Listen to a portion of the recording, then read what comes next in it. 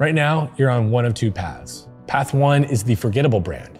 You post content randomly, hoping that something's gonna stick. People have no idea who you are or what you do, so they do not engage and they definitely don't buy. Now, path number two is the intentional brand. This is where you own what people associate with you, and your content builds trust and moves people toward a decision. If you're on path number one right now, this course is going to get you onto path number two and save you years and hundreds of thousands of dollars worth of mistakes. And if you have identified that you're on path number two, odds are you've probably hit a ceiling that you have not been able to break through. This course is gonna help you smash through that ceiling and actually hit the scale that you've been wanting. This course is not just theory. It's built from real execution and my 16 years of experience in building brands online. So here's what we're gonna cover. Section one is branding. Section number two is gonna be content strategy. Section number three is gonna be building your team. And finally, in section four, we're gonna talk about monetizing your brand. So the first section is branding.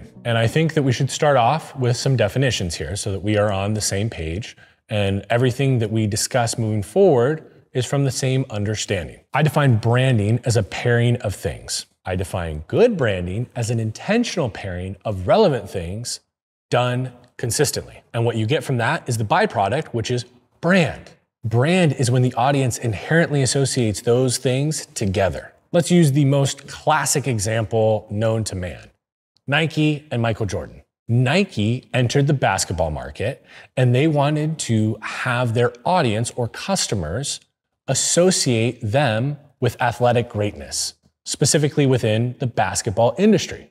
So what did they do? They intentionally paired themselves with greatness in basketball. Michael Jordan. I can't think of another name that's more synonymous with victory, with winning, with greatness. Or take Gary Vaynerchuk in content. The man literally wrote a book called Crush It. I don't even remember when it came out, I think 2009. And he was talking about how people are going to make money talking about the Smurfs on YouTube.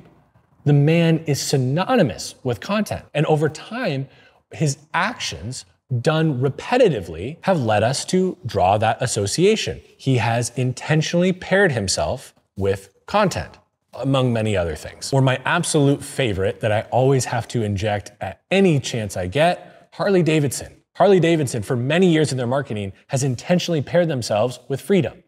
And so what is the association that the customer base draws upon when they think of Harley Davidson? Freedom, the open road, tearing off their suit and going out and hitting the road. And so ultimately, what we are trying to do is think of what are the associations that we want our audience to inherently draw when they think of our name. And the beauty of this is it actually makes it operational for you. All you have to do is deliberately and intentionally pair yourself with the association that you want your audience to make. It takes all of the woo-woo fluffy magic out of what brand is, and it makes it something that you can actually fucking do. Now, real quick, my team and I put a lot of effort into building out this course and a lot of accompanying worksheets and playbooks. So please take advantage of them. What you're gonna notice is at the bottom of the screen here, we're gonna have little icons that tell you what sheet and how you can download it. I would highly encourage you, please download these sheets and follow along. Now that we know what brand and branding are, we need to define what your brand is. Now, your brand actually exists whether you define it or not.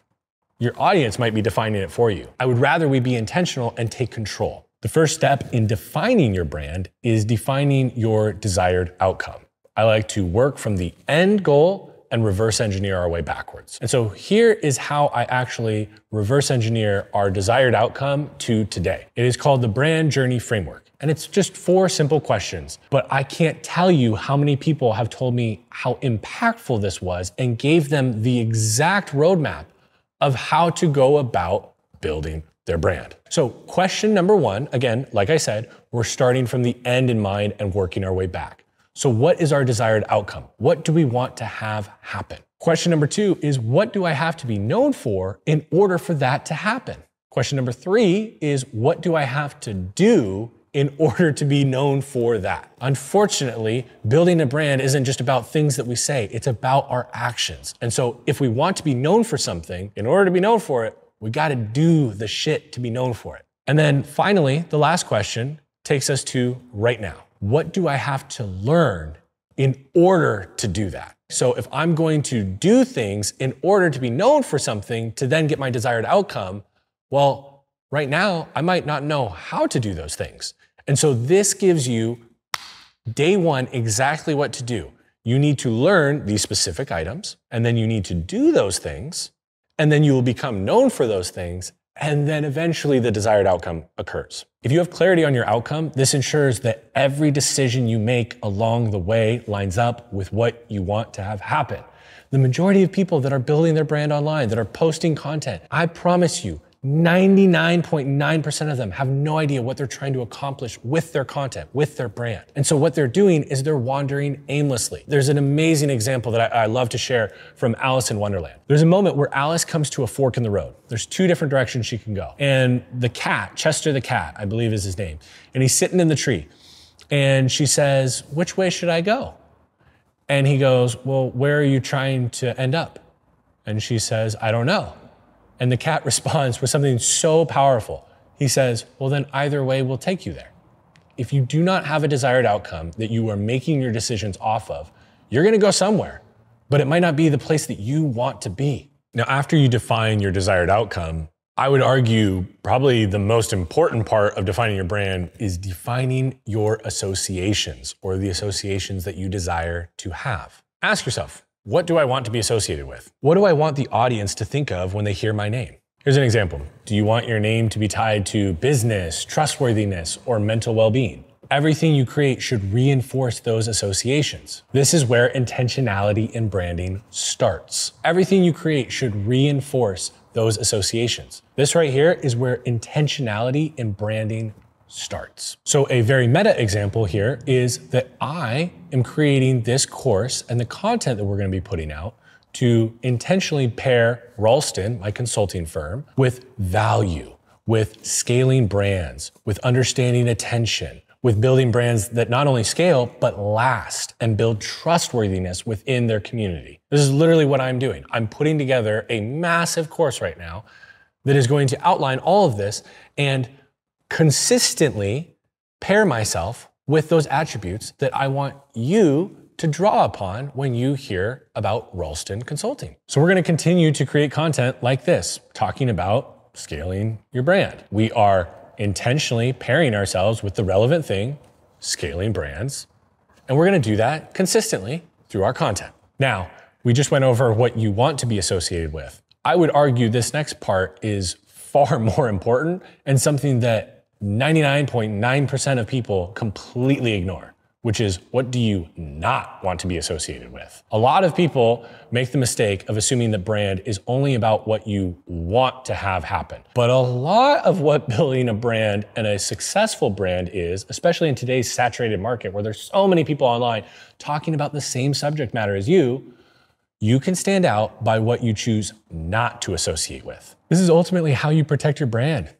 This is how you keep it from diluting and being misinterpreted. Think of how many people you see online whose reputation probably has nothing to do with what they wanted or what their desire was. Oftentimes, that is a byproduct of not being intentional with what they are not going to associate with. If you don't actively shape your associations, your audience is going to do it for you. Now, this next little example and explanation here is going to get a little technical. So I'm actually going to read off of the screen to the right of the camera right now so that I don't mess this up, because I think it's really important and I want to make sure that we go through this exactly how I meant to. If we believe that branding is a pairing of things and that good branding is an intentional pairing of relevant things done consistently, and that then creates brand, which is when the audience inherently associates those things together, then we're on the same page of what brand and branding is. But what you'll notice is intentional is not a good or bad statement. Intentional doesn't mean right or good, meaning you could be intentional with pairing your brand, but with the wrong things done consistently. Unfortunately, what this ends up leading to is the audience drawing the association between your brand and those wrong things. Here's an example that I have to give a qualifier for. I have some pretty strong views and opinions on some of the online creators in the business education space. All love and respect to everyone. Everyone can do their own thing. This is Caleb Ralston's individual opinion. Strongly believed, loosely held. There are some very scammy, sketchy motherfuckers in the online education space. They are untrustworthy and they make content trying to ladder up to selling some bullshit course online. If you choose to consistently appear in content with them, whether it's them inviting you on their podcast or you guys doing a collab video together, if you do that consistently, AKA you intentionally pair yourself with the scam artist online, the untrustworthy character, the snake oil salesman, guess what happens? If you do that consistently, your audience will start to inherently associate you with that crowd. Is that good for trust? No, not at all. In fact, this is some of the biggest problems that you see with a lot of creators in the business education space right now. There are a lot of individuals that actually have a lot of value and a lot of good to add into the world and education and able to literally show people a whole new way to approach their business, their career. But the problem is they go on all these fucking podcasts with these individuals that I cannot trust. And by doing that enough times, I no longer feel that I can trust that individual. So as much as you want to pair yourself with the right things, please be diligent about what you choose not to associate with. If you get a bad feeling in your gut, if you don't think that it's the right move, it's not worth the exposure. I'm gonna open up the kimono here for a second. I have people right now, not a lot, because I'm not that interesting, but I have a couple of people that have been asking me to come onto their podcasts. And so far, I've said yes to everyone. But there are some individuals out there that I know will probably eventually reach out and ask me to come on the show. Now, if they have that kind of a brand, I will choose to not go on the show, even if it's the biggest audience that I could get in front of. Because ultimately, awareness is not worth the trade. What are those people going to be aware of? They're going to be aware of you in light of that association. All right, we've defined our brand. So now we need to position it. Now your goal isn't to just blend in. You actually want to find what is missing in your industry and own that gap.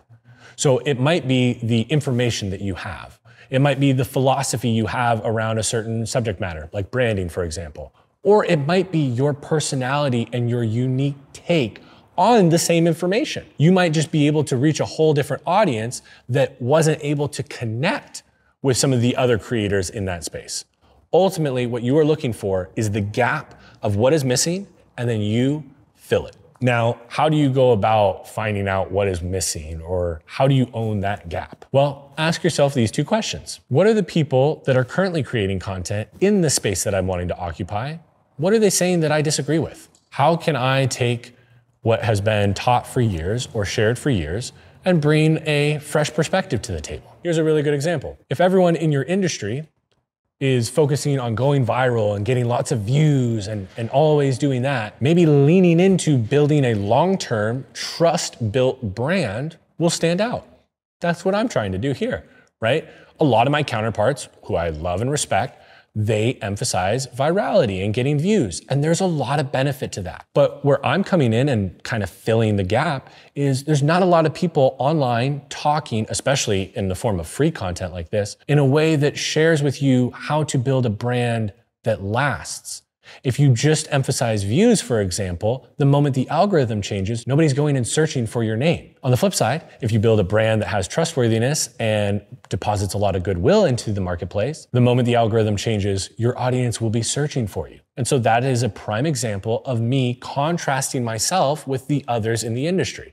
That's me noticing a gap where nobody's talking about this, or very few, and me wanting to fill it, not only with my unique perspectives and philosophies, my experience doing this for 16 years, but also maybe a unique and quirky personality that some people will really hate, and then a tiny few of you might actually resonate with. Now, the other way to bring a fresh perspective is to share your story. So what I would encourage you to look at is what is different about your story than everybody else's. Now, the obvious answer is everybody's story is different, right? But what is it that makes you uniquely you, that you can present all of your information, your beliefs through that lens? Ultimately, your story is your brand's secret weapon. This is what makes you unique and makes you stand out from everybody else in the crowd. Nobody else has the same come-up story or origin story that you do. An exercise to help you do this is actually to list out pivotal moments in your story, in your life, challenges you've overcome, turning points in your career, that moment where you got laid off at your job and then all of a sudden ended up finding the next gig and it's the greatest thing ever, and any unique experiences that have shaped your perspective. For me, working with Gary Vaynerchuk completely changed my perspective. I had a completely different understanding of what it meant to create content online with your audience in mind first, rather than making shit to make you look good. Share that shit in your content. And ultimately, like, stories resonate way more with people than you saying typical tropes and attributes like hardworking or innovative or hustling. Nobody gives a fuck about that. They want to hear the story behind the hard work. For example, instead of me being like, I'm a hard worker, I would tell the story of when I was editing Gary Vee's Trash Talk series and how I would come in on Sunday and start editing 12 to 14 hours a day, Sunday through Thursday. And then I would arrive in the office at 6 a.m. on Thursday, and I would not leave the office until 2 p.m. on Friday. I'm not going to do the math for you right now, but I believe that's about 32 hours straight. The story, and if I went more into detail, would be far more compelling than me just telling you about working hard or how I work hard. Another example is, instead of Jeff Bezos talking about how resourceful he is, tell the story about how he used a fucking door as his desk. Nothing will say resourceful more than telling that story. Share your stories. That is what your audience is going to resonate with. Now, for those of you who have made content online, the thing that you're probably very aware of is there's a lot of skepticism. There are a lot of objections that the audience has towards your content, especially if you are in the education space. Legitimately, the majority of people watching your content are thinking the entire time, why would I trust this? Does this actually work? Okay, cool, that worked for you, but does it work for me? How would it work in this scenario? Have you done this in multiple different industries? They are constantly thinking of their objections to what you have to say. And oftentimes, those objections and that skepticism appears in the comments. Here's what I would like you to do. Instead of allowing that to take place in your comments, start looking at your comment section, getting a greater understanding of the skepticism and objections that commonly occur within your audience, and start addressing them in the content. Just like a great VSL overcomes objections before a prospect hops on a sales call, treat your content the same way. Why would you not try to overcome the objections that your audience is going to have if ultimately your goal is to educate and change the actions of your audience after they consume your content? Why would you make it harder for them to do that? Let's make it easier by overcoming any objection or skepticism they're going to have about what you're saying in the content itself. If you address the skepticism and the objections proactively in your content, what you do is you build more trust and credibility. When you answer the questions before they're even asked, you remove friction. And then it makes it easier for your audience to actually change their actions and be educated. All right, the next one is don't be a fucking robot. This is something that a lot of people making content online really struggle with, and I completely understand why. There's this weird object that you're talking into called a camera and a lens, and it's like this very freaky ordeal, right? Even right now, I am doing my best to be a human, not a robot, right? And bring my personality into this content rather than just monotone giving the information that I want to. And part of being a human is sharing not only the wins, but also the losses. Share the failures that you've had along the way and the lessons that you learned from those failures. Think about it. The friend that you have that's always sharing how great everything is and how they just keep winning, eventually, one, they just become kind of fucking annoying, right? But two, do you really believe that? Do you really believe that life is so perfect and that everything is going exactly their way? No. Imagine not knowing this individual. So from afar, your audience is going to be even more skeptical of you if all you're doing is sharing all your W's. On the flip side, if you are vulnerable and you share your losses, what you will find is a lot more people will trust you and connect with you and relate with you. I actually think that losses are more relatable than wins. And we can learn a lot more from losses than maybe we can learn from wins. And ultimately, if you share your losses and the lessons learned from them, you help your audience potentially, if they choose to take action, avoid making those same mistakes. A really good example of this is someone that I worked for several years ago. When I started with her, her whole audience thought that she was a robot and viewed her as not human. She just came across as like an information, overload, and she was just sharing her knowledge, which was a lot, but it had no substance or personality to it. And so when I started working with her, it was my number one goal to show her human side, to take it from just information, just to like show personality, right? And this individual, she had an amazing personality. She was hilarious, so funny, quirky, everything. But you would never know that just watching the content. In fact, a lot of people would meet her in real life and be like, you're so much nicer and funnier than I expected you to be. I actually kind of expected you to be a jerk. But like, in no way was that the case. But you wouldn't know it from the content she was making. And so I really encourage you to do your best to bring your true self, bring your whole self into your content. Seriously. It will make you stand out. There's nobody else that's actually like you. An example for sharing your failures is in my first YouTube video, I share a failure. I share the story of how one of my main clients cut my monthly compensation in half. And I had to go and fire my friends that I had hired. That was a real shot to my ego and isn't my favorite thing to share necessarily. But I think one, there's a big lesson that I shared that is accompanied with that failure. But also, I think that you guys watching it probably, if you did see that video, felt a little bit closer to me because I appeared more human. That transparency ultimately builds trust way faster than somebody who is just constantly posturing and trying to show you how fucking great they are. This next one is actually really tough for a lot of people to do, and I completely understand why. The point is to listen to your audience. The hard part or the difficulty in this is there's a lot of people that make content that get a decent amount of hate in their comments. They get a lot of people that are just frankly being fucking assholes. And what I would encourage you to do is do your best to ignore those individuals. And real quick, just like an anecdote on this is if you ignore the praise, you can ignore the hate. If you get really high off of the praise when people applaud you in the comments, you're going to be very vulnerable to being very depressed when you see the hateful comments that are tearing you down. But aside from the hateful comments, the other comments that you have in your posts are actually incredible insights into how you should go about navigating your brand and the content that you create. Especially in the early days, I would encourage you to look at the individuals that know you, your friends, coworkers, and any audience that you may already have. What are they associating you with? What do they praise you for? What do they applaud you for? What do they admire in you? And what keeps them wanting to either continue hanging out with you, talking to you?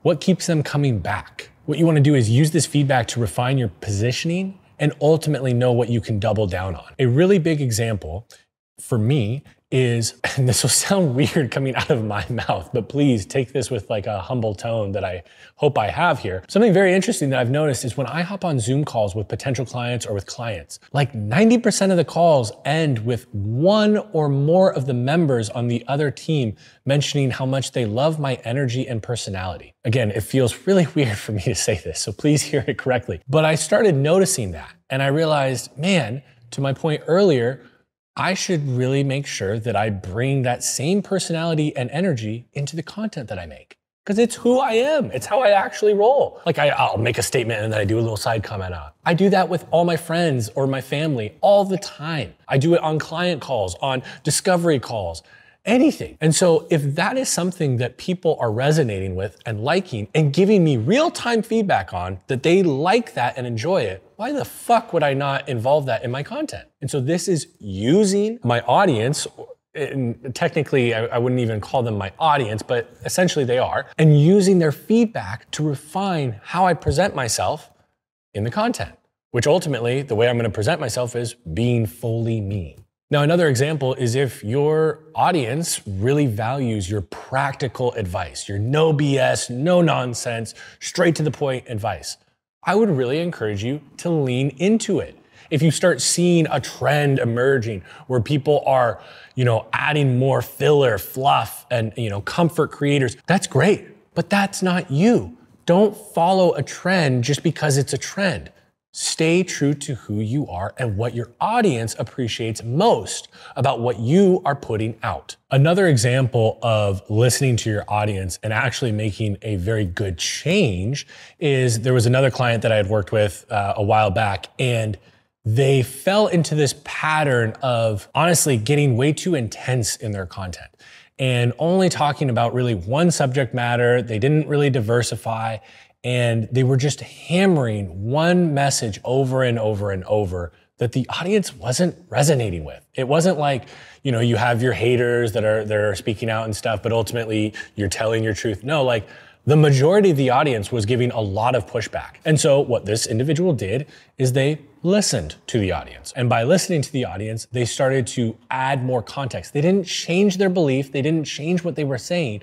They rounded out what they were saying and gave more context as to why they were pushing this message so much. So again, listen to your audience and let it shape how you present your ideas, philosophies, and beliefs. Don't have it change your beliefs. Don't cater what you're saying just to the audience. Nobody likes that. That's what we call a politician. Nobody wants that.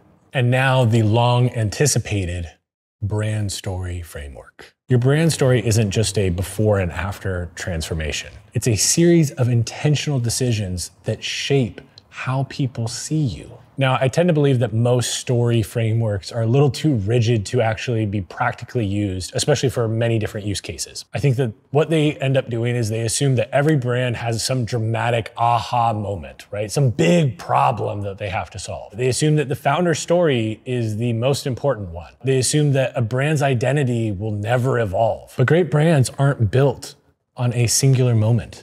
They're built on consistency, distinction, and connecting with the right audience over time.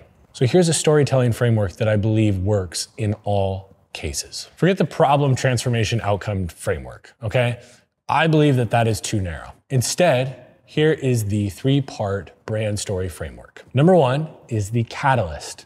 This is why your brand exists. Every brand, I believe, starts because something needed to change. This isn't necessarily always a struggle. It might be an opportunity or a gap in the market. For example, and I don't know this for sure, but I can make some pretty good assumptions here. I don't think Phil Knight started Nike just to be rich. If he did, there's plenty of other businesses he could have started that had a higher likelihood of success. I believe he saw that no other companies were fulfilling the demand and meeting the needs that the market had. In order to determine what your catalyst is, I would ask yourself these 3 questions. What needs to change? What do you see that others don't? What's that opportunity that you see so clearly that nobody else can see? And why do you feel the need to act on it? If you answer these 3 questions, this is your catalyst for your brand. This is why your brand exists.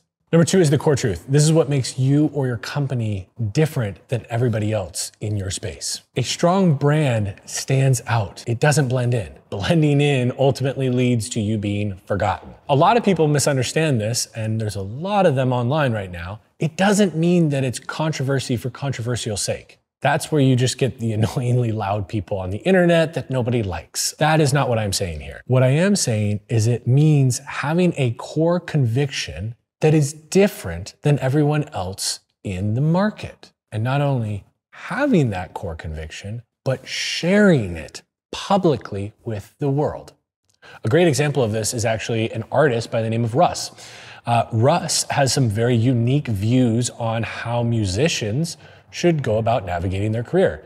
He is very, very strong about how artists should remain independent and own the rights to their music. He believes that this allows them to have creative control, but to also profit more off of their hard work. What does he do with that? He shares those beliefs in the form of his music. He literally talks about it in his music, but then also when he does interviews on podcasts or various news networks, he reinforces this and shares it heavily. So to determine your core truth, ask yourself these 3 questions. What do I believe that others do not? What is it about my personality that stands out? And think about this. We talked about it earlier, but What do people compliment you on that you can lean into, that you can double down on?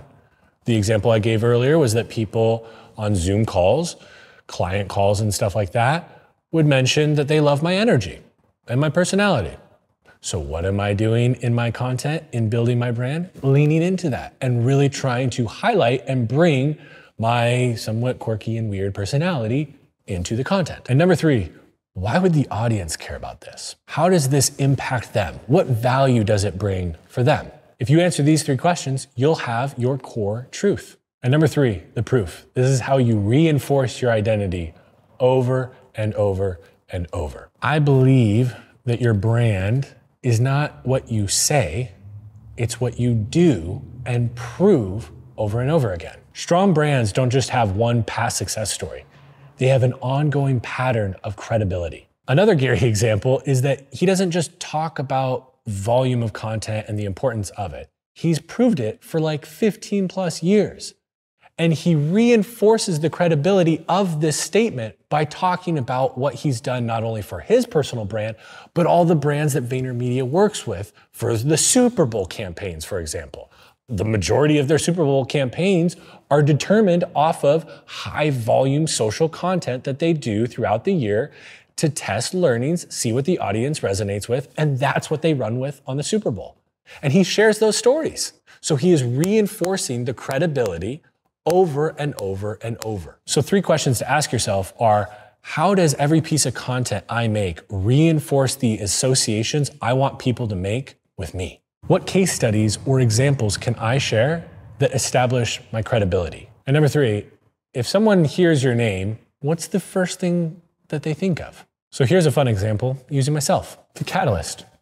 I saw brands trying to scale via just views and impressions, but struggling to actually build trust with their audience. It wasn't that the problem was the content. The problem was they were lacking clarity on the big picture strategy and what they wanted to have happen with their brand. The core truth is that I believe that a strong brand is built by the intentional pairing of relevant things done consistently, not just getting virality and getting a ton of views and impressions. And the proof is that I've built many different brands that scale businesses to millions and millions of dollars in revenue, and I show you how to do it completely for free via my content. So you can build your brand story in 3 very simple steps. It's not rocket science. It's not the complicated bullshit that a lot of my counterparts make it to be so that they can sell you some bullshit course. The Catalyst, what do you see that others do not? The core truth, what do you believe that others might not believe? And the proof, how do you continually reinforce that identity every single day, not only through what you're saying, but through your actions? If you nail these, your brand won't just have a story, your brand will have loyalty. All right, now for something that a lot of people struggle with, which is picking your topic. Like, what are we gonna talk about here? And this is a question that I get from many people. I've gotten this question hundreds, if not thousands of times over the last couple of years. And there's a lot of different opinions online about what or how you go about picking your topics. I have kind of a nuanced belief on this and view on it. And it's one that changes and evolves over time. I encourage you to start narrow. I personally believe that early trust is built off of being great at one specific thing and talking about that same specific thing. We all have that friend who is the best at everything, and we know that they're not good at any of it. By them talking all about how great they are at all of these different subjects and all these different skills, we pretty much assume that they're not good at any of them. Contrary to that is the friend who only talks about woodworking and how they love carving this beautiful chair or putting together this amazing desk for their parents or whatever. The person who is obsessed around one thing and speaks about that ad nauseum is the individual who we believe has credibility and is actually good at what they're talking about. They have expertise. A great example of this is that when Gary started making content online forever ago, I mean, he was super fucking early. I think 2006, 2007 on YouTube. He was the wine guy. He made content around wine. That's what he knew super well. Now, at the time, he also understood business and marketing, but he didn't talk about that. He built his base and credibility off of a subject matter that he was world class at. Over time, he began to expand that, right? He began to speak to the different business practices and marketing techniques that he used to build his dad's wine and liquor store. But in the beginning, all of his content for the first several years on YouTube was Wine Library TV, where he was tasting and giving reviews on various wines. And then what you started to see is he would start to pop up at South by Southwest and start talking more about marketing.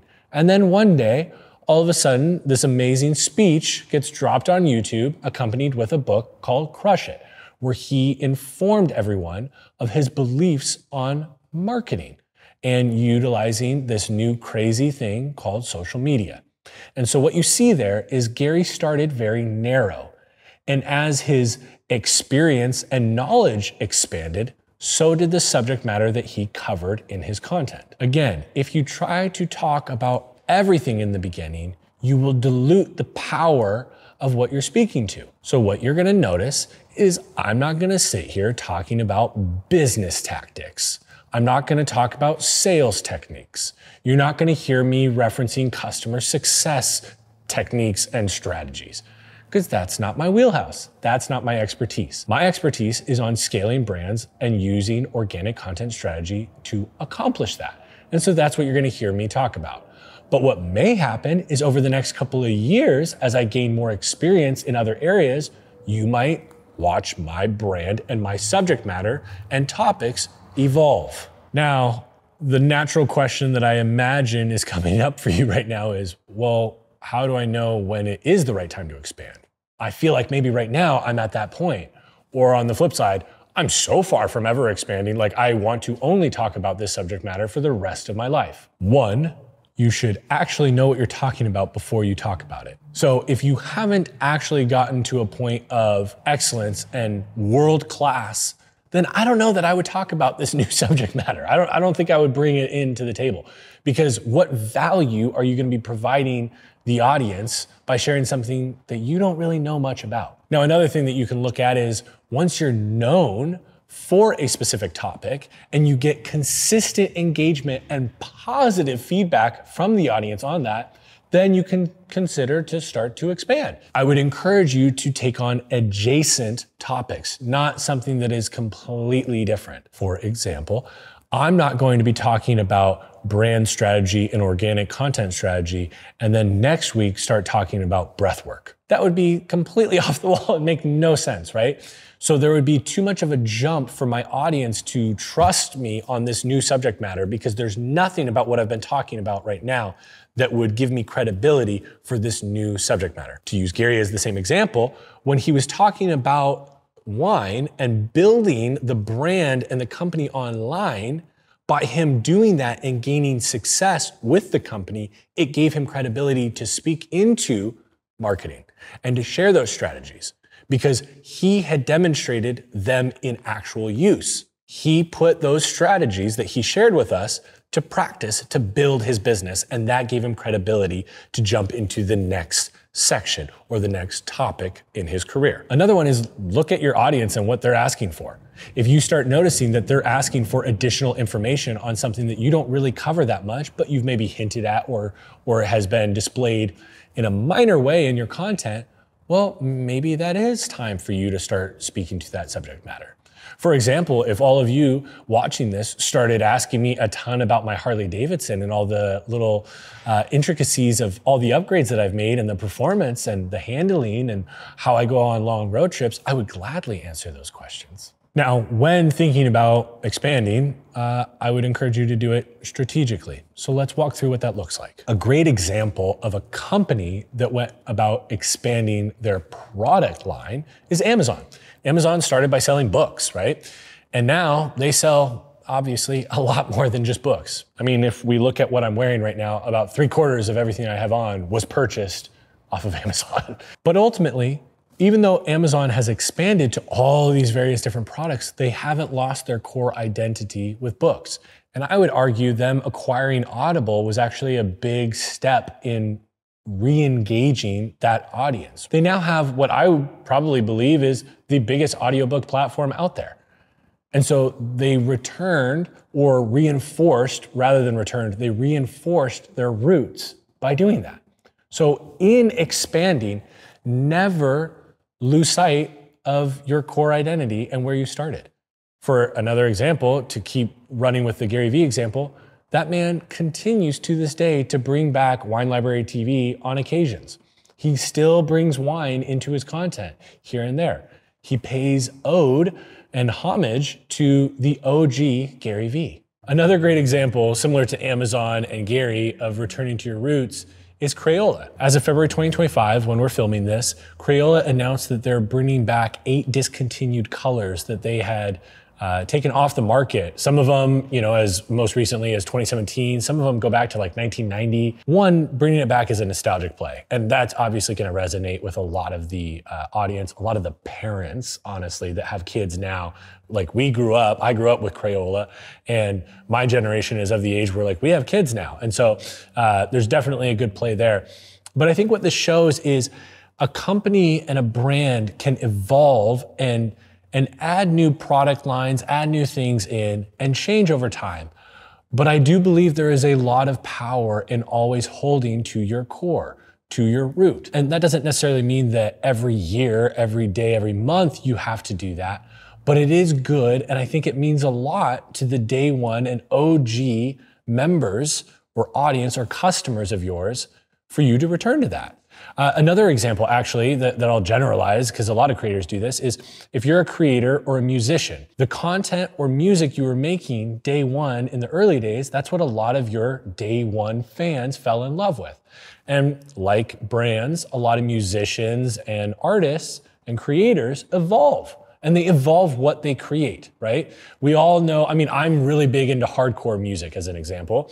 And I can't tell you, actually, a prime example of this, just thought of right now, is Knocked Loose. In the hardcore space, Knocked Loose started as a hardcore band. They had that like grungy local basement sound. But Knocked Loose has blown the fuck up. And as they continue to get bigger, they have haters that call them sellouts and all of this stuff. Well, the cool thing that Knocked Loose does at their shows is they still play their original tracks. They still play the gospel, and that shit fucking slaps every single time. And it allows for us day one fans to have that nostalgic feeling and make sure that we still feel attached to not only what the band has evolved into, but where the band came from. So a takeaway here for those of you that have a more established brand is maybe consider bringing back like a nostalgic play. Like return to your roots a little bit. If you had a different content format style that you used to do. Or like the musician example, if you had an earlier, more raw sound, maybe consider releasing a project that taps into that nostalgic play. Nostalgia is a very big winner amongst humans. A pro tip on this is to expand in layers, not leaps. So don't do anything massive.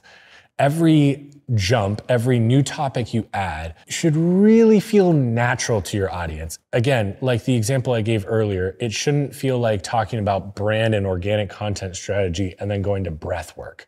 Like it should be, if I wanted to get to breath work, I should probably inch my way over to that point rather than having just a complete black and white change. Now, based on the niche you're in and your desired associations, that's what's going to inform the topics that you want to explore and expand on. Now, a key reminder in this, and this is where a lot of you are potentially gonna get hung up, so this is why I'm saying this. Don't think of it as a rule. When you're picking these topics, these are guidelines that you can follow that make it easier for you to create content.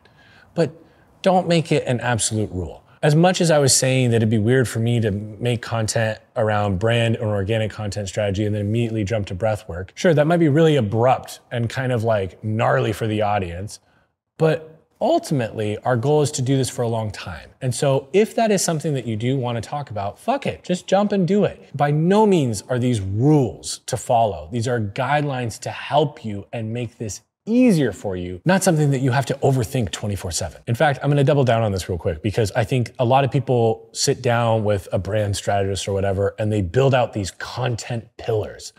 And then they always say, well, if it doesn't fall within the content pillar, we can't talk about it. But here's the thing. When Trevor and I sat down and identified what we were going to be talking about in our content, we didn't necessarily say Harley Davidsons. But as you can probably tell if you're at this point in the video, I reference Harley a lot. And I want to make content around my Harleys as well. Is it one of my content pillars? No, it's not. But if I want to make a video about my Harley, I'm going to fucking do it because I enjoy it. And I think that what it does do is it rounds out my brand and makes me more interesting. I'm not just somebody who cares about brand and organic content. I also love my motorcycle and love to travel on it. I love to customize it. This is what will make you interesting and will cause you to actually stand out from your competitors. So the key here is don't be rigid, stay flexible. So if you're trying to figure this out, here's 3 questions that might help you. First question is, what am I genuinely passionate about discussing? If you can't tell by now, I'm very passionate about brand strategy. It probably comes through in my tone here. That's what you want to talk about. You want to talk about something that you're going to want to talk about, because when you do, that passion comes through and people will connect with it. And they will probably feel like you are more convicted about what you are saying and believe you more and actually take action on what you are saying rather than just sitting and listening. Number 2 is what will resonate with my audience most right now.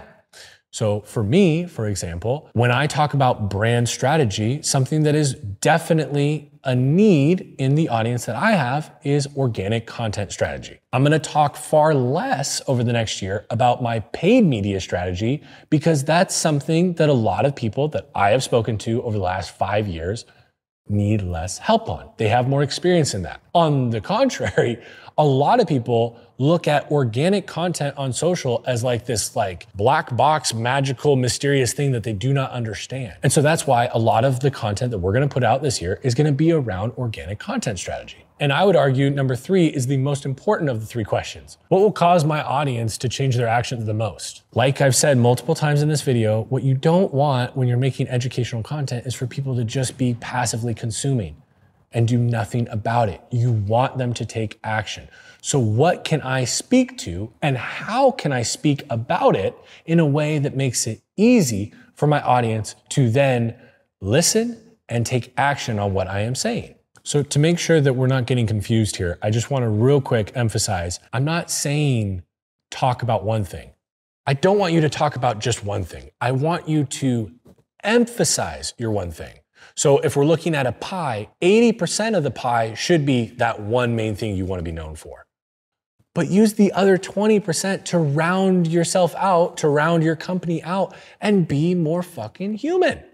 This is how other people will relate to you. Here's an example. Look at your significant other or a friend of yours, right? If you talk about one thing to them all the time, 24/7, guess what? They're probably gonna fucking hate you. They're gonna get bored of you. And even more so, you are probably gonna hate you and get bored of yourself. Sure, it's totally okay to spend 80% of your time talking about that one thing. 80% of what I'm talking about here is brand strategy, and I'm going to continue doing that. But the other 20, I am going to utilize to round me out and make me more human. I like to call this interest stacking. Here's a really good example. All of us probably at one point in our life started at a normal job. And day one, the only thing we have in common with our coworkers is that we work for this organization. But as you start to get more comfortable, you probably tend to reveal a few more things about yourself, interests you have. Let's say, for example, you reveal the fact that you're a huge Kendrick Lamar fan. And this is during the great Kendrick and Drake beef. And somebody else on your team, Sarah, also is like, I love Kendrick as well. Suddenly, you go from having one thing in common, we both work for this company, to having 2 things in common. We work for this company and we both love Kendrick Lamar. What ends up happening there is you become work homies, work friends, right? It becomes more than just coworkers. And as you start to learn more things that you have in common with each other, you may go from being work friends to friends, even to the point where once you move on from the organization, you're still friends. I think of the same exact principle in building your brand online. The more interests and things that you find interesting that you talk about in your content, you give your audience more at-bats to connect with you because they're like, I also like that thing. and how unique that there's this intersection of somebody who loves human optimization and making their body healthier, but they're also a complete computer science nerd. That is a very interesting intersection. So what you want to do is actually give your audience more at-bats. So again, spend 80% of your time talking about the core subject, the core topic. Ideally, this is something that is in line with your offers that you have and drives revenue and profitability for yourself or your company. And then the other 20%, talk about your interests. Give your audience at-bats to connect with you. An example that I love to use for this, whether we love him or we hate him, is Joe Rogan. Joe Rogan does an incredible job about talking about all the different interests that he has, right? Conspiracy theories, politics, human optimization, hunting, UFC, comedy. I mean, the list goes on and on. And so if you're interested in one of those things, you might be interested in his podcast. If you're interested in 2, 3, or 4 of those things, you're probably a fucking super fan. The only way people would know that they're a super fan or become a super fan, though, is if he talks about those things. If he just stuck to MMA and comedy, there'd be far less at-bats for his audience to become obsessed.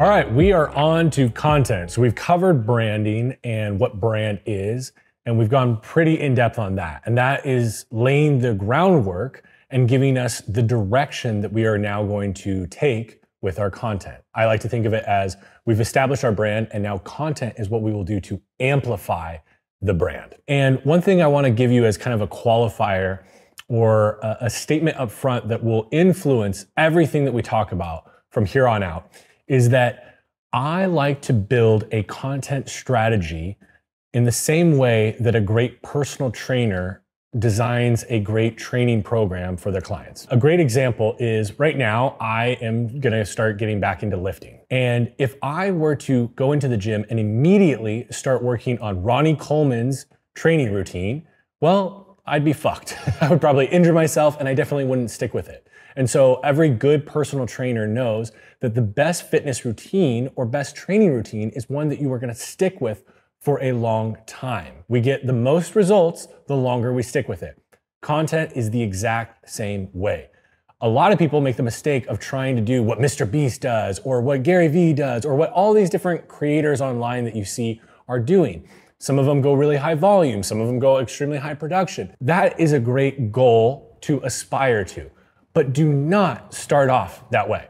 You will burn out fucking quick and you won't stick with it. And so everything that we design and we talk about, I want you to take and determine what do I feel like I can actually consistently stick with so that I get the results I'm looking for. So with that in mind, we are now going to start by choosing our content medium. This is the type of content, the style of content that you are going to emphasize. Now, I want to be very clear before we go into it.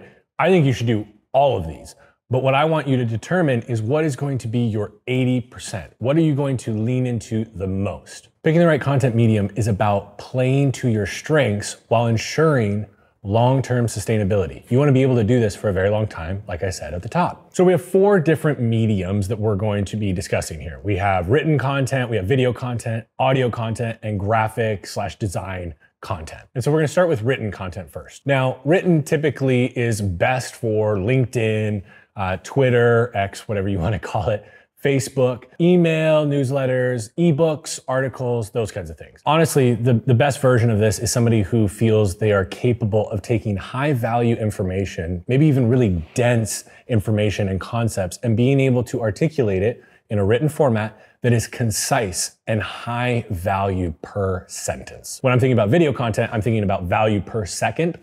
I would like to think about value per word or value per sentence when it's coming to written. It's February 2025 when we're filming this. Right now, LinkedIn is, in my opinion, the hottest platform to be on. Whether you are an entrepreneur, a creator, a musician, an artist, whatever you are, LinkedIn is actually the platform that is super underrated because everyone assumes it's just business people talking about their careers, but it's not. We're at the point now where the fucking homie is posting a photo of him and his family in the minivan going on a road trip. And then the next post is some career update. And so we're actually at the point now where LinkedIn is no longer just a resume and job status update site. It is a social media platform. however you want to call it, interest media, social media, whatever, it is now getting to the point where it has matured. And so people are behaving the way that they used to on Facebook back in like 2013, 2014. And the beauty of it is right now, if you comment on somebody's post, all of their connections see it. And so it's actually got true virality. And I'm emphasizing this right now. We'll touch on LinkedIn a lot more later, but written content is fucking murdering on LinkedIn. If you understand how to package and format your written post, if you get the hook right, it's incredible right now. And so if you feel you have the skill set to do written well, this is a great moment in time for you. Now, if you're wondering if this is gonna be a good medium for you to pick, well, here's a couple of questions that you can ask yourself. Do you enjoy sitting down and writing or even journaling? Are you already doing this, right? Like, do you have a habit of every morning or every night before you go to bed, you're already journaling? Well, you might already have maybe 70% of the skills required, and also you might have 100% of the interest in the medium required to do it. A really crucial question that I think a lot of people don't ask themselves and never evaluate their written content off of is, can you write this down, this concept, and have it make sense without saying it out loud? Some of the worst LinkedIn posts, you can tell they're bad because the person who wrote it has to explain what they're saying in the written. If you have to explain it or add commentary, it is not a good post and you should throw it in the trash. And then once you have a post written or an article written, do you like the idea of refining it, editing it, reviewing it? I'll tell you, when I work on a LinkedIn post, I probably do about 10 different versions minimum of it, where I reread it, write it. I mean, I just go back and forth on it.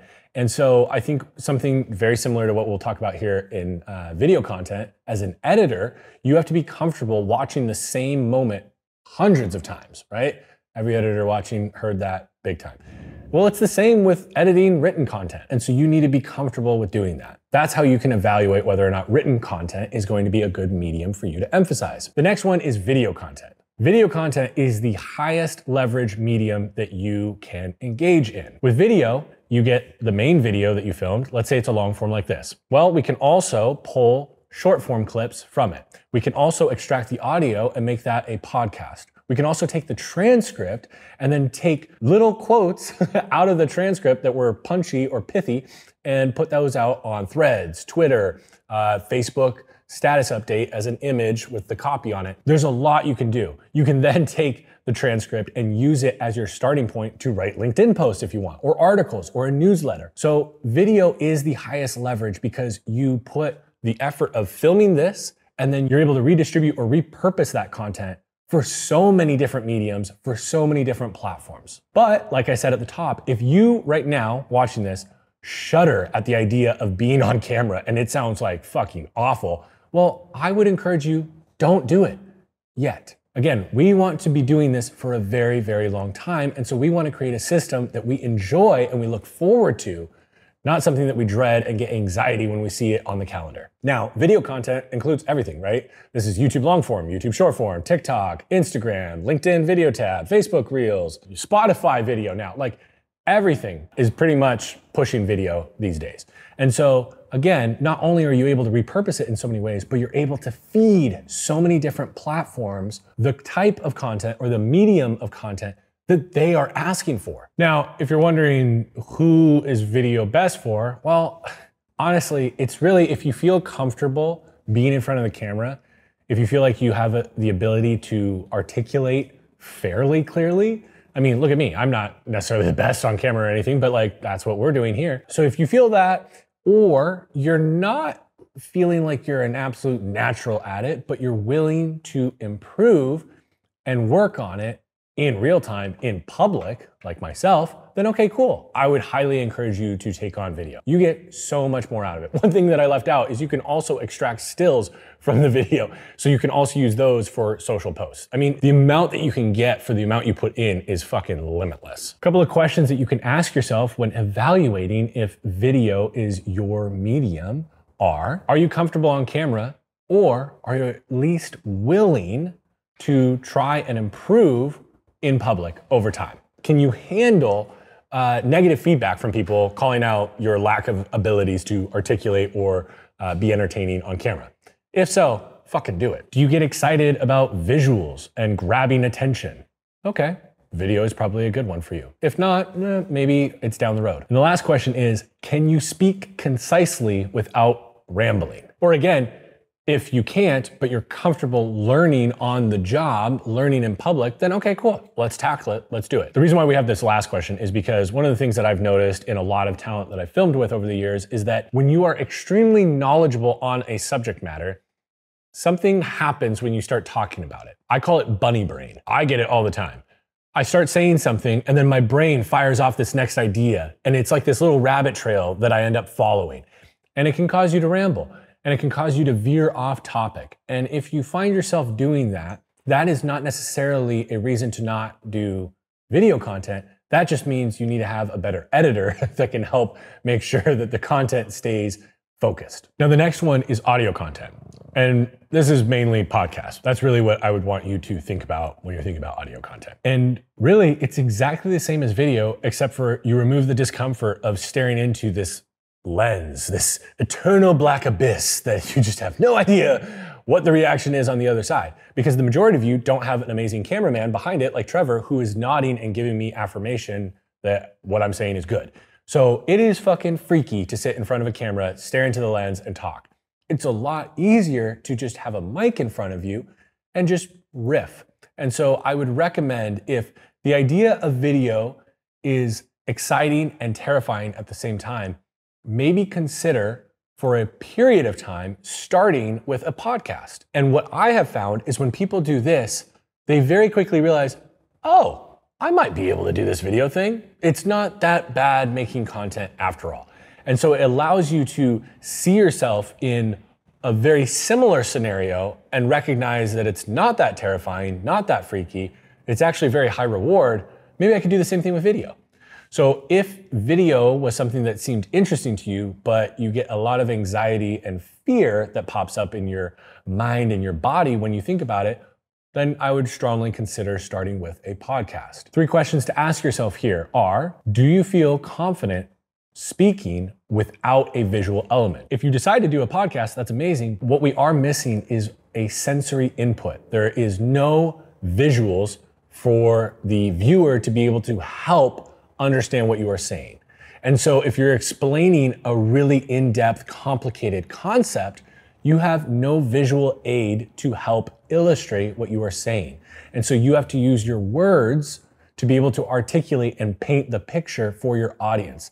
This is more difficult. And so it's not like podcasting is just easier than video. I think a lot of people actually underestimate what goes into a top podcast. They think, well, I mean, it doesn't require any visuals, so that makes it a lot easier. But that means that your descriptions and the way you articulate your information has to be even more clear. The next question is, do you enjoy deeper conversations or deeper dives into one specific subject? I find that I prefer longer form podcasts personally. And I think that if you look at the top charts, yes, there are short episodes and shows that don't do like hour-plus long podcasts. But I would say the majority of the top 100 are a little bit longer than 20 minutes, for example. And so if you feel comfortable being able to go deep on a subject matter for that long, I think this would be a great medium for you. And the last one is, does your voice have enough energy and clarity to keep people engaged? A lot of people would hear this and think, well, I don't have that interesting sounding of a voice. Well, bullshit. I disagree. I think one, the cadence in which you speak, if you've noticed, sometimes when I talk really fast, then I slow down, I talk louder, and then I bring it down. I'm always trying to emphasize certain things. And so when you go on a fast pattern and then slow down, for example, it allows the audience to understand you're trying to emphasize something. It's a pattern interrupt. So there's a lot of different techniques. There's a million creators on YouTube here that can show you how to be more engaging with how you communicate. But I actually want to take a slightly different approach to this. Throughout this course, I've mentioned kind of my life philosophy, which is taking whatever is given to you and using it as your advantage, even if it was viewed as a disadvantage by most people. If you have a monotone voice, I would actually lean into that and I would make that your bit Again, what a lot of people would view as a disadvantage or a weakness, I think you can make that your thing. Honestly, some of my favorite podcasts and comedians are very monotone and sarcastic. And I think that that makes for a very interesting show. So again, whatever you see right now as the reason why you shouldn't do it, I would argue is probably the very reason why you should do it.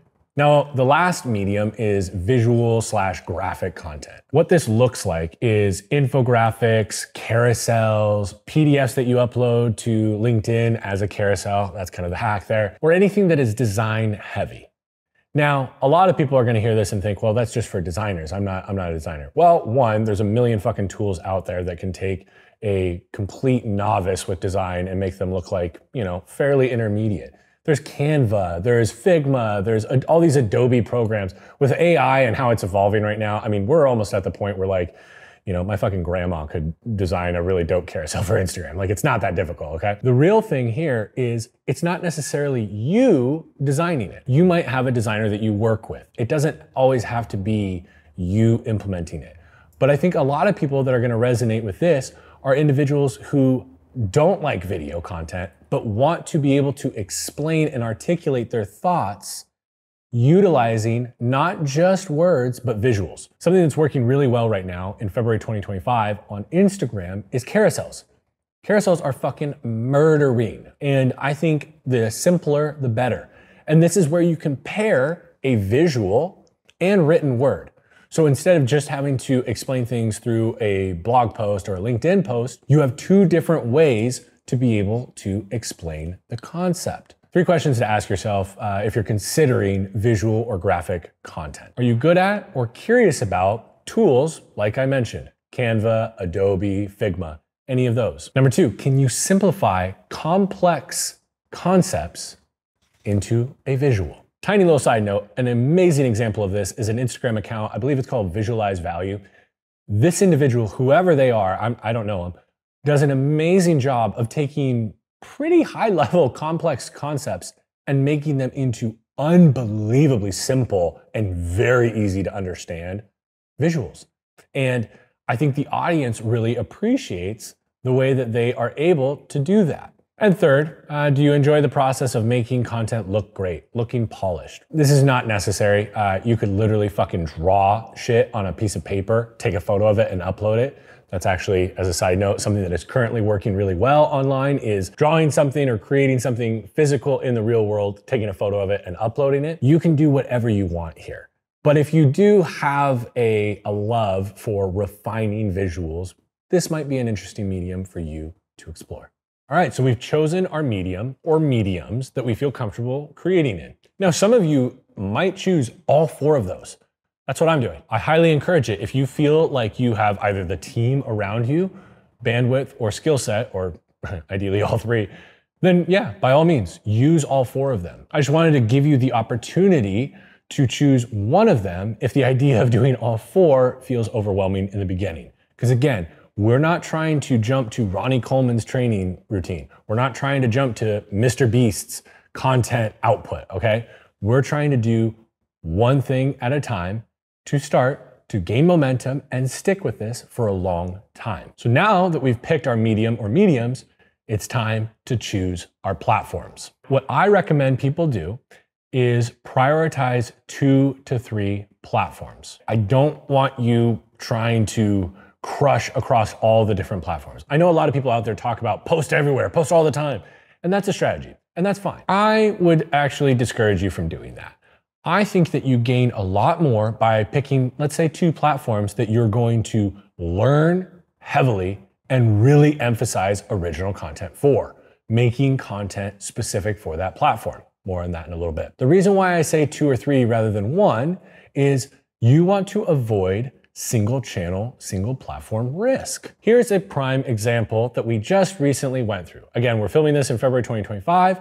Just a month ago, we had this wonderful 12-hour period where TikTok completely disappeared in the US. Nobody could download it, they couldn't access it or anything. Guess what happened? Complete terror.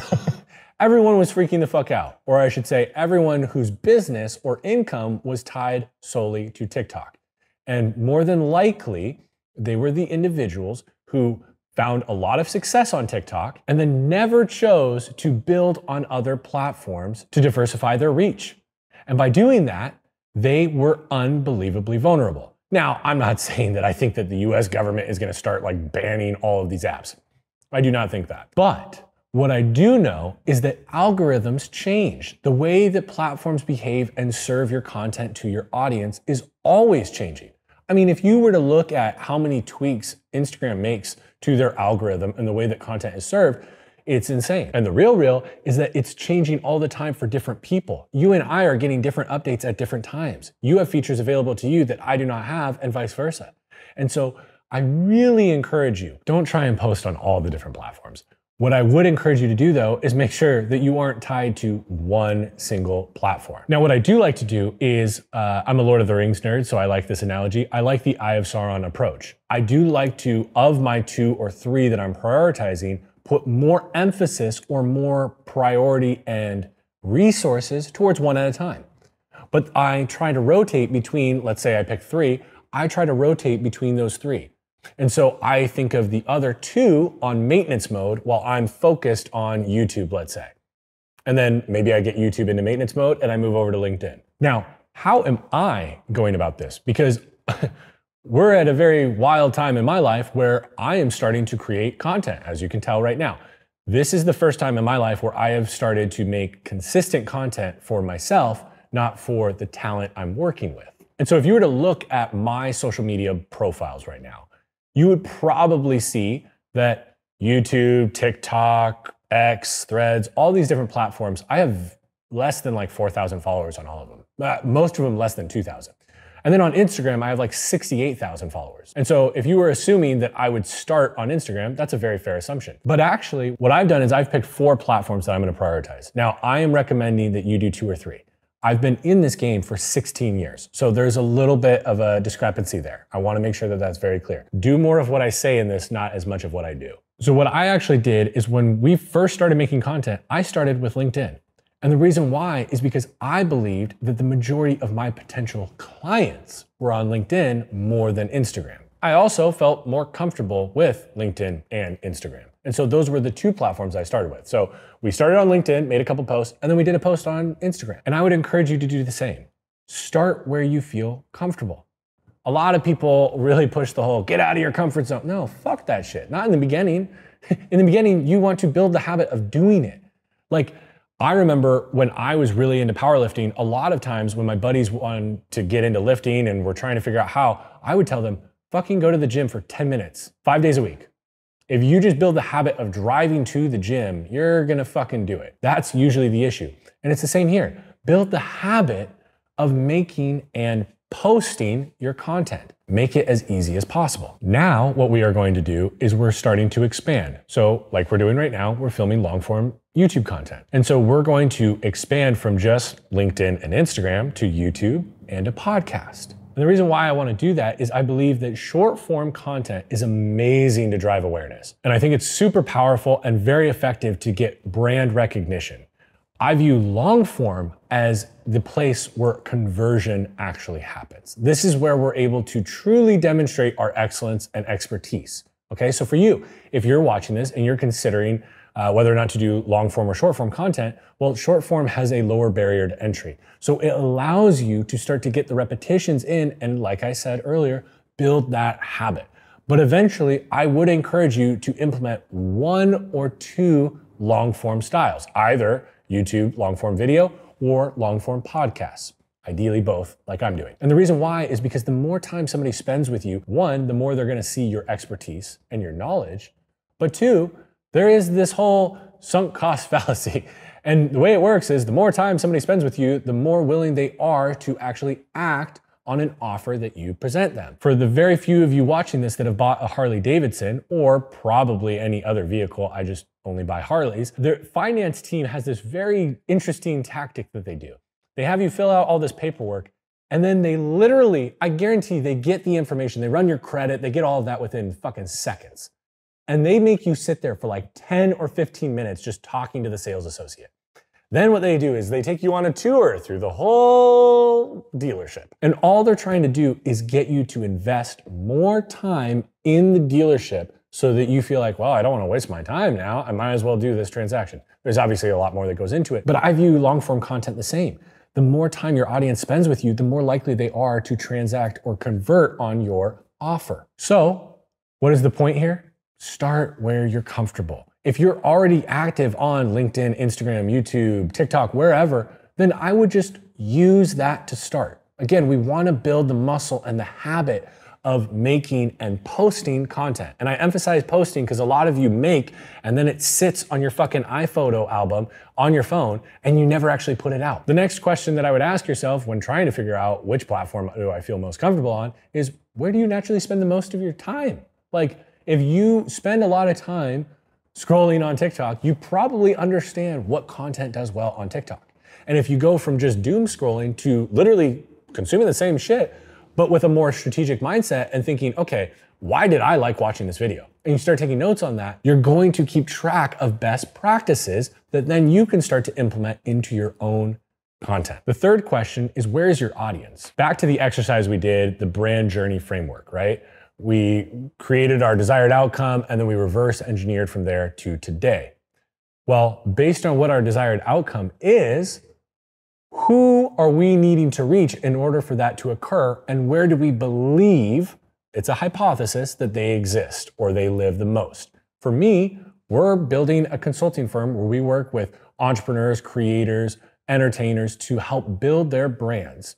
And a lot of them happen to be on LinkedIn very actively. And so that's why we started with LinkedIn as our platform of choice, because it was a hypothesis of mine that we had more qualified potential leads existing on LinkedIn than, let's say, Instagram, for example. And then finally, I would ask yourself, are they on TikTok for quick, engaging content, or are they on YouTube for more long-form deep dives into one specific subject matter? Or are they fucking around on LinkedIn trying to be one of those thought leaders right now? Basically, you want to make an educated guess on where you think your audience is and then test it, monitor it. Are you getting actual leads? Are people reaching out to you, inquiring about what you do?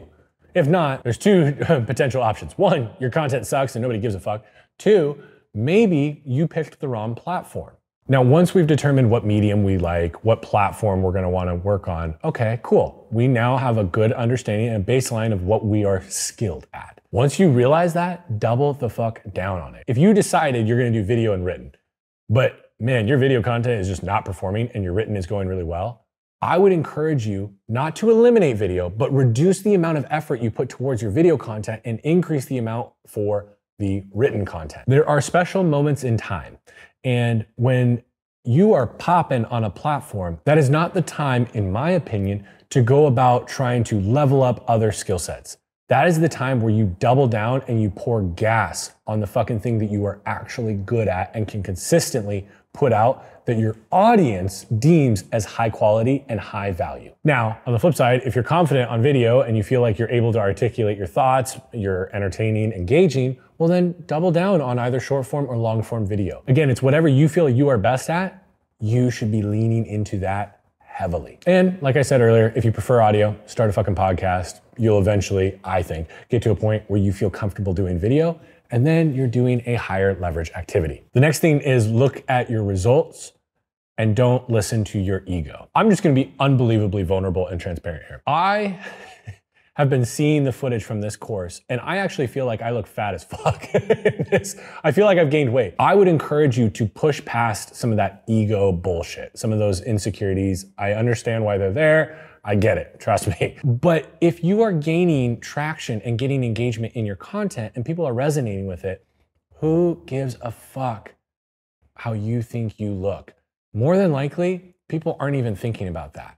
Like the real is, I'm sure none of you even thought of that. Maybe you did, but probably didn't until I just said it. And so now I just, brought that to your attention. If I allowed my ego to dictate what we did, we would probably not release any of the content we've made so far. And so what I would encourage you to do is look and track your metrics, look at the engagement, look at the results you're getting, and stop listening to that little demon on your shoulder that keeps telling you how weird your voice sounds, how fat you look, how tired you look, how weird you sound, whatever it is, whatever that inner fucked up voice is, that is not what is propelling you towards your goals. Another thing that I would really encourage you to focus on is that a small, correct audience that is engaged is so much more powerful than having a massive audience of people that have no idea what the fuck you're doing and could give a shit about it. For example, if you were to look at my Instagram page, I have 68,000 followers. Nowadays, that's fucking nothing.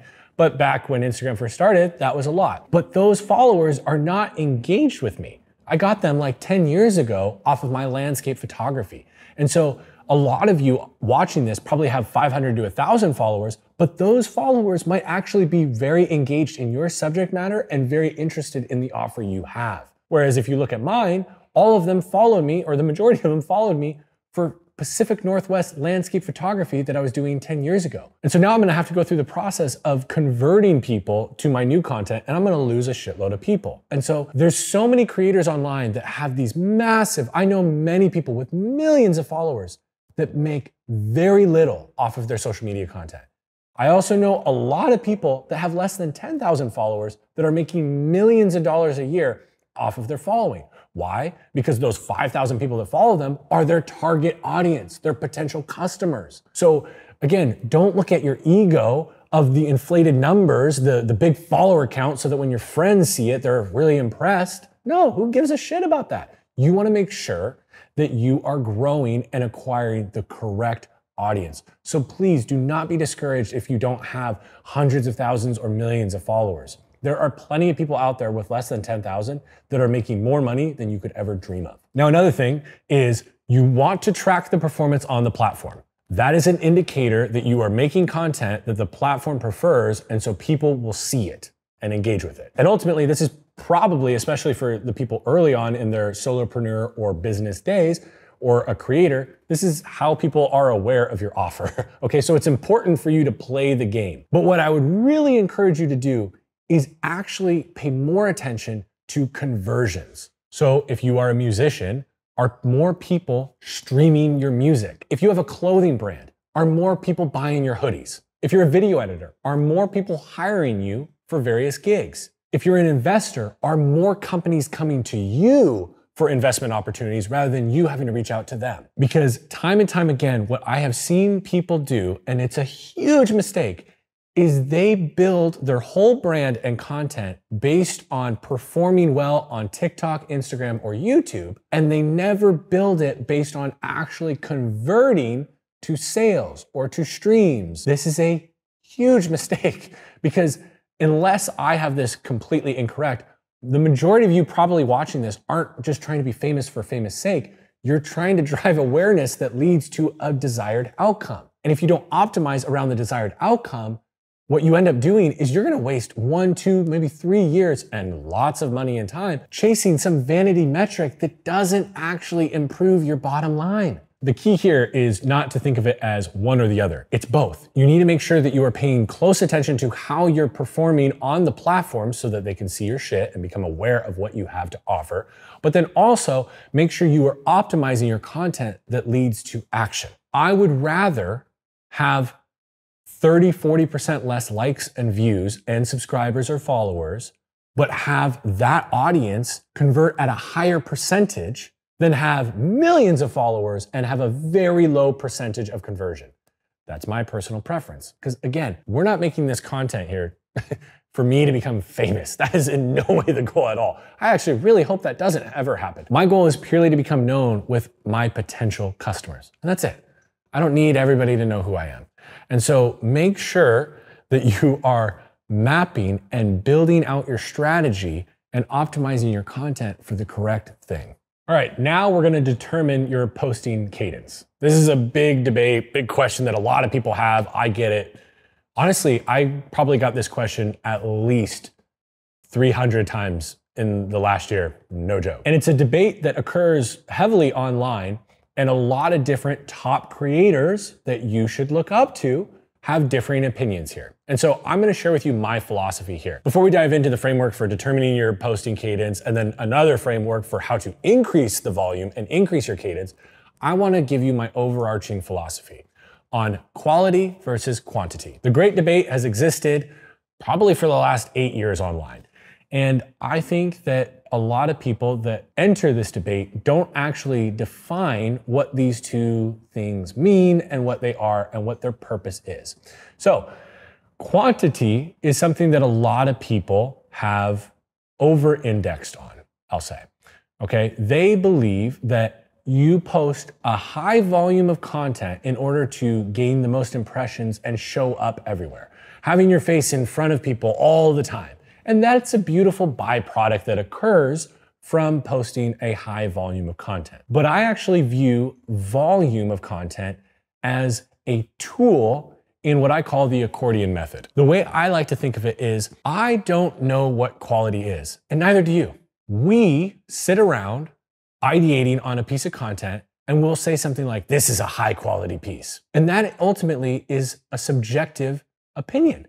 That is you subjectively saying this is high quality. But we don't give a fuck about what you think. We care about what your audience thinks. Your audience is who determines what quality is, not you. And we use volume to acquire that data quicker. If you were to post 10 videos over 30 days, okay, that's one video every 3 days. Cool. If you were to take the same amount of videos and post them in a week, you're going to gain insights faster. And what insights am I talking about? What your audience is resonating with. What are they liking more? What are they commenting on more? What's getting more views? Those are indicators of your audience signaling to you, the creator, hey, I call this higher quality content. Quality does not have anything to do with the fancy shit that we're trying to do here. The lights, the camera, right? Like the set that you're working on. No, fuck that. That has nothing to do with quality. Think about this. Some of the most viral videos, most viewed and engaged with videos ever online are filmed at night in the dark on a fucking cell phone. Like they're grainy, you can barely tell what's going on, right? Quality is a subjective thing. And because it's subjective, I would rather have the audience determine what it is rather than me pontificating on what I think quality is. So again, you post high quantity, high volume content to get the learnings on what your audience says is quality. And then what I believe you do is you compress the accordion. And that's when you start to put more effort per piece of content. We're gonna get into that in a little bit here. I don't wanna spoil the manna right now, but that's my overarching philosophy and kind of the shade, the lens that you can view the rest of this section through. So now that we understand what quality and quantity are, we are going to determine our posting cadence. What I would encourage you to do is first start with the highest leverage platform, okay? What do I mean by the highest leverage platform? Well, one, what are you getting the most results from? Where are you getting your leads? Where are you getting the majority of your engagement, right? What is performing well by the platform standards and by conversion standards? And number two, what platform allows you to create one piece of content that then you're able to repurpose into many different pieces of content? Typically what this looks like is a long form piece of content, AKA this course, right? A YouTube video is going to provide you so much ability to be able to, like I said at the top, clip moments so you can get shorts. You're able to pull the transcript, get quotes, use that transcript to then make a LinkedIn post. You can extract the audio for a podcast.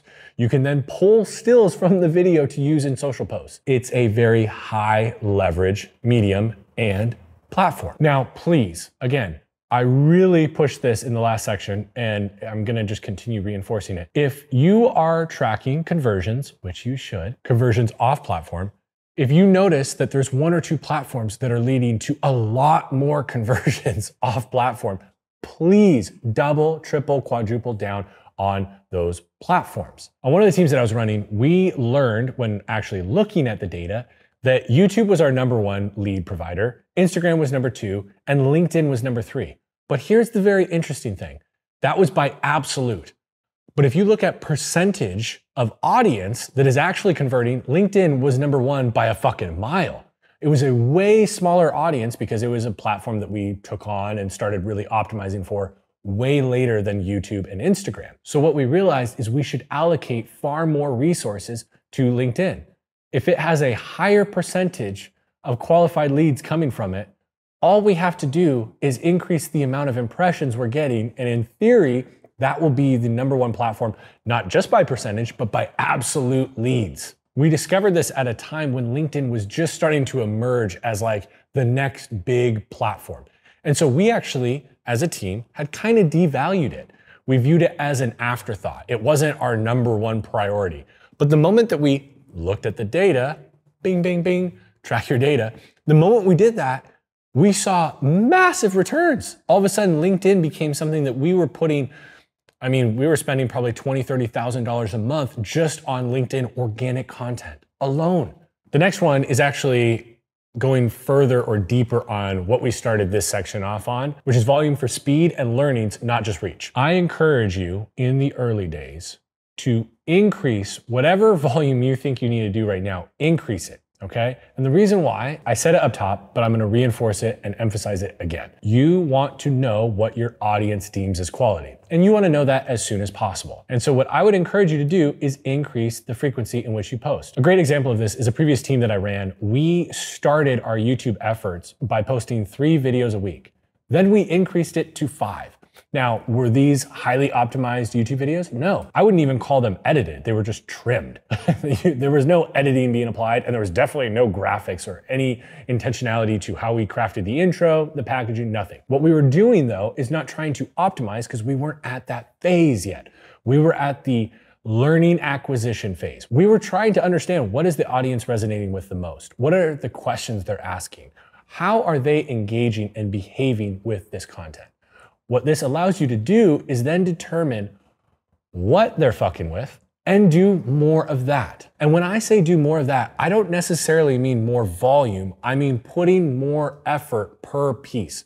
So let's say you were posting 5 YouTube videos a week. That's a lot. What if you took the effort that you put and the time and resources you put into 5 videos a week into 1?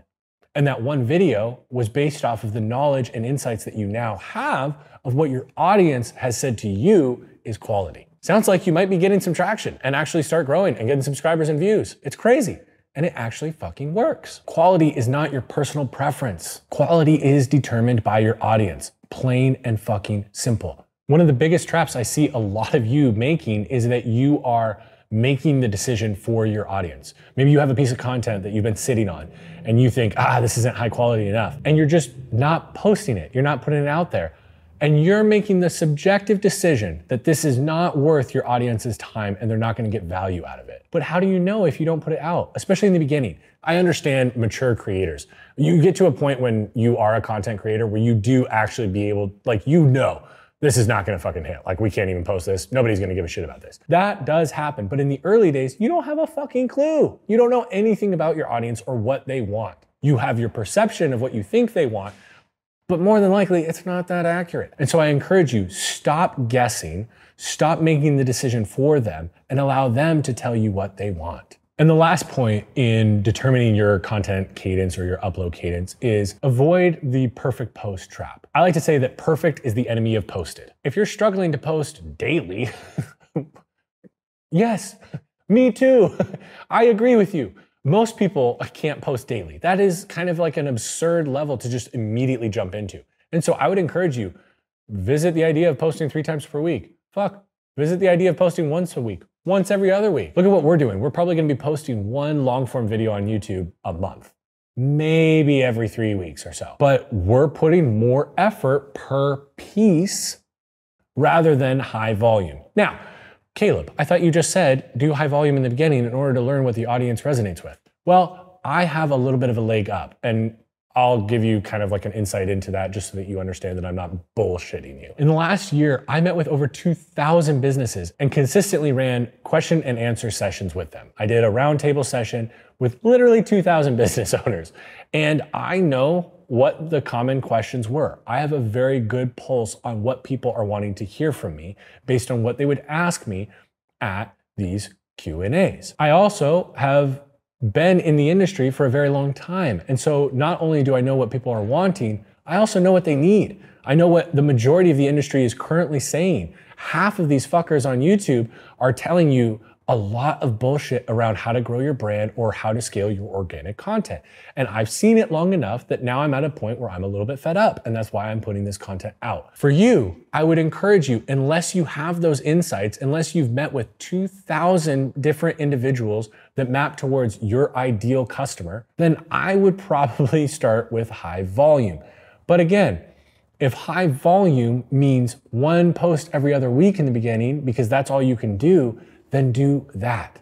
Whatever you can actually put out consistently, please start with that. Don't try and jump to the Ronnie Coleman method and squat 800 pounds when you've never squatted 135. And the last point to that is, again, stop aiming for perfection. Speed wins. So for example, we're filming this course, right? And we've invested a good amount of money into this and a lot of effort. And we have been very intentional with all the little elements, right? Like the set, the lighting, the framing, the way that we're shooting this on 3 different cameras, the audio, like all this shit, right? We're trying to be very cognizant of all of it. But there's been semis that go by. There's been police officers that are, woo, woo, the sirens going by. There's all kinds of shit, and it's not perfect. And we could stop every single time, and we could potentially even decide this isn't the right space. Maybe we should have filmed in something that was more audio friendly. But guess what? Perfect is the enemy of posted. And so we are still going to capture this, put it together, and we are going to post it. And what have we been doing every night after we finish filming? We've been going home and figuring out what we would do differently and how we're going to improve on the next version of this. So what I would encourage you to do is, instead of letting all the different problems or issues you see with the content you're working on right now and using that as a reason to not post, fuck that, post it. And take note of what you're going to do on future pieces that you make. So we've determined our posting cadence, and we're at a point now where we've been doing it consistently. Congratulations, good for you, that's fucking awesome. A lot of people give up after like a week or two. And so if you've made it even like 2 or 3 months of posting, you are in the top 1%. So congrats, you're fucking awesome. I'm proud of you. And I want you to do more. And by more, I mean, I want you to increase your volume. And here's how we're gonna do it. 1, you're going to leverage a content pillar approach. I want you to identify your pillar content. Typically, this is more long form content, okay? So think like a YouTube video, long form, a deep dive thread. Maybe it's a long form written post on LinkedIn, or it's a newsletter that you send out to your email list. Then what you're gonna do is you're going to do what I affectionately call mining. You're gonna go through your long form content and mine for the gold. If it's a newsletter, what you're looking for is bite-sized chunks that are self-contained. So this is a paragraph that you have in your newsletter that you could extract and pull, and it would make sense and be valuable in and of itself without the other context. You're also probably gonna find maybe a quote or two that you could pull from that, okay? And then you could probably also do a version where you take the entire newsletter and you summarize it in, call it 5 or 6 sentences. So a medium form post. On YouTube, if you have a long form YouTube video, well, what you're gonna have is an editor or editors that go through and they're mining for the gold. They're gonna find the moments and extract them that they know are going to perform well and resonate with your audience. Typically, you're looking for a powerful moment that maybe is a slightly contrarian view or is a nuanced take on an already discussed subject. For example, my quality versus quantity moment, I almost guarantee Trevor is going to clip that moment and we'll post it on Instagram, TikTok, YouTube Short, all that shit, because that's gonna be a moment that will do well for our audience. Now, this is nothing new. I like to call it the waterfall distribution model, but ultimately, I gotta pay homage to the actual man who came up with this. This is the OG Gary Vee. He came up with the content framework and how he extracts thousands of posts from one long form piece of content. And he's been doing this since, I wanna say like 2015, 2016, right? Like originally it started with releasing Daily V and then clipping moments from that and posting them on Instagram before Reels, TikTok, any of that was a thing. And so here's what I recommend you do. Take your high value content. Let's use a YouTube video, for example. And what you're gonna do is you are going to break this down into short form clips. You're gonna extract quotes that you can put out on Threads and X. You're gonna take the transcript and find a moment that you can rewrite into a LinkedIn post. You're gonna then take that LinkedIn post and post it on Facebook as well. Then one of the shorts that you clipped from that YouTube video, that you post on Instagram, use the LinkedIn post as your caption for that post. Okay, do you see how literally in the moment right now, I'm not looking at notes, I'm literally coming up with this in the moment because there is so much that you can extract from a YouTube long form video. I haven't even gotten to carousels yet. Now, what I want you to do is take the different sections from your YouTube video and make 2 carousel slides per section. Now you gotta simplify it. You can't have a fuckload of text. In fact, the best practice is to have one very basic, very easy to understand image followed by 1-2 sentences at most per slide. And so diving even deeper on it, you wanna make sure that the first 2 slides in your carousel are taken from the hook that you made for the YouTube video. So reinterpret the hook that you made for the YouTube video into the carousel opening 2 slides. The reason why is because when it's served immediately, they're seeing the first tile, the first slide. But if they didn't engage with it, Instagram gives you a second at bat. How nice of them. They're gonna serve the carousel again to your followers, but it's gonna be on slide number 2. So you wanna ensure that you have a hook for 1 and 2. Now, another thing to note is, this is not a rule, it's an observation. Oftentimes, listicles tend to, at least as of February 2025, they do better in carousel form. So if you have a video that is 10 things I learned about investing in my 30s, okay, cool. That's gonna be an amazing, amazing carousel. However, if you have like a really complex deep dive on a subject matter that is like not in any way made for the lay listener or viewer, then I would probably consider maybe just taking one section of that video and then expanding that into a carousel rather than trying to compress an entire video. So when I say taking a YouTube video, please try to stick more towards listicles when you're doing this. Otherwise, you're gonna wanna just take one section of the YouTube video and turn that into the carousel. So in this example, I couldn't even keep track of how many different pieces of content I just listed out. It's easily over 10 pieces of content that we just created off of one video that you filmed. Insane amounts of output for what you put in, AKA very high leverage activity. Now, the next thing that you're gonna wanna do is scale by platform, not all at once. First, we picked our medium, then we picked our platforms, then we determined our posting cadence. Cool, we've been doing that consistently for a while now on 2 or 3 platforms that we determined were our highest priority platforms. Now, that Eye of Sauron approach that I mentioned earlier is really gonna come in handy. Do not try to scale up all 3 or 2 platforms that you are emphasizing at once. If you do this, you won't do any of them well. And so, just like I mentioned with the Eye of Sauron approach, what you're gonna do is, let's say for example, your top 3. You go LinkedIn, YouTube, Instagram. All right, LinkedIn being number 1, we're going to attack increasing volume there first. So what does that look like? Well, you make sure that YouTube and Instagram are on maintenance mode. They're not gonna go down, but they're not gonna be growing. That is not your emphasis right now. You want those just consistently putting out enough content to keep the current audience engaged. If you grow, amazing, that's a wonderful little surprise, but that is not our goal. Maintain, focus on LinkedIn. And when we're focusing on LinkedIn and scaling this up, you have 2 different ways to scale it up, in my opinion. You can either literally increase the volume of posts you do, or you can increase the amount of effort you put per post. As of February 2025, I actually would encourage you, instead of just increasing the volume, I would start with increasing the amount of effort you put per post. So let's say, for example, you were posting 5 times a week on LinkedIn. I actually would encourage you, as of right now, and this is way different than what I would have said a year ago. I'm very much on the higher effort per piece of content train right now. And so I would take the effort you put into 5 pieces and put it into 3. I am finding you get far more out of a very, very extensive and high value piece of content than you do off of medium value content at a high volume. Here's an example. There was an individual that I worked with, they loved volume, and they wanted to post a minimum of 4 videos a month on YouTube. Now, when we did that, those videos would average around 250,000 views a video, which is really great for most people. But according to our standards, that was actually lower than what we were looking for. Add all of that up together, and that's 1 million views a month. I would argue that 1 video a month that gets 1 million views is way more valuable for both the audience and yourself than the 4 videos that get 250,000 views. Well, Caleb, where did you come to that conclusion? It's the same collective views.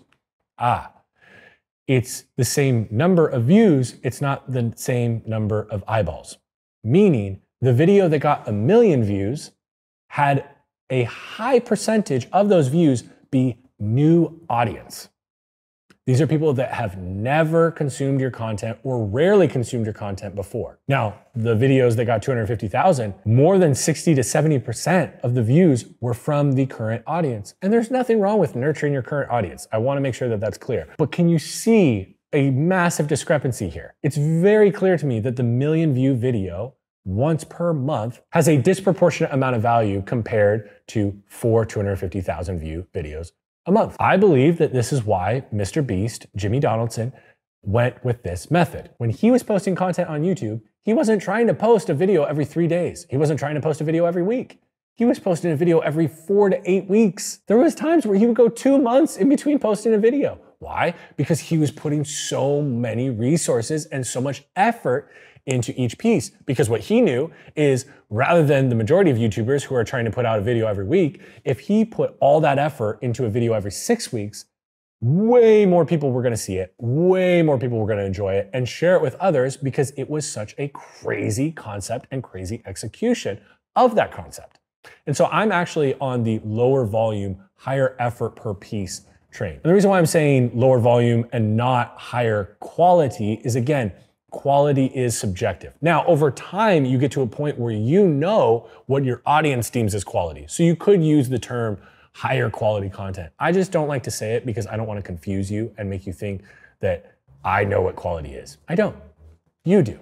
So back to LinkedIn. What I want you to do is focus on putting more effort per piece of content you do. Now, what do you do more of? Well, if we've been doing 5 posts a week, for example, we have a pretty good insight on what topics and what kind of structure or formats people on the platform are resonating with and preferring. So one, we can just do less of the other shit and more of that. But here's another little hack for you. Look at the top 10% performing content. Take the last 90 days, for example. Or if you've only been posting for 30 days, take the last 30 days. Whatever amount of time that you can do up to 90 days. And what I want you to do is identify your top 10% content. And then what I want you to do is study the fuck out of it. And what you're looking for is not all these different things that you think could have been the reason why it performed well. What you're looking for is what occurred in all of these pieces of content that I can then replicate and put into every piece I do moving forward. If it exists in only 1 or 2, then it's kind of a crapshoot. But if you identify, and usually you're only gonna find 1, maybe 2 things. If you identify those 1 or 2 things, you raise the probability of your future content performing better than average. And so what you're doing is you're always learning and optimizing off of your top content, not your general content. A lot of people look at everything they're making and they try and extract learnings from it. But why would you want to learn from the bottom 10% or the bottom 20%? I want to always be looking at the top tier performance and how can I replicate these scenarios, these conditions that led to it performing so well. And again, please increase the volume because you see that that platform, that channel is driving more conversions. Again, whatever conversions look like for you. If that's email newsletter signups, if that's more streams to your music, if that's more downloads on your short film on Amazon Prime, whatever it is, I want you to optimize for conversions first. And another question that I get a lot of times is like, if my content isn't performing well, what do? Well, you do what I just said. Even if your content isn't performing super well, there is some content that's performing better than others. And so look at the top 10% and study what that is. And I would encourage you to do this on a monthly basis. If you just stick with what the original core findings, okay, cool, you're just optimizing on that. But if every month you reevaluate the top 10%, you're always going to be laddering up. You're always improving off of your best work and learning from your best work rather than sticking with the learnings that you had 6 months ago.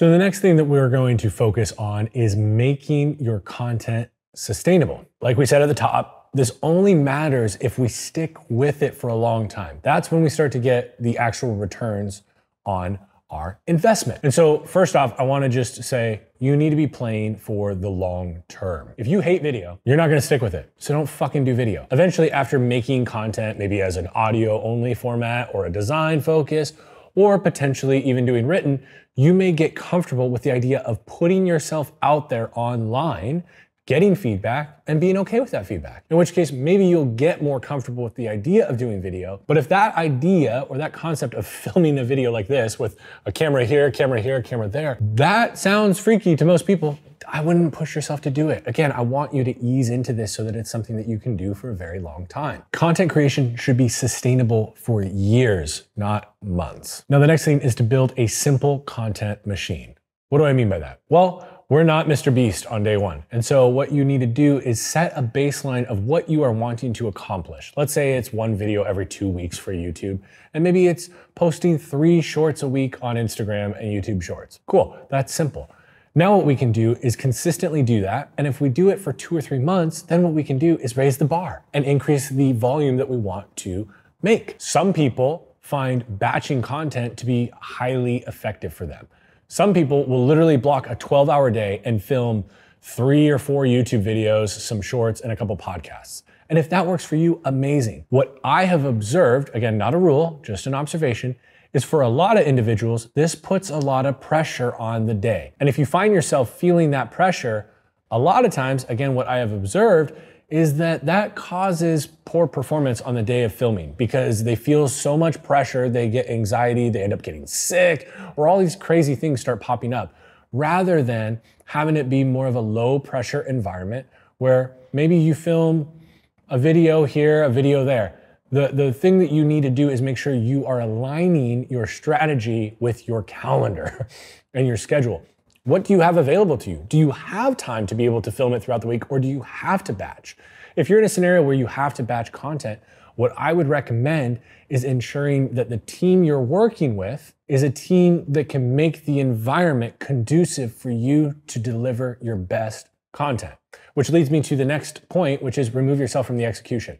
And we're gonna go really deep on this one. Out of all of these different points within the make it sustainable section here, this is where we're gonna spend the majority of the time. If you can afford it, or as soon as you can afford it, please invest in building a team. Now, I'm gonna go really in depth on this in the next chapter or the next section of this course here, where we literally talk only about team. But if you have the capital, if you have the resources to do it, I encourage you to invest in this immediately. Now, this might look like hiring freelancers in the beginning or agencies that you work with, something that's a little bit more minimal on the upfront cost and allows you to test and make sure that you're getting a positive ROI so then you can reinvest and redeploy capital into furthering and building out your team. Now, about the team. Something that I have observed is that filming content is hard for the talent. Why is it hard? Well, there's high pressure, right? We're wondering, how is this gonna perform? Am I gonna be able to deliver this and make a great piece of content off of it? Yeah, sure, that's the natural. But then there's also these like crazy questions that pop up. When you're staring into the camera lens and you're saying all this shit, you're wondering, is this actually interesting? Is it valuable? Are people going to actually learn and change their actions based on what I'm sharing? Are they enjoying this? Is this boring? These are all natural questions that come up. And so that happens during the film session. Then oftentimes, and I'm sure if you're listening to this or watching this and you've filmed content, you're resonating with what I'm saying. You drive home, and on the drive home, you're like, fuck, I could have done so much better. That was not very good. And you're going through all of these like inner critic monologue that you're having with yourself. Here's how I solve this issue. I make sure that the team that is around the film session, that is around the content creation, makes it easier for you, not harder for you. What do I mean? Well, I have an entire playbook on how to go about creating an environment to make your talent feel comfortable. So for those of you who are building your brand and trying to get a team around you, this playbook will be fucking gold. For those of you that are the content creators behind the scenes that are trying to improve how you capture content with your talent, this will be fucking gold. And I'm gonna walk you through it just a little bit at a high level. But again, I would encourage you, download it, study it, study it, study it. I believe that it is not the content creator's job to create the right environment. It's the team's job. And so it starts, in my opinion, with the videographer. Now, to solve the problem of you wondering if what you're saying is interesting, what you need is a videographer who gives you visual feedback as you are filming. So what I started to notice that I just naturally would do when I was filming with talent is I would nod my head when they were saying something good. Now, as what they were saying escalated, it got better and better and better, the intensity in which I nodded my head would increase. And it sounds funny, but every single person I've ever filmed with actually commented on this and would tell me how much it reinforced what they were saying. They knew, oh, okay, this is a good moment. I'm gonna go deeper on this. And so what you're doing is you are giving them real-time feedback, because the difficulty with creating content is the feedback loop. It can be fairly quick with social media, of course, but it's still pretty extended. We're gonna film this video and this course will not drop for a minimum of 6 weeks. I mean, that is the earliest it'll drop from when we filmed it. So I won't get any feedback from you, the audience, which is who I care about the most, for 6 weeks minimum, probably more like 2 months. But what I am getting is Trevor behind the camera is nodding his head. Or when I say something that he thought was really good, he's putting a thumbs up and letting me know that's some good shit. One, maybe I'm gonna double down and go further on it and dive deeper. But two, I just know that what I'm saying isn't boring as fuck. This is incredibly empowering and enabling for the talent that you are working with. It literally changes the way that they deliver their message. These are all tactics that ladder up to the principle of making a conducive environment to capture great content. Okay, so all the tactics flow out of this principle. And one of them is when they're done saying something great, when you take a break, when a take is over, go up and give them a fist pound or a high five. I've been doing it my whole career. I've been the guy behind the scenes doing it. And now I am in front of the camera in this very intimidating environment. And every time that we take a break, Trevor's coming up and giving me a fist pound and saying that was great, and then calling out 1 or 2 things that I said that he thought really stood out. I've been doing it for years, but as somebody who is now on the receiving end of it, I can't tell you how fucking effective this is. It's unbelievable because one, it keeps my momentum going. I'm tired. We've been filming this for a long time. I'm exhausted. It literally gives me energy. And I would see it with talent that I've worked with, where I remember I would see their energy starting to fade. And then I, behind the camera, would just increase my energy. Even if I was exhausted, I'd be like, all right, I'm gonna figure it out. And they match that. And so what you want is you want a team around you that is trying to make your environment or the environment you're filming in the easiest possible for you to communicate the message you have within you to your audience. The 2.0 version of this is not only are they giving you daps, giving you praise when you're doing a good job, they are also thinking through the frame of a skeptic. They're thinking through all of the objections that your audience is gonna have when they consume the content. And just like a good video sales letter, a VSL on your website overcomes sales objections that maybe the prospect would bring to the salesperson on the call, you're overcoming those in the video before they even get on the call. And I like to think of really well done content as accomplishing the same thing. What we're doing after each section here is Trevor and I are sitting down and going, okay, what are some areas that we could poke holes in? What context do we need it? What questions can we answer for you guys before you even ask it? Because ultimately, I believe if you do that, you are going to build greater trust with the audience. You make it easier for them to trust what you are saying and then take action on it. One more tactic on this, because I think it's really helpful, and then the rest I'm gonna leave for you to study in the playbook, is once the film session is done, 15 to 20 minutes after, I always would send a message to whoever I filmed with telling them how great I thought they did. Now, if it was a rough film session, I wouldn't lie. What I would say is, I am so impressed with how you showed up and still pushed through despite this, this, and this. You never want to bullshit your talent because eventually they pick up on it and they realize okay, a compliment from so-and-so never is actually that helpful because they don't mean anything they say. So you want to always be truthful about it. But the reality is if you've had a really fucking hard day, if I got an email from a partner of ours and it was really bad this morning, that would throw me off. So maybe it wouldn't be the best video ever, but it'd be impressive that I still showed up and decided to do the action regardless. So you always want either your team, or if you're the team watching this, you want to send your talent a message telling them how well they did. And I would encourage you to call out 1 or 2 things they said. This way they really actually know you were paying attention to what they said. It wasn't just like, oh, the lighting was great and all that. No, the content of what was being said was valuable, insightful, and useful for myself, and I know it will be for our greater audience. This then allows them to go on to the rest of their day or into their evening feeling better about what they made. And what that does is, if we believe brand is how we defined it at the beginning of this, that creates an intentional pairing between relevant things, them and good content.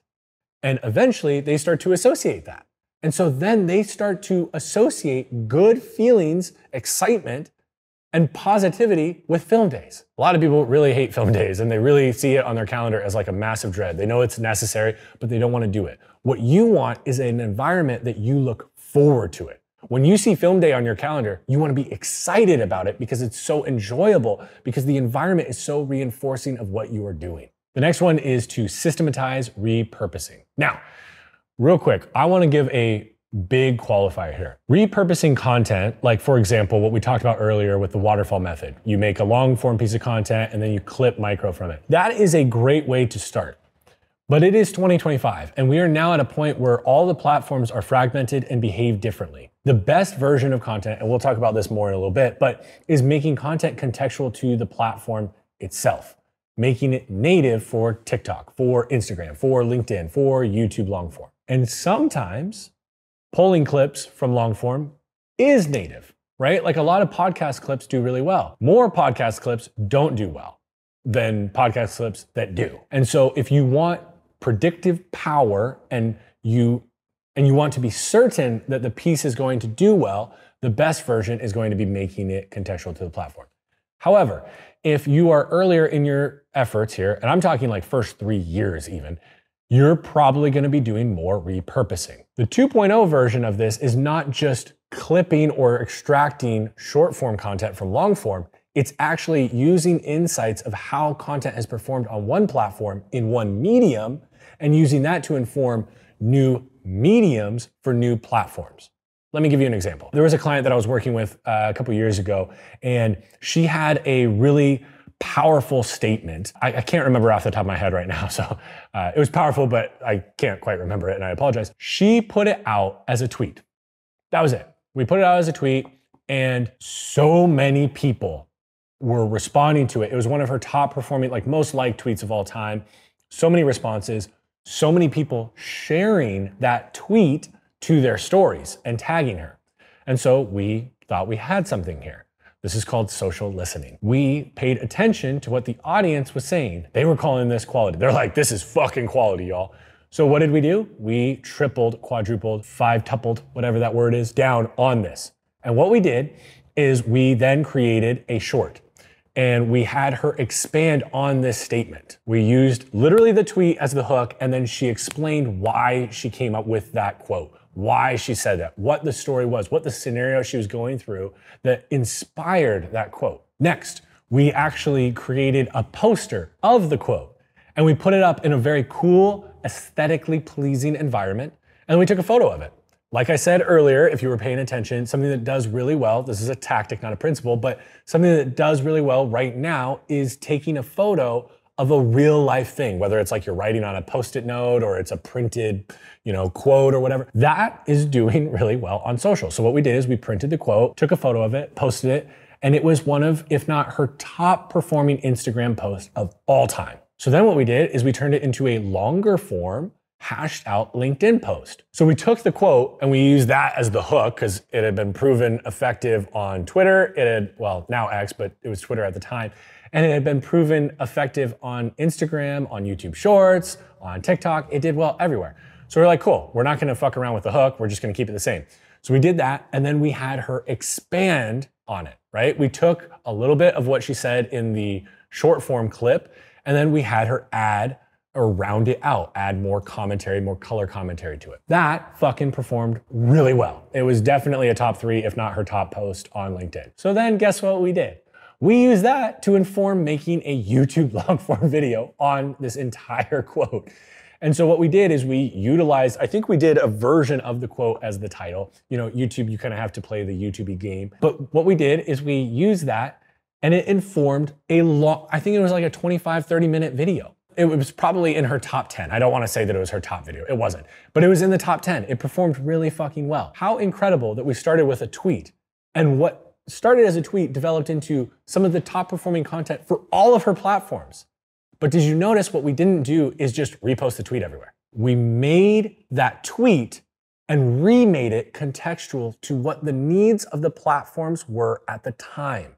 If you're listening or watching this right now, please rewind, or I'll just say it again. Make the content contextual to the platform. Reverse engineer what the platform is telling you it wants and what its users want, and make it in that way. It can be the same exact message, but repackaged differently.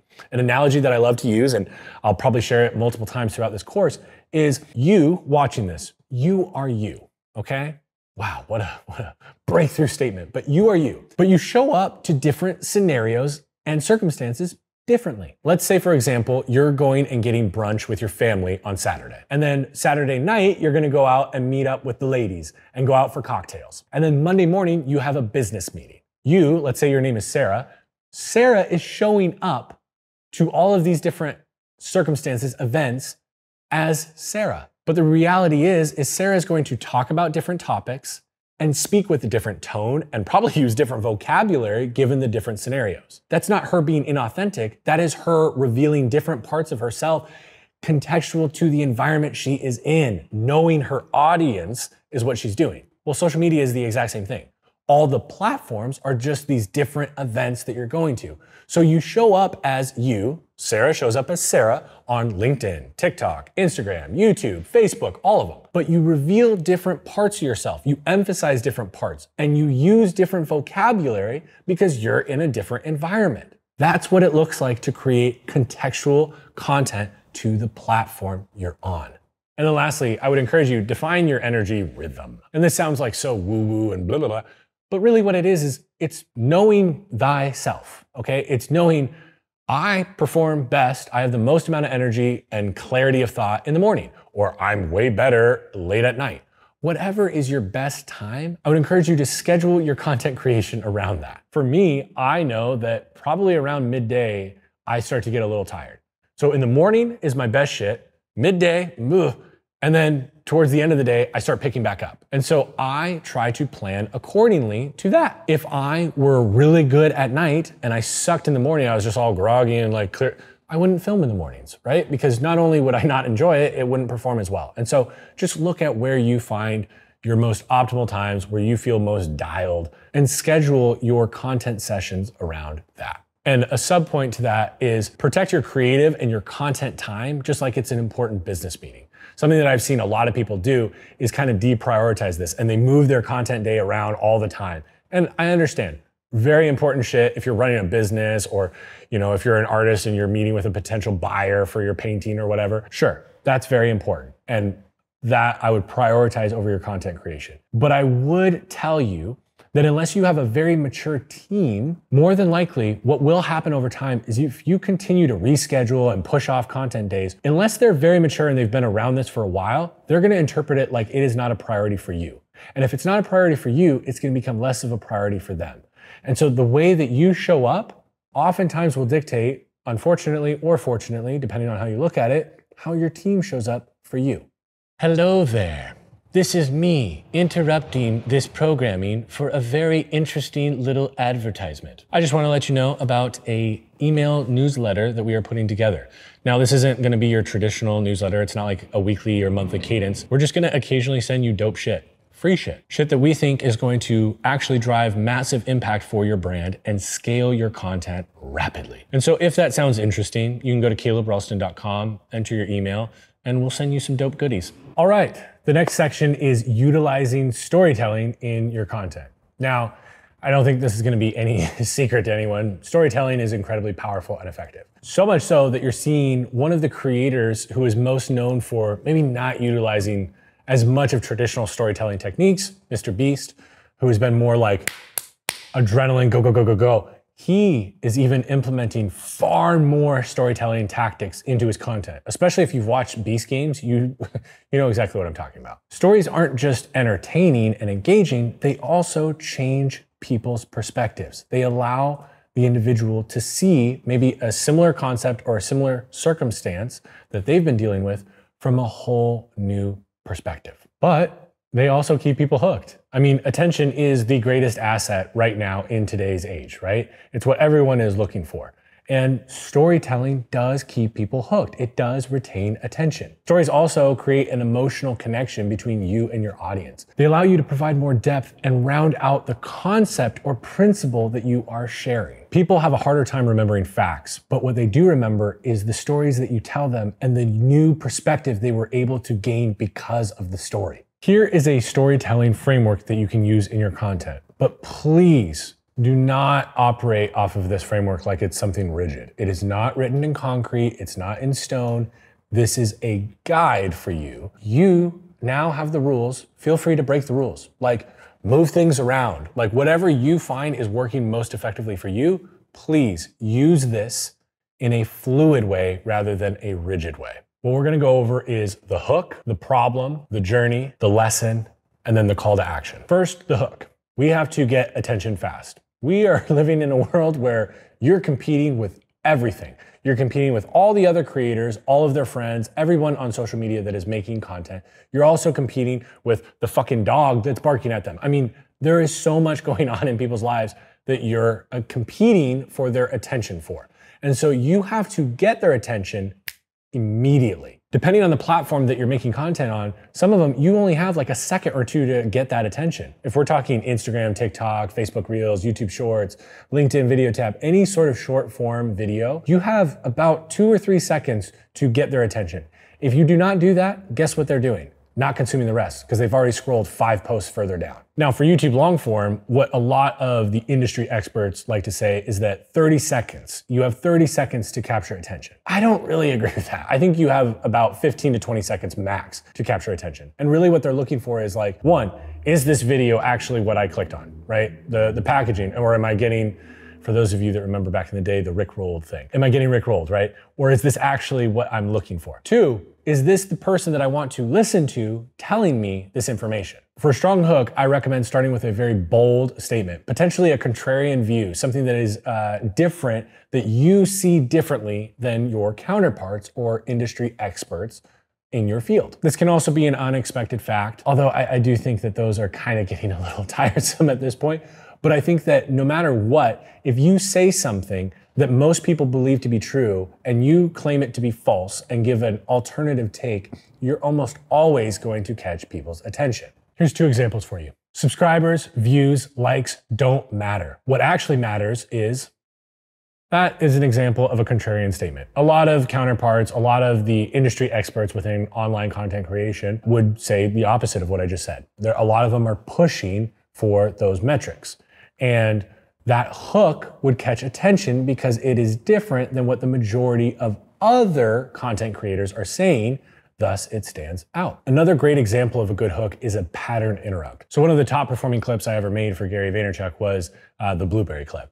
And he literally starts it off by, he's like chomping on some blueberries and he goes, I eat blueberries like it's my fucking job. And then the next thing he says is, you missed the first 30 I ate. And this was like such a pattern interrupt for a lot of people. This was one of, at the time, it was his most viral clip at that time. And so basically what you want to do is you want to either provide a contrarian point of view, a pattern interrupt, you want to ask a thought-provoking question, something that is going to be a thumb stopper, that is going to cause them to have to watch the rest of the video because they're so interested. Next, we have the problem. This is where you're gonna set up the stakes. Here, you're gonna introduce a conflict or some sort of emotional investment. And this doesn't have to be a massive conflict or anything like ultra dramatic or anything. Essentially, what you want is some sort of problem or thing that the main character has to overcome in some way, shape, or form. Now, ideally, you wanna make the problem specific and relatable. So ideally, this is something that your audience is going to be like, well, yeah, I've gone through something similar. They're going to be able to see themselves in that problem. They maybe have recently encountered something very similar. An example might be, I was working 14 hours a day for my hero, Gary Vaynerchuk, but I still felt stuck. This creates stakes. It shows you how much I care and that I love working for Gary and that he is my hero, but that I was in this inner turmoil of feeling stuck, as an example. Next, we have the journey. This is how we overcome it, right? In the traditional storytelling mantra, this is how the prince slays the dragon to rescue the princess. Now, one thing to note is people resonate with progress, not perfection. And so if you're sharing this journey, I would encourage you to not just share the highlights, share the lowlights, right? The low points where you've made mistakes. In the example of I was working 14 hours a day for my hero, Gary Vaynerchuk, but I still felt stuck, I would then go on to tell the story of how I got unstuck through a sequence of victories and losses, okay? It wouldn't necessarily just all be roses because that's not what life is. And people resonate and connect and relate to your struggles, I would argue, more than your successes. And I encourage you, show the messy middle. Show where you're doubting yourself, where you're doubting the opportunity you're in. Maybe you're building a business right now and you can share how you're unsure how this is gonna actually go. Is this gonna build into some big business? Is it gonna be successful? Am I gonna be able to provide for my family? Or am I gonna have to go back and get a real normal job, a 9 to 5? If you're a musician, maybe what you end up doing is you're putting out tracks and you're trying a new style of music. Maybe you've traditionally done more rock and roll and you're entering the country music world and you're uncertain if that audience is gonna resonate with it. I think that your audience is gonna resonate more with you explaining why you're trying this new thing and the fact that you're not certain of how it's gonna go. I mean, that's what I've been doing probably throughout this course. Maybe you've noticed it, but there's been times where I'm indicating, I think this is gonna be a powerful project. I think this is gonna affect a lot of people and I think it'll lead to a lot of good outcomes for Ralston, my consulting firm. But I don't know. I have no idea. I'm investing a lot of money, at least for me, and a lot of time and effort into this, right? We've been filming all fucking day yesterday, all fucking day today, and we'll film again tomorrow. And I'm exhausted. I'm investing a lot into this and I have no idea if it's gonna turn out. I think it will, but I don't know. And I think that me sharing that, more than likely, you resonate with that. At some point in your life, you have also too had a moment where you invested a lot into a project. Maybe it was back in 5th grade when you were working on that volcano for science. And it was you put a lot into it, but you didn't know if it was gonna actually erupt for Mrs. Fields, right? I don't know. So I really, truly believe in your storytelling framework, this is the key. We want to share the transparency. We want to share these moments. We want the audience to see themselves through you in some way. An example of this could be, I realized I was burning out because I was trying to do everything. And that's when I realized that I could do blank. That is an example, obviously a very concise version of it, but that is an example of giving an insight to the journey. A mistake that I had made. I was trying to do everything and I realized that I was burning out. Now for the lesson. This is where you make it useful for your audience. Every story that you tell is going to give them a new perspective and a shift. It's going to open them up to new possibilities and new realities. So this is the moment when you give them the lesson, the takeaway, the thing that they can act on. Otherwise, it's just they're being entertained. You're just telling a story and they're oh, cool, great story. If you give them the lesson, the takeaway, and you make it easy for them to take action on that by giving them step-by-step instructions, chunking it down, making it as easy as possible for them to change what they do, then what you're doing is you are providing value to your audience. Because ultimately, when people say provide value, that's all providing value is. Something that is useful, something that the audience can take and immediately put into action. That is what valuable content within the education space is. Now, an example of how I might transition to this is here's what I learned from that season of my career. And here are 3 ways that you can apply these learnings in your career so that you avoid the mistakes that I made. Ideally, what you want to do is tie this lesson back into what your expertise is and really ideally back into what your offer is. Because ultimately, we are trying to either build our business, build our craft, build our art, whatever it is that we are offering the world, we want to make people aware of that. And so every time that we can tie our lessons, our stories back to that, the better. And lastly, we have the CTA or the call to action. Now, immediately when I say that, 99% of you immediately thought It was something like, now, if you want to learn more about things like this, go to my website and buy my offer or pay for my course or whatever fucking shit. That's not necessarily the case. A call to action just literally means telling people to take action. It doesn't mean that you have to sell them something. I would argue that your best content is not going to be pushing and selling shit. If anything, the 2.0, 3.0, 4.0 version of this, once you have bigger budgets, is you just retarget those individuals with paid. That's a totally another video. We'll do that one other day. The call to action can be a very simple thing of comment below on what your biggest takeaway was and how you're gonna apply it to your life moving forward.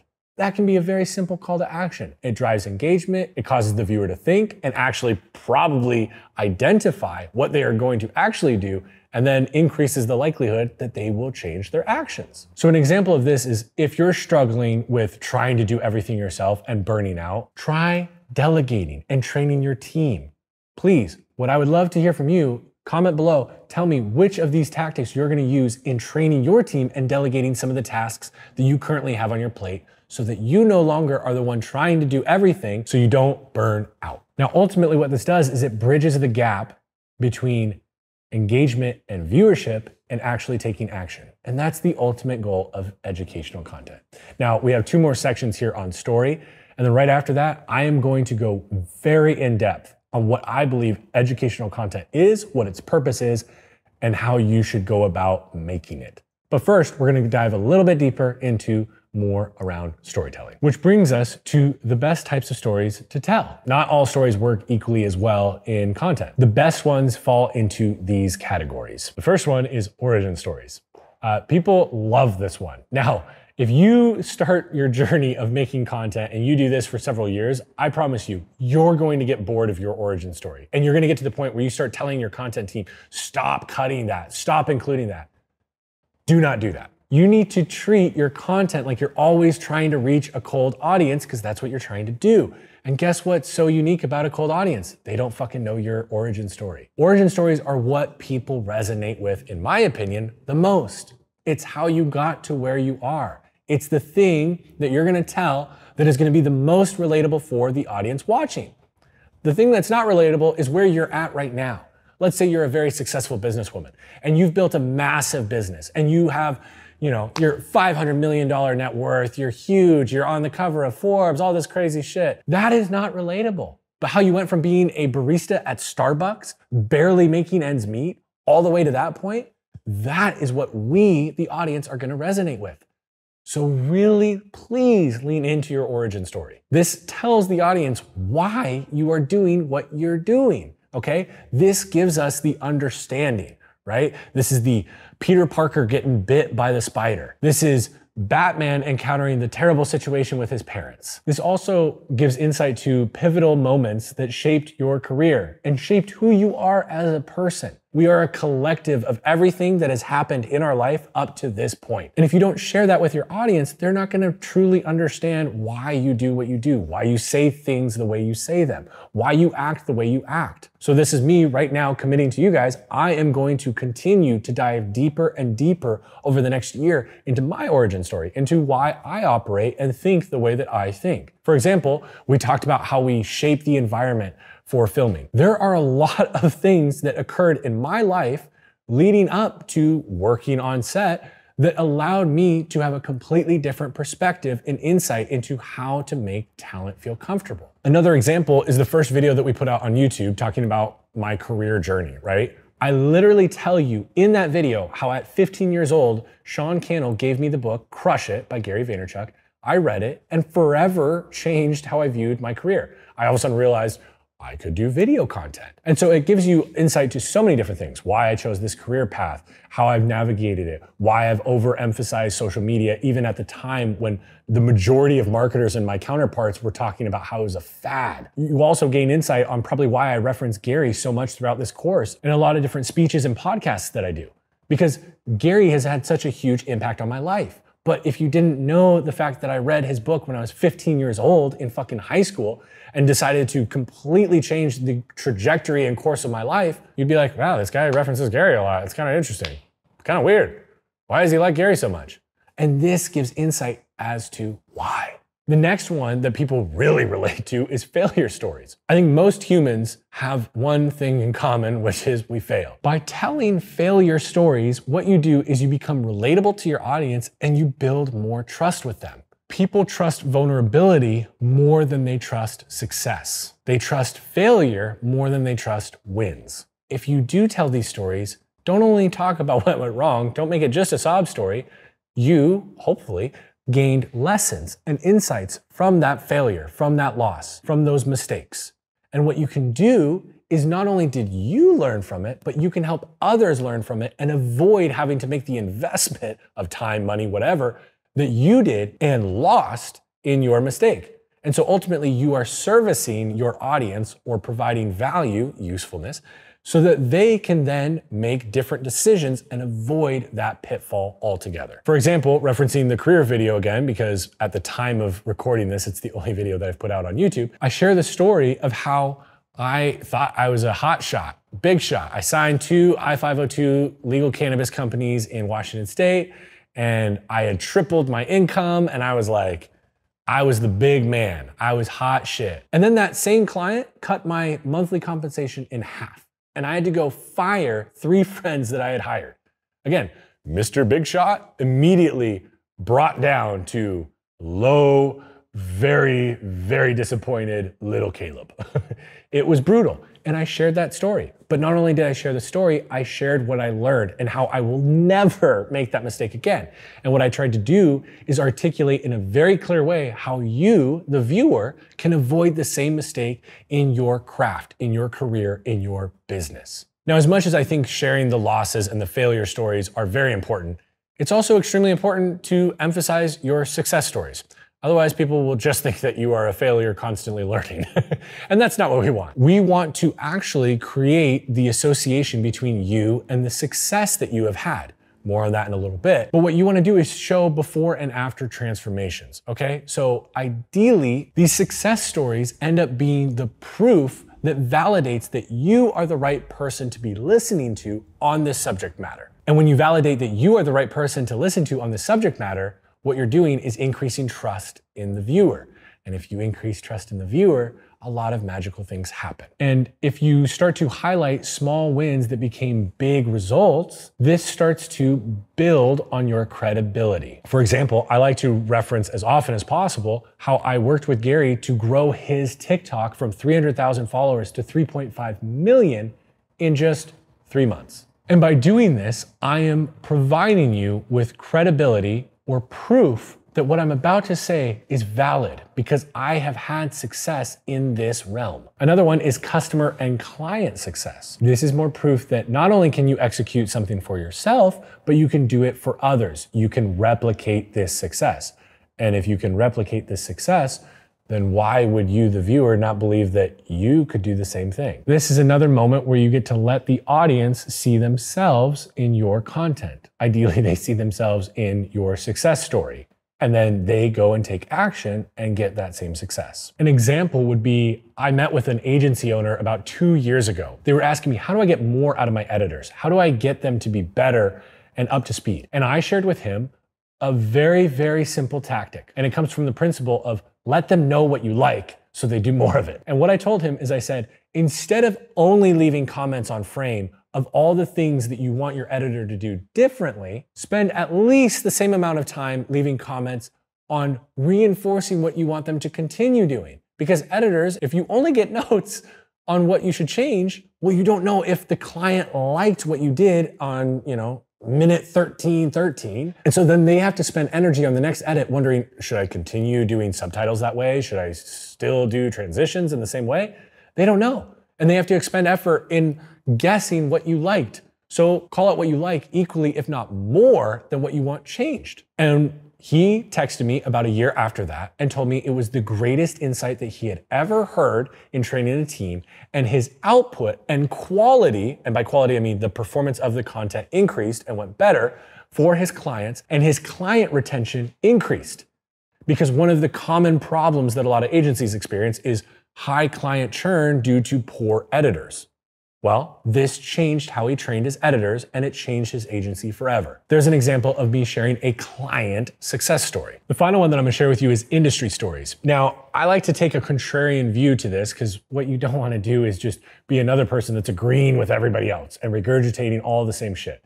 So if you have the same opinion as other people, yeah, sure, make the content, put your opinion out there, but I don't think that you're going to find that it is as effective at catching attention and sparking conversation. And so what I would encourage you to do is look at what the people in your industry are talking about.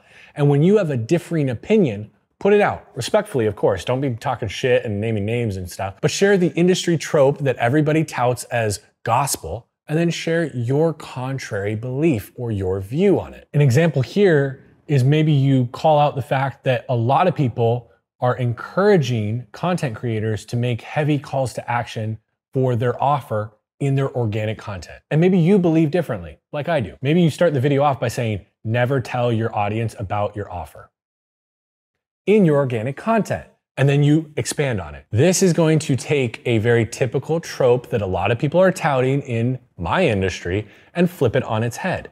It's gonna catch attention and provide a slightly unique perspective that most people have not heard. Now, this next section is purely about educational content. So for anybody who is making entertainment, this might not be as useful. But for those of you who are making educational content, this is going to be possibly the most critical next few minutes of this entire course. This is the purpose of educational content. If you and I agree on the same definition of branding and brand, branding is the pairing of things, and good branding is an intentional pairing of relevant things consistently, which then creates the byproduct, which is brand, which is when the audience inherently associates the two things, then cool, we're on the same page. And what I'm about to describe will make a lot of sense. In educational content, what you want to do is you want to share success stories. What ends up happening when you intentionally pair yourself with the relevant thing, success stories, you and success stories, is over time, the audience begins to associate you with success. Now, what happens there is not the magic sauce, okay? That's not the epic shit, because what that causes is trust. Trust in what you say. So that's amazing, but that's not the final byproduct that we're looking for. When they trust what you have to say, now they start to hear the lessons and takeaways that you share. When they trust those lessons and takeaways that you share, they then start to take action. This is when the gold starts. When they start taking action, they start to get the results that they want. They get their desired outcome. They see that success that they were hearing about in your client stories for themselves. When this happens consistently, what begins to happen is the audience doesn't associate you with success stories. The audience begins to associate you with their success. This is powerful because what ends up happening is they realize, whether it's conscious or subconscious, that they always get more than what they invest with you. Because all they had to do was invest their time to consume and then their time to take action. Now, sometimes you're gonna be telling them something that's gonna also cost money. Maybe it's running paid ads, so yeah, they have to invest money in it. But I guarantee if they get the success outcome, it is greater than the investment they made. And so what you're doing is you are teaching your audience that what they invest with you always leads to greater outcomes. And this is the brand that you start to build with your audience. And guess what happens? All of a sudden, when you make your audience aware of the offer you have, they believe, they trust that what they will invest in this offer is very little in comparison to what they're going to get as the outcome. I can't tell you how many different people I've worked with where we have done this at scale. There was one company that I worked with, and we were putting out a lot of educational content, specifically long form content on LinkedIn and YouTube. This company started conducting in-person seminars. I remember I would every once in a while try to attend them and bounce around and mingle with the guests. And the question that I would always ask them is, hey, what was the conversation with the salesperson like? What was the point of sale like? And they would almost all say the exact same thing. I literally told the salesperson, shut the fuck up and take my credit card. Because through the free content you put out, I knew that whatever you're going to charge for was worth far more than what I had invested. So if I'm paying $1,000 to go to the seminar, I know I'm going to get at a minimum $10,000 worth of value. But actually, the way that we created content, they were getting like 50 to 100x the value of their investment. Ultimately, educational content is just scaling trust. And when you scale trust, doors that you could never imagine fleeing wide open for you. Opportunities start knocking at your door like you could never imagine. People come into your life that you never would have thought would have any interest in you. And the profit that you are able to make on your offer or for your company goes through the roof. Again, educational content, I believe, is ultimately just scaling trust. And trust makes everything in business and life easier. Now we're on to having your community drive your content. I would encourage you, please involve your audience in what you are creating. I'm gonna give you an immediate example of this actually that happened literally last night. We're here filming this content and an individual who is here that works at this studio, he also makes music. And we were talking about just different ways to involve and get more engagement from his audience. And one of the things that we were talking about is a lot of musicians, they have, multiple different versions of a verse for a track, as an example, that they're working on. Or they might have a guitar lick that they're working on and they have a couple of different ideas or versions that they're working on. This applies, by the way, to like filmmakers, to authors, like literally any medium that you're making. And I told him, well, a very simple way to engage your audience and to get them to feel very bought in to this single or an album, but let's call it a single for now, that you're releasing, is to upload, maybe to your Instagram or whatever platform you prefer, the two different options. So let's say you have two different versions of a verse that you're gonna run in a track that you're releasing. You upload both of them and you allow your audience to tell you which one they like the most. Guess what? They're gonna be fucking invested. How cool, right? And if you're an author, you can do the same thing. You might have two different versions of a chapter, sure. You might have two different versions of the title of the book. There's so many different things that you can do here. But if you involve your audience, one, you're making content or you're making something that you know they're going to want because they have told you they want it, but also they are so much more bought in, they're going to be your advocates. They're gonna go out and be your missionaries telling other people about what you produced because they were part of the process. The mindset shift here is shifting from creator first to community first. If you make everything about them and serving them and bringing them into your world, bringing them into your content creation, it's a totally different ballgame. It's no longer just a one-way talking at them, it's talking with them.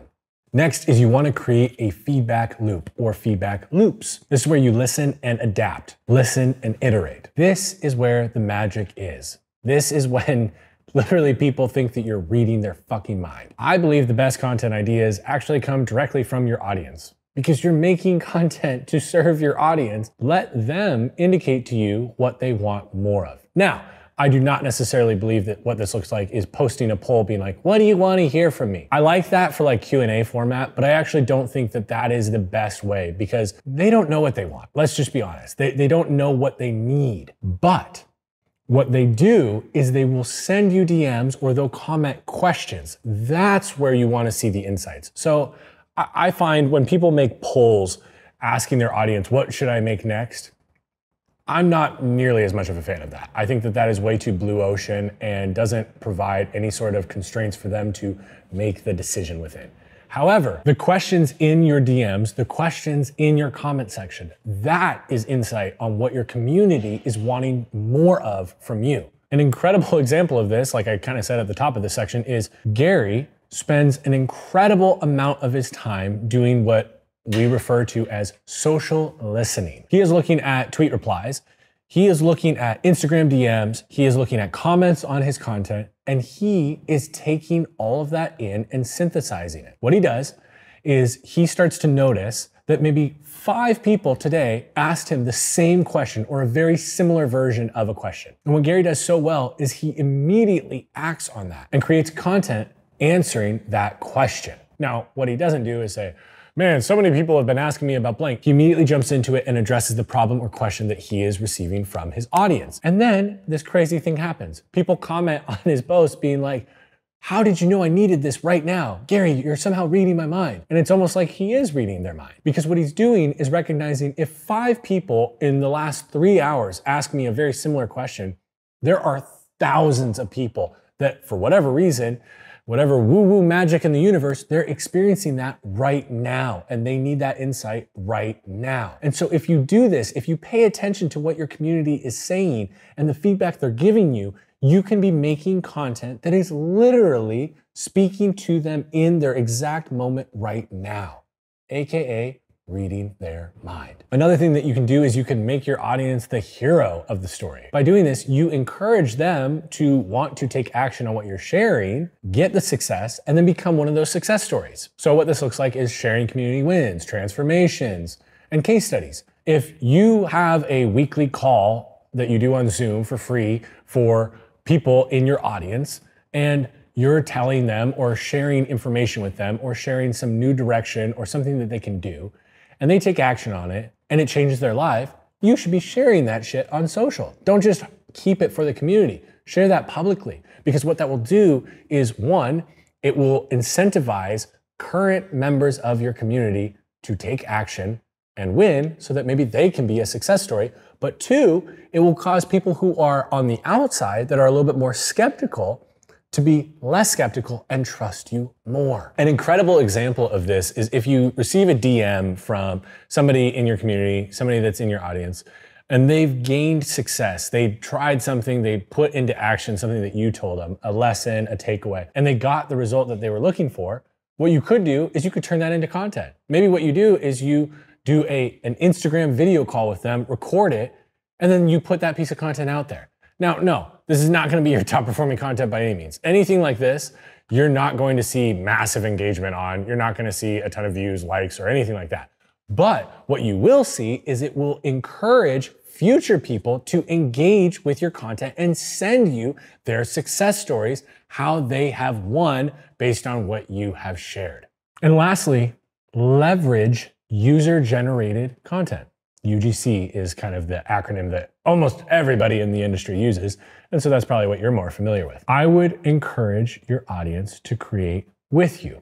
And so what this can look like is potentially you put out a prompt, encouraging your audience to share an insight or story based on the lessons and advice that you share in your content. Then what you do is you take those videos that they have posted, maybe it's to TikTok, Instagram Reels, and you can stitch them. You can actually create content off the back of your audience's content that they are already creating. What this will do is create a perpetual cycle of engagement. This empowers your audience to want to, 1, create content with you, but also to promote you to their audience. And no audience is too small. Like even people that have 300 followers, I want them informing their 300 followers about my brand. Now, I believe that there are 3 pillars to community content. And my hope is in sharing this, this just allows you to come up with more ideas within these 3 different pillars. First one is educational content. This is when we're teaching our community. We help the community by solving their biggest problems. The next one is conversational content. The goal or purpose of this is to engage the audience. You want to make your audience feel heard and involved in your content.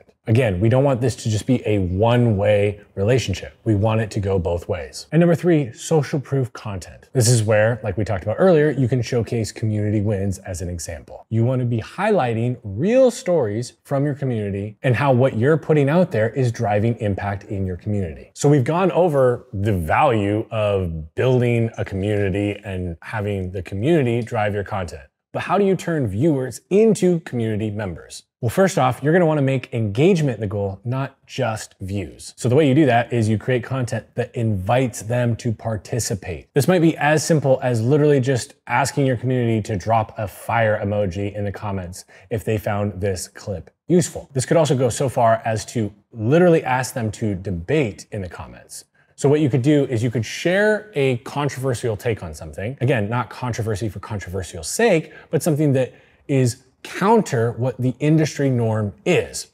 You could share that, and then your call to action could be literally telling your audience, Debate whether or not you agree with this in the comments below. Or you could go even crazier and say, I would love to know your 2 cents on this. I'm going to be engaging with some of you and going back and forth. We can debate it in the comments. Drive engagement in your content. And second, please respond and reward participation. People ask me, how do I increase engagement in my content? The number one thing that I notice for most of the people that ask this question is the 3 people that are currently commenting on their content, they're not responding to. So like, why on earth would you think more people are going to start engaging with your content if you're not even responding to the ones who are? What you want to do is set an example for future people, future audience members, somebody who's new that comes in. If they see that you are more likely to respond to comments, they are more likely to comment. Go figure. People don't like one-way conversations. They love when creators, even big creators especially, are responding to their comments. What you're doing is you're not only acknowledging the people that are engaging and thanking them for that, but again, you're giving signals to other audience members that they can go from becoming a viewer to an actual community member. And the last one, I'm a huge fan of this. I love to create inside jokes and shared language. I believe that really strong communities have very unique terminology and shared language that they all understand and outsiders do not. Think of any niche, any interest that you have. Deep within that community exists a lot of different sayings that maybe your friends and family do not understand. For example, gym bros have bulking season, and the Harley community has all their jokes about Sportster riders. So when you're thinking about your community and your niche, what's the inside joke? Whether it's leveraging one that already exists and implementing it into your content so that you show people that you are an insider, you get the inside jokes, you understand the lingo, you speak their language, or it might be creating your own. There's so many different creators who have their own little sayings that people outside of the community don't understand. The takeaway is either leverage inside jokes and statements and language that you know already exists within your community and niche, or create your own. And now we've reached the point in the course where we are going to talk about scaling your content. We've established how to pick your medium, how to pick your preferred platforms, everything, right? We've given you a lot of different frameworks and you've been consistently posting, you're involving your audience, you're doing all the right things. And now we're at the point where we want to scale the fuck out of this thing, right? We want to amplify your brand at a whole nother level. More content equals more opportunities to engage, more opportunities to attract, and more opportunities to convert. But here's the thing, scaling does not need to equate to burning out or quitting early, right? We want to build a process and system that is sustainable and works for you. Now, the key to making platform-specific content is actually recalling something that I shared with you earlier, which is the analogy of you are you, and you show up to multiple different circumstances, events, situations as you. But you're going to present yourself slightly different given the context or the environment that you are in. You're going to speak to different topics or use different vocabulary. Let's say I'm going out to go riding with the boys, right? I am going to talk in a slightly different way than when I go and get breakfast with my mom. I am still me, but I'm going to emphasize different parts of me and use different vocabulary that is appropriate for the setting that I am in. I view social media and the different platforms the same way. You are your brand, but you're going to show up and emphasize different parts or elements of your brand given the platform you're on. You're also going to use different lingo and language. You're going to talk way differently on LinkedIn than you are on TikTok. Now, what you've probably been doing up to this point is making content and then deploying it to all the platforms. So let's say, for example, you made a YouTube long form video. You're probably mining and pulling shorts from that and then posting those shorts on all the different platforms.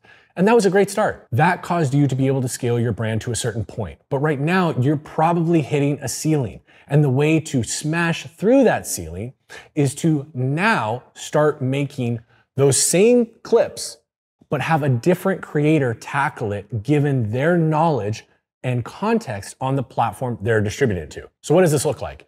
Well, one, it looks massively inefficient because what you're gonna do is you're gonna provide the same source media to maybe 5 different editors, and they're all gonna cut it slightly differently to make it contextual to TikTok versus Instagram versus LinkedIn video. because all three of those platforms might require a completely different hook.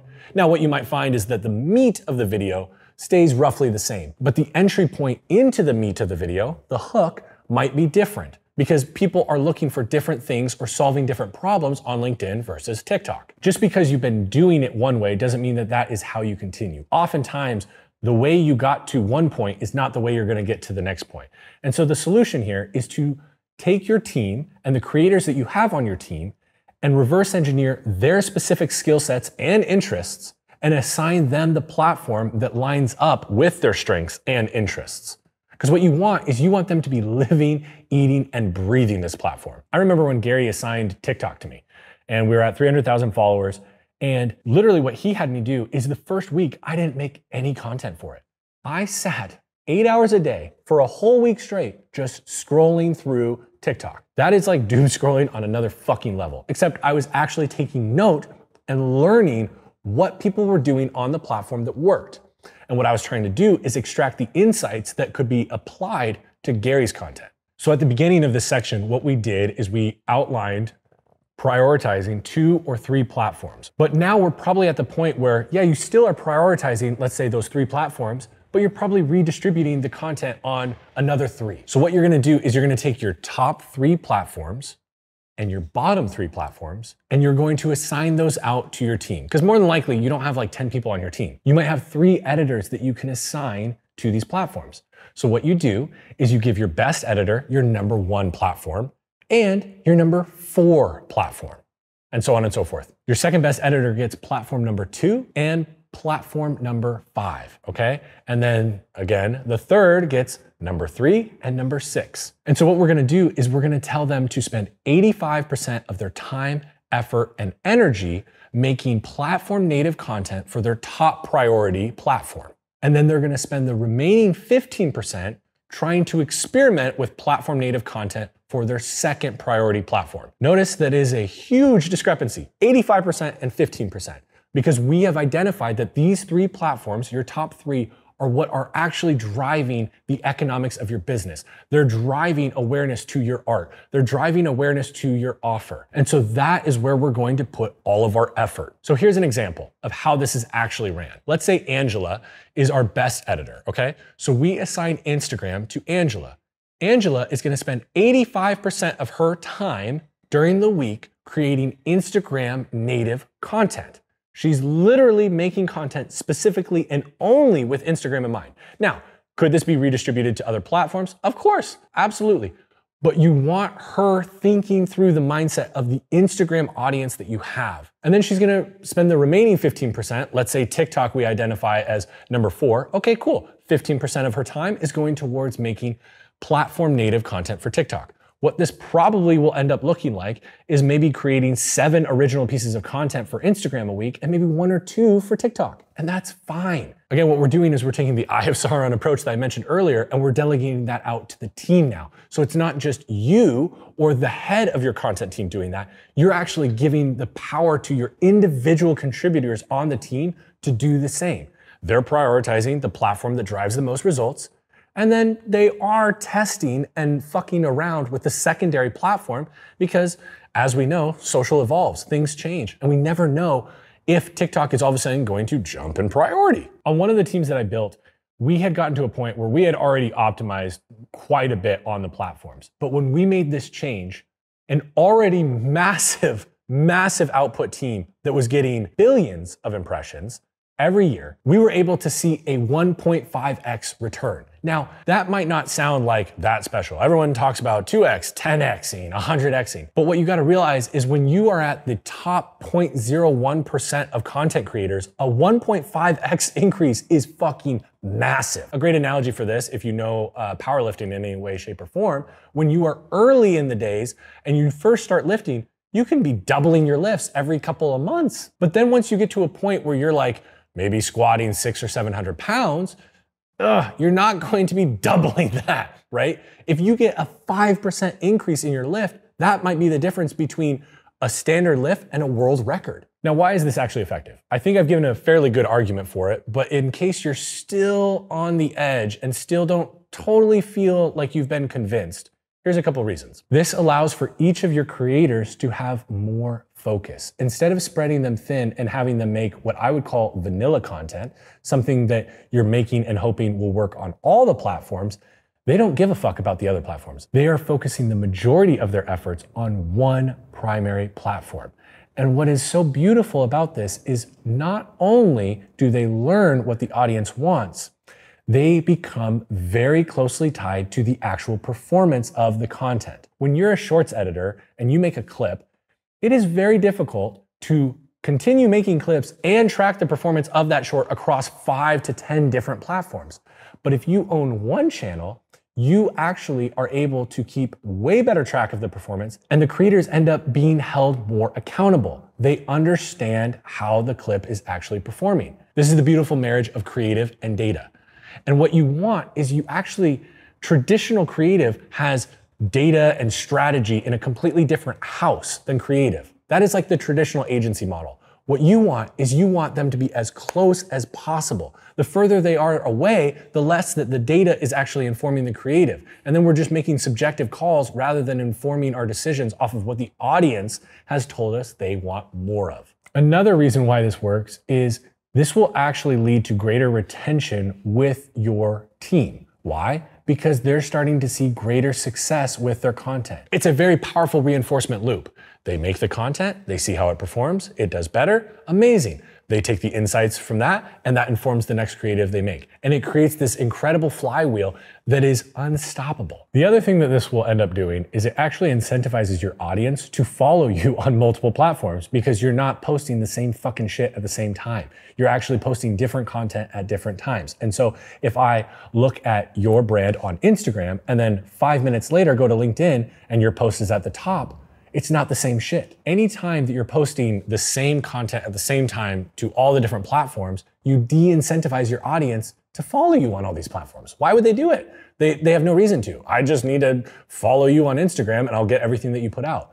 Versus if you're making individual content per platform, well, then I am very incentivized to follow you everywhere because I'm gonna gain different insights and different perspectives depending on what platform I'm on. The other added benefit is you create a team of strategists, not just creatives. They start to learn how to think strategically. And what you're actually doing is you're training future leaders of your team. A lot of editors are maybe a little bit more on the meek side and not as willing to share strong opinions because maybe they don't feel they have the data to back it up. Well, this puts the data in their front fucking lap. This makes it so available for them and they start thinking differently. And what you'll find is 2, 3, couple of individuals on your team are going to rise above and shine. And you're gonna see that they have more skills than just being a creator. And what you might find is that this individual is able to be in a leadership role on your team in the future. This provides them the opportunity to see that that is a potential for their career. Whereas before, they may have always thought they were an editor. I can't even tell you how many different editors that I've led that once we did this, they were like, oh my goodness, I always thought I was just gonna be an editor. And now I see like, maybe I wanna be a strategy lead or I wanna be a creative director. And it opens up this whole other opportunity, which is amazing for them and provides value to them and their career, but it also is extremely valuable to you because what you want as you scale is to have leaders that understand your brand and ideally have been there for a long time, right? Consistency is a powerful thing with your team. Now, the next question you might be wondering is, okay, how do I determine who gets what platform? How do I evaluate the creators on my team and what platform they should own? A very basic version of this is just look at how they operate and how they communicate. Does the creator match the tone of the platform? For example, on TikTok, do they understand current humor and current trends that are existing, right? TikTok, more than I think any other platform, has like their own language that they speak. Maybe this is me being a millennial and just getting old now, and maybe it's not just TikTok, but you want somebody who understands that and is up to date with culture and what people are saying so that they can participate in a way that is relevant to the users on that platform. Another example is LinkedIn. Do they have a deep understanding of the subject matter that you are speaking to? Oftentimes, you're gonna want somebody, specifically on this platform, that actually understands the message and the content that you are putting out. If they are just repurposing what you put out from other platforms, that's decent. But if they actually have a deep understanding, they're going to pull more out of you. That is what the audience on that platform is actually seeking. And for YouTube, honestly, my measurement on YouTube is, does somebody consume a shitload of YouTube content?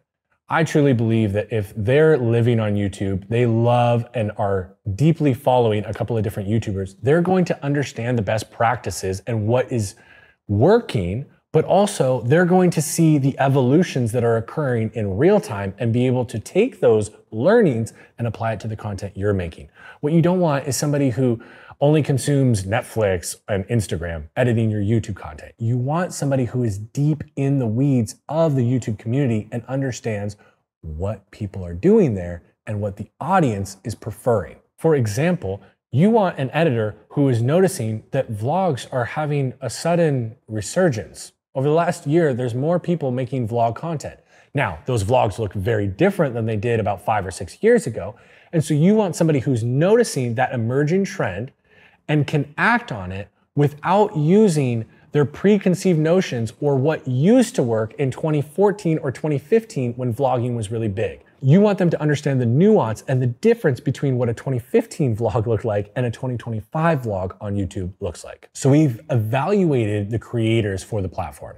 Amazing. Now what we need to do is make sure that we have a great data tracking system in place so that the creators can know if what they're making is working or if it's not. And even more than that, so that you can know if what they're making is working or not. Something that I've observed with a lot of different teams is that we say things like, this video got 400K views, or this video got 10,000 likes, and people celebrate, but we don't really know what that means, because what we don't know is what the average is and how this is either underperforming from the average or overperforming from the average. In the very beginning, when it's a small, nimble team, everyone knows what the averages are, okay? And so everyone knows like, whoa, if we got 100,000 views on this, that's crazy. That's way more than we normally get. But eventually you get to a point where you're putting out so much shit and you have so many different platforms and you have multiple different creators that you no longer really know what your team means or what people on your team mean when they're saying we got 100K views. And so what we want to establish is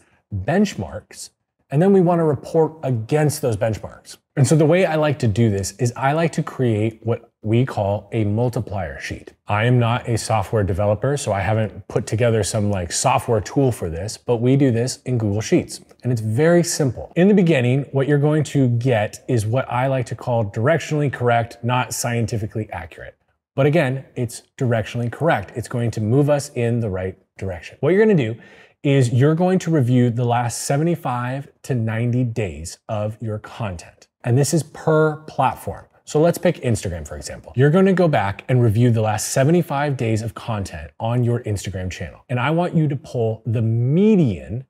Okay, so we're going for averages. Use the median, not the mean. Some teams can do and get away with the mean, but a lot of you probably have some posts that are massive outliers. And this will tip the scales and make all of your content look like it's underperforming and not allow you to have a proper benchmark to establish or grade yourself against. And so what you're gonna do is you're gonna grab the median of the last 75 days. And I would encourage you to do this for different formats, right? So do this for Reels, do this for carousels, you can do this for static posts if you do that. You could do it as an average across all of it, but it gets way more scientific if you break it down according to the medium that you're tracking. And so what you're gonna do is you're gonna establish what that median is for the last 75 days.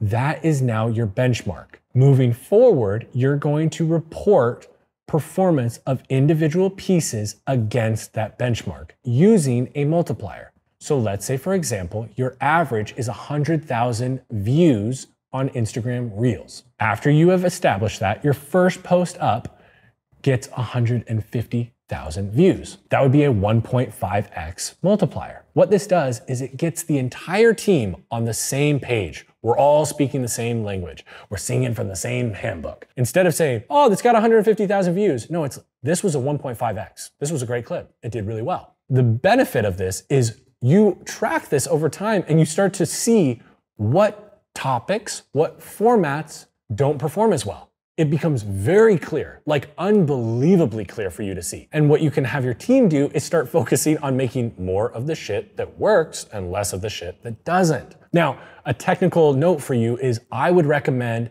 for most platforms waiting 11 days after you posted before you report on the performance. Sometimes what you'll find is a piece of content might, do decent for the first 2 or 3 days, but then eventually it actually pops. Something that's happening a lot more on social is content does well for a few days and then maybe like 7 days in, it'll pop. And so you want to give it enough time to experience the life cycle of the platform. The other beauty of this is if you share these sheets across the team, the person who is running your TikTok can start to see things that are performing really well on Instagram. Let's say you have a 3x clip that went up on Instagram. I think that would be very interesting for the person who's running TikTok to test it on TikTok. And what you can start to do is calibrate the crossover performance between platforms.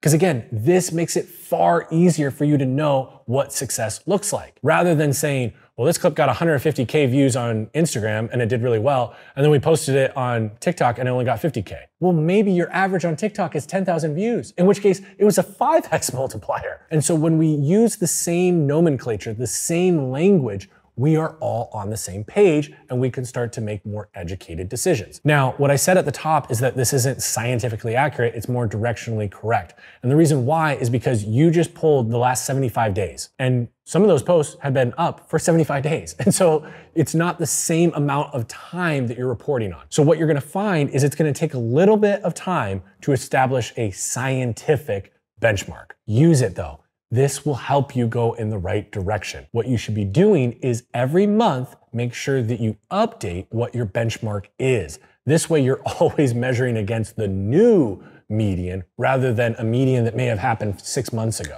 This allows you to continue raising the bar. And instead of you artificially coming in and saying, all right, the new benchmark is we have to hit 500K views all the time. No, your benchmark is moving up according to how your content is performing. And one thing to call out is I wouldn't recommend doing this for YouTube necessarily because there are actually tools out there that already do this. There's oneof10.com, there's ViewStats, and I'm sure there's millions of others that will pop up over the next couple of months. But as of right now, I am not aware of any tool that does this automatically for your Instagram, TikTok, etc. So typically what you'll find is you have to do it manually for short form platforms, and then your YouTube, you can utilize these tools that do it automatically for you.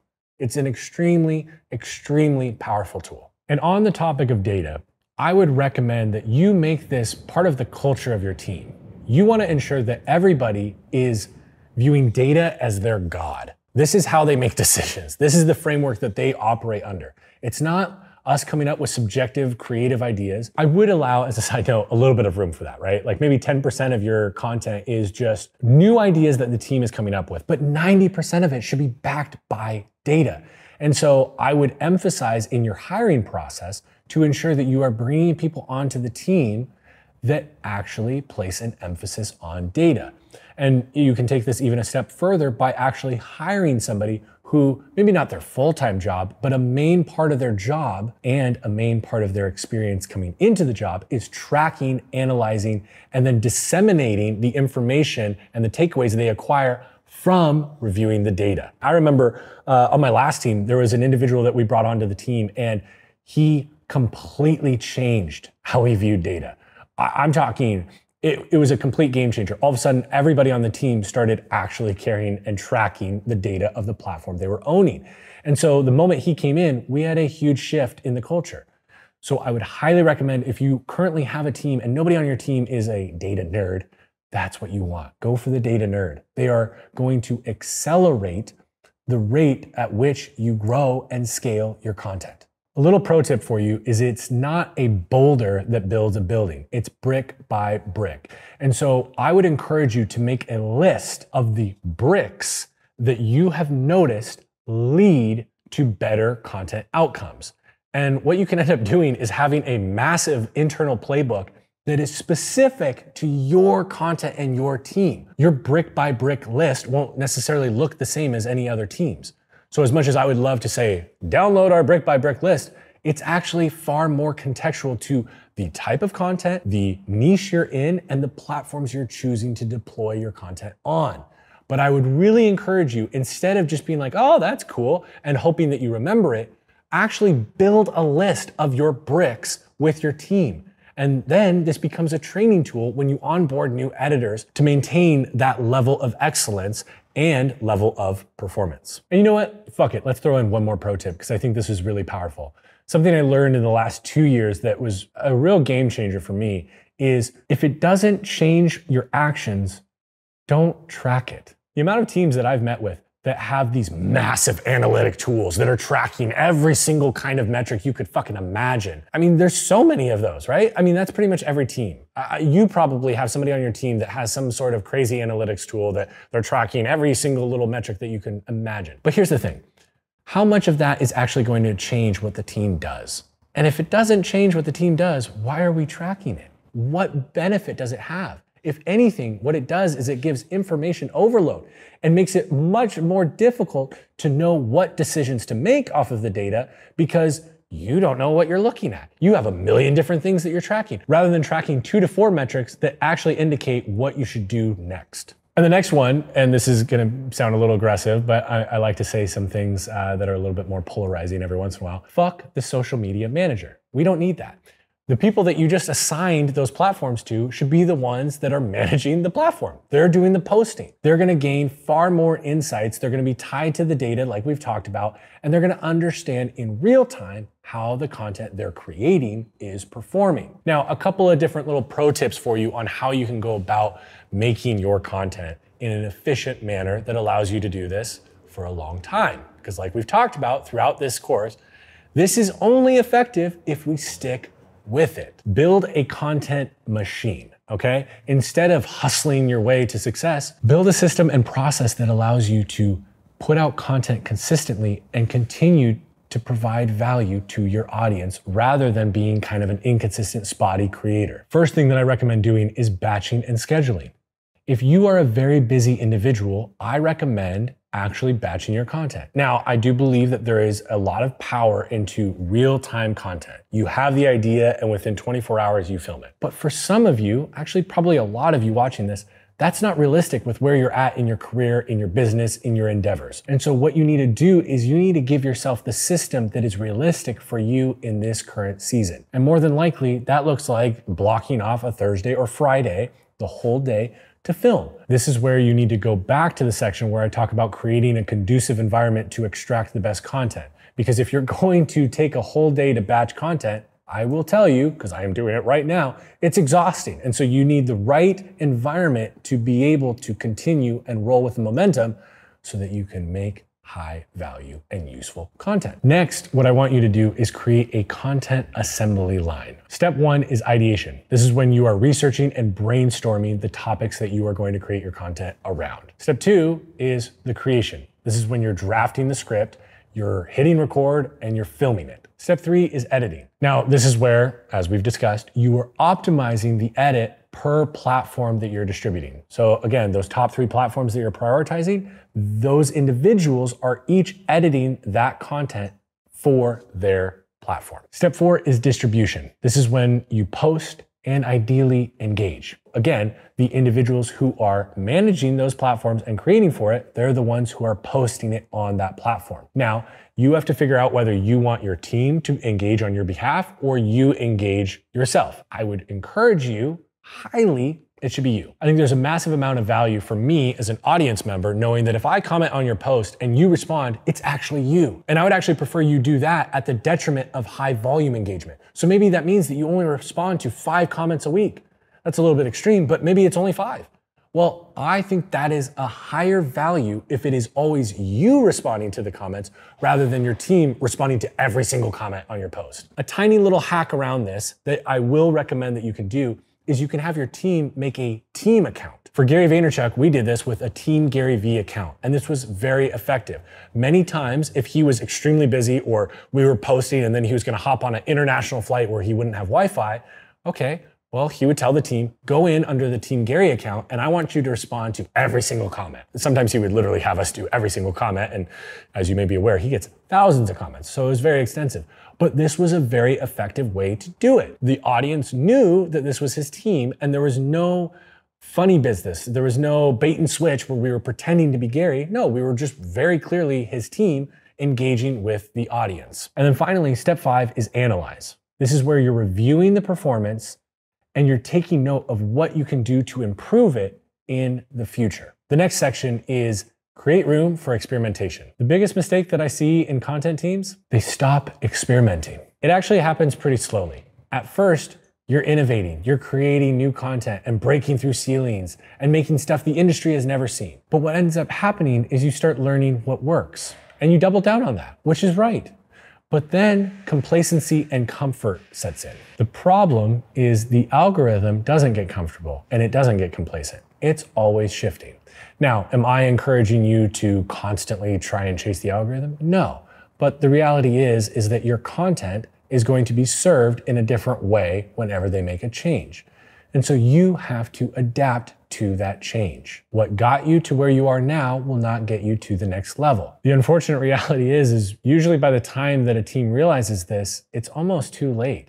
They have built a culture of doubling down only on what they're doing and never trying new shit. And oftentimes, as much as I've been pushing data-backed ideation and data-backed content, a lot of times, true innovation has no data to back it. So what is the solution to overcome this hurdle and this huge problem that I see in many different teams? You need to bake experimentation into your process. This needs to be an intentional thing that you actually systematize and allow your team to do on a fairly consistent basis. What I like to do is I like to encourage my teams to drive innovation through what I call content hackathons. Honestly, most teams aren't failing because of bad ideas. They're failing because they don't have any new ideas. And this is why I recommend either a monthly or quarterly content hackathon. Here's how I run them. Either a monthly cadence or a quarterly cadence, you're gonna dedicate an entire day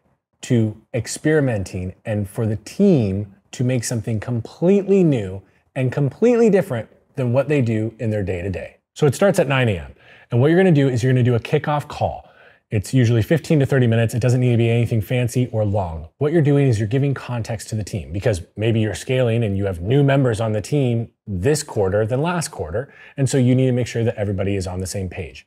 And what you're gonna do is you are going to give them a safe space to try anything. What I would literally do is I would say, I don't care how anything you make today performs. I want you to create something that you've not done before on the team, something that is not part of your day-to-day. And typically, I would advise people to only make 1 or 2 pieces of content. I'm not going for high volume here. We're going for something completely disruptive and so different, so off the wall, that it's either going to absolutely crush or completely flop. And either way is fine because that is what you are incentivizing.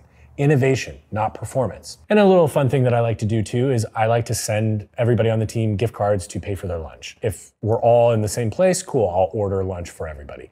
And the reason why is I just don't want them to have to think about that. I want them focusing on this innovative content they're making all day. And so what we do is we do the kickoff call and then they all go and start ripping away at their content. And typically what I like to do is give them basically from 9 a.m. to 4 p.m. to create. And what I do is I put together a slide deck where they all have access, edit access, and they are supposed to, on their slide, upload their content. They're going to present it to the entire team at the end of the day.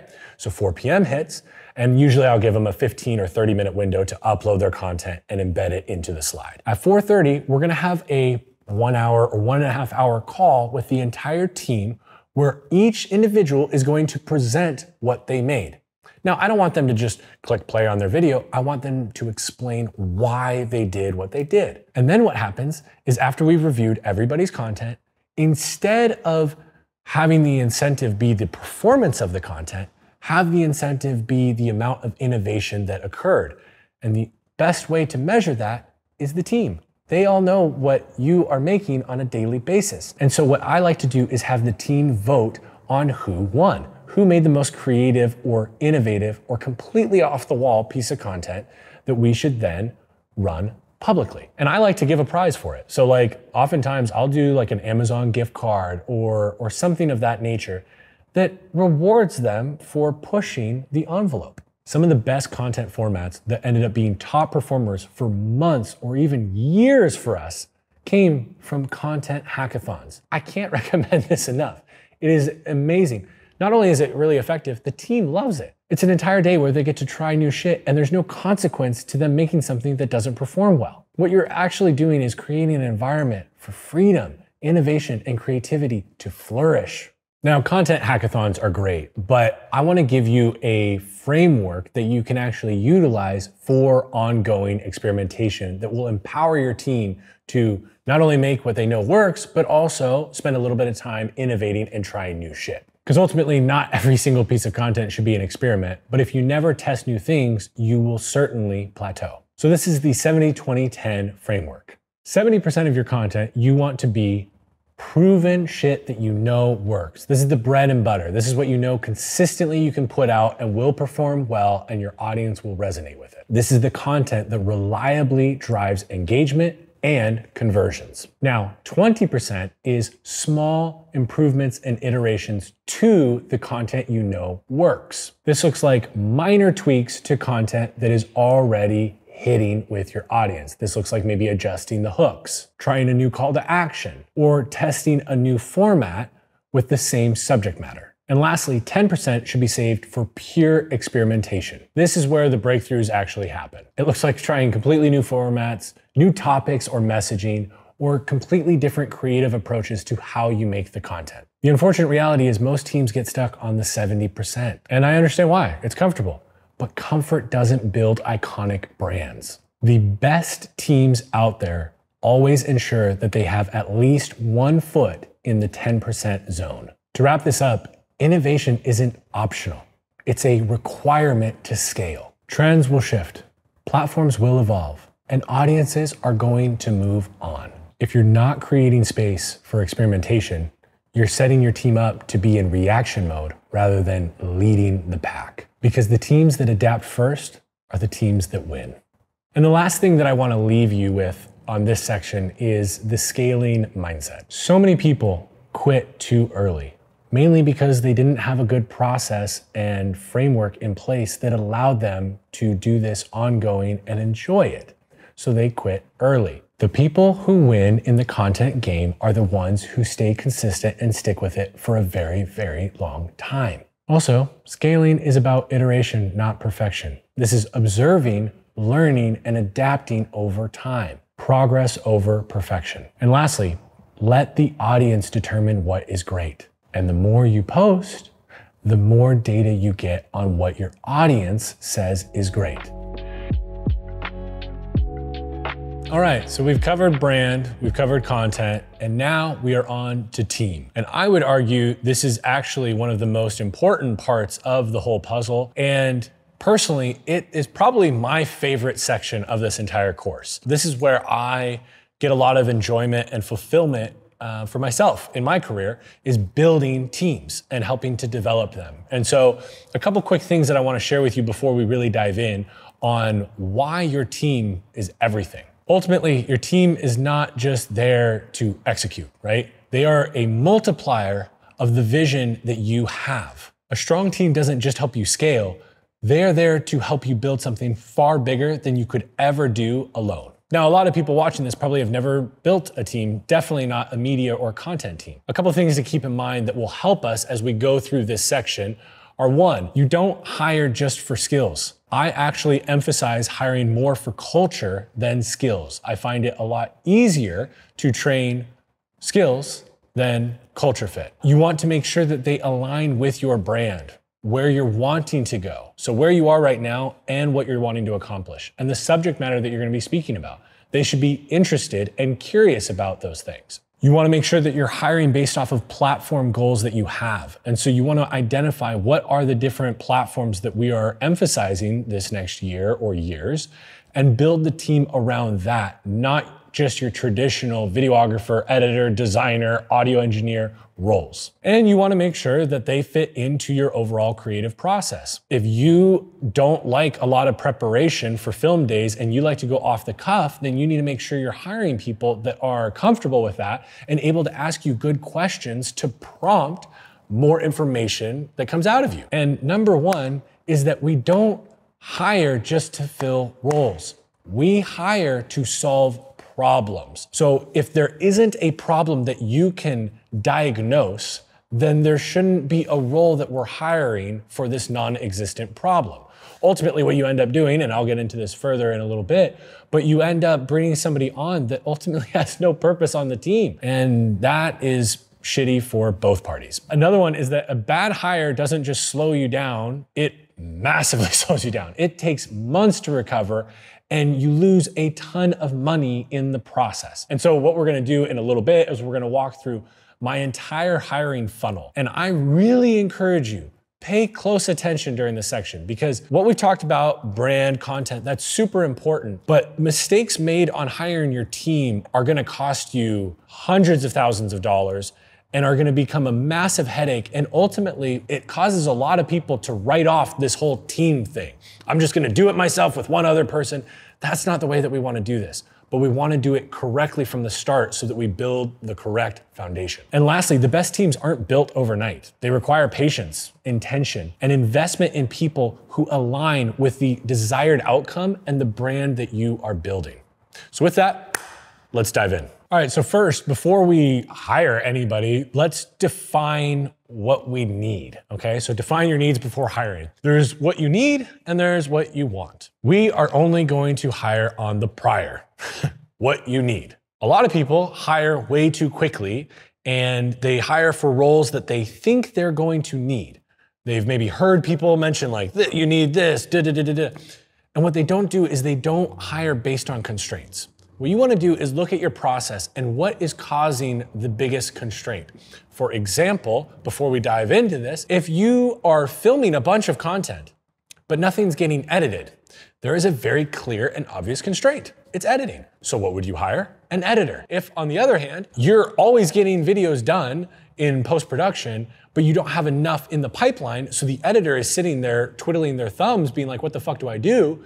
Maybe you hire a videographer or a content strategist that can help you ideate and come up with new ideas to film. We are hiring based on problems and constraints we have in the process, not off of some random perceived idea of what we should have on the team. Now, to avoid making the mistake of hiring just what you want or what you think you need versus hiring off of problems you have, ask yourself these 3 questions. What tasks are taking the most amount of time away from high value work? Okay, so an example of this is if you're a content strategist, but spend 50% of your time editing videos, you might need an editor. That's probably not the best use of your time and skills, okay? Because ultimately, you were hired to be the strategist. And if you're splitting your time, sure, in the beginning, you're gonna have to do that as you're building the team, but eventually we get to a point where we're gonna want to specialize. And so if you are finding that you were hired or you hired someone for a very specific role and they're fulfilling multiple roles, the way to scale up or improve efficiency is to hire somebody to do that role. In this case, hiring an editor to relieve time for your content strategist. Question number 2, what's slowing down execution? And I hit it already at the top, but I'm gonna hammer it again because it's really important. If you're finding that you're filming all of this content and then it's just not going out, it's not getting done, you need to hire an editor. If you are always ready to film, always ready to edit, but you're sitting there twiddling your thumbs not knowing what the fuck to actually film, then a content strategist or ideation strategist, whatever you want to call them, that is going to be the critical role to bring into your team. Whatever the bottleneck and constraint is, that is what you want to hire around. This is how we actually scale rapidly. And the last question you're gonna ask yourself is, what content opportunities are currently being missed due to lack of resources? So for example, if we identify that YouTube is your #1 most important platform and you're posting 1 video a month and your goal is to get to 2, but the current bandwidth of the team only allows for 1, well then we're going to go up to the question above and we're gonna find out which part of the process is our constraint. And then we are going to hire for that. Ultimately, it's all boiling down to hiring around the problem, the bottleneck, the constraint that you have on the team. This is how we're going to scale fast.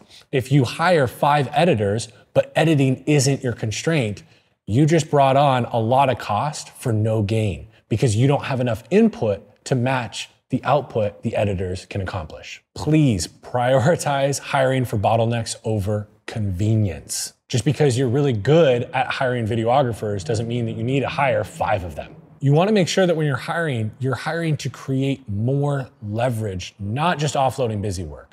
In fact, oftentimes what you can find is as you bring more people on, you can actually eliminate the busy work because you start to recognize the big tasks that actually move the lever for the team. Ultimately, we're not just trying to lighten everyone's load, we're trying to accelerate execution and the impact that each individual has for the collective team, which drives bigger impact for the brand at large. Now, a huge mistake I see a lot of people make is they hire for general skills, not platform-specific needs. What do I mean by that? Well, there is this very interesting split in our world that is occurring right now. You have great DPs, people that are great at filming beautiful videos. You have editors that are incredible at editing these beautiful commercials or these long form films that you see going out on Netflix, etc. And they are incredible editors at their craft. But what a lot of people don't recognize is a great editor for a Netflix film is not a great editor for a YouTube video. They are very different skills and very different needs. Same for the videographer. A DP that works on some like Amazon or Hulu documentary is gonna have a very different set of skills than somebody who is filming, let's say, a vlog for one of the YouTubers, one of the big YouTubers online, okay? Completely different needs. And right now, we're still in the early stages of really understanding the nuance and difference between those kind of creatives. And so what you get a lot of times is people hiring somebody who is a great graphic designer and they make amazing brochures. They're so good at designing your logo, your website, but they fucking suck at YouTube thumbnails because it is a totally different skill set. And so what we want to do is identify what are the platforms that you are focusing on, which we've already done.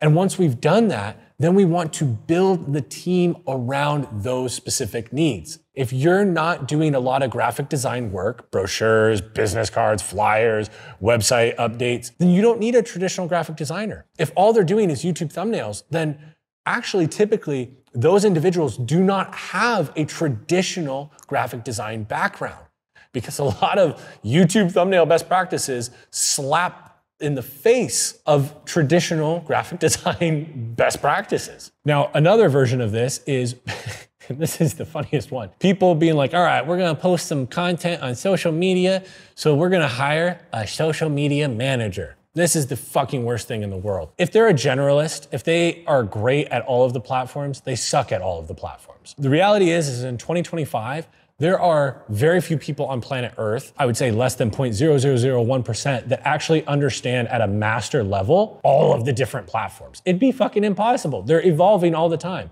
And so what you're gonna actually find that you want channel-specific managers, not a social media manager. So instead of hiring a social media manager that oversees all your different platforms, maybe what you're gonna do is in the beginning, because you can't afford to hire a manager for all 5 of the platforms that you're on, maybe what you do is you make sure that your creatives that you bring in emphasize one of those platforms so that they have a greater understanding than you do of how YouTube works, or Instagram, or LinkedIn, or Facebook, or whatever the new one in 2026 is. Now, on the contrary, if LinkedIn is where the majority of your business results occur, where a lot of conversions happen, where a lot of your customers are, and a lot of interesting conversations happen, well, I would actually recommend hiring a LinkedIn writer. Again, notice I didn't say copywriter, just general, I said LinkedIn writer. Hire them before a video editor.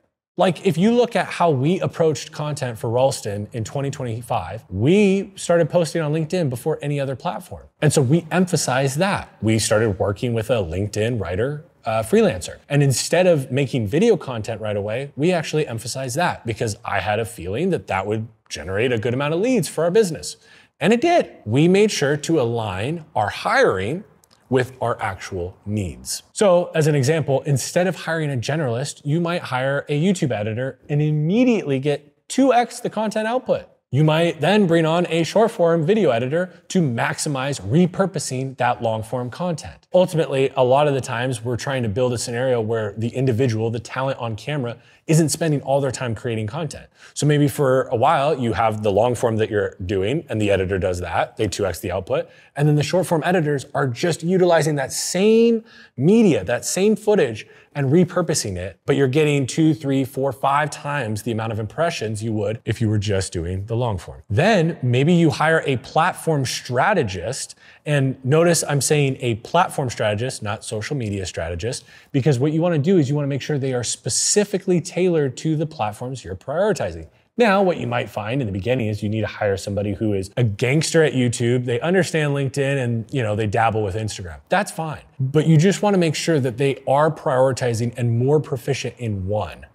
The generalists, not what you want. If it's not fucking obvious by now, the key takeaway is always hire for the highest impact content first.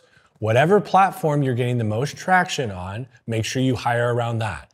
And whatever platform you're hiring around, hire for whatever the biggest constraint in the process for creating for that platform is. So now we've defined what the roles are that we need and why we need them, and we're being very intentional with how we're hiring them and what problems we're trying to solve with these hires. Now we got to actually do the hiring. So let's streamline the process. Just like we were defining our needs, we are now going to define the role clearly. One of the biggest mistakes I see people make when they're hiring a creative for their team is just they don't know what they're actually looking for. Maybe they know the role and they know the problem, but then they haven't articulated the specific needs that they need to solve. Let's say you're hiring a videographer and you're going to be making vlog content around motorcycles, right? You hire this videographer, you know that you're gonna be filming vlog content, so they gotta be proficient at that.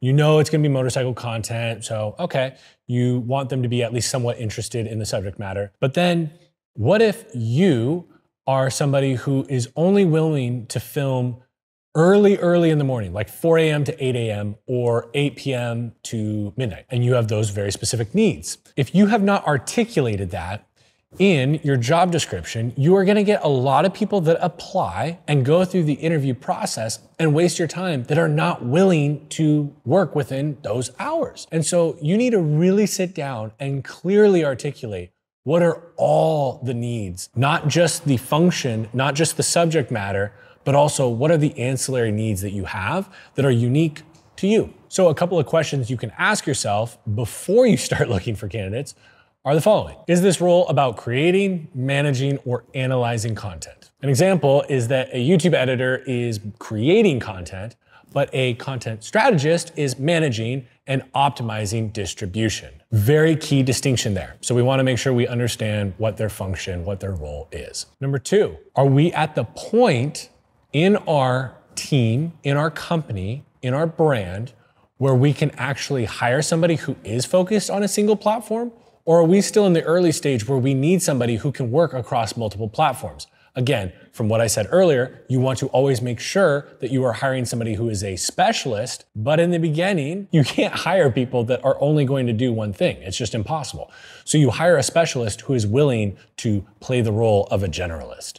And they do end up taking on multiple platforms in the beginning. This needs to be clearly defined and articulated, not only for yourself, but for the candidates. Number 3 is, how does this role contribute to the bigger picture? This is really important because 1, you want to know it so that you can justify paying this person, but also you want to always be tying what the individual, once you hire them, what they are doing to the big picture, to the vision, to how the company, how the brand is scaling and growing. If you do that, it gives them way bigger purpose and allows them to see themselves in that role, in that organization for a lot longer. And again, please remember, I'm just gonna keep emphasizing this throughout it because it's so important.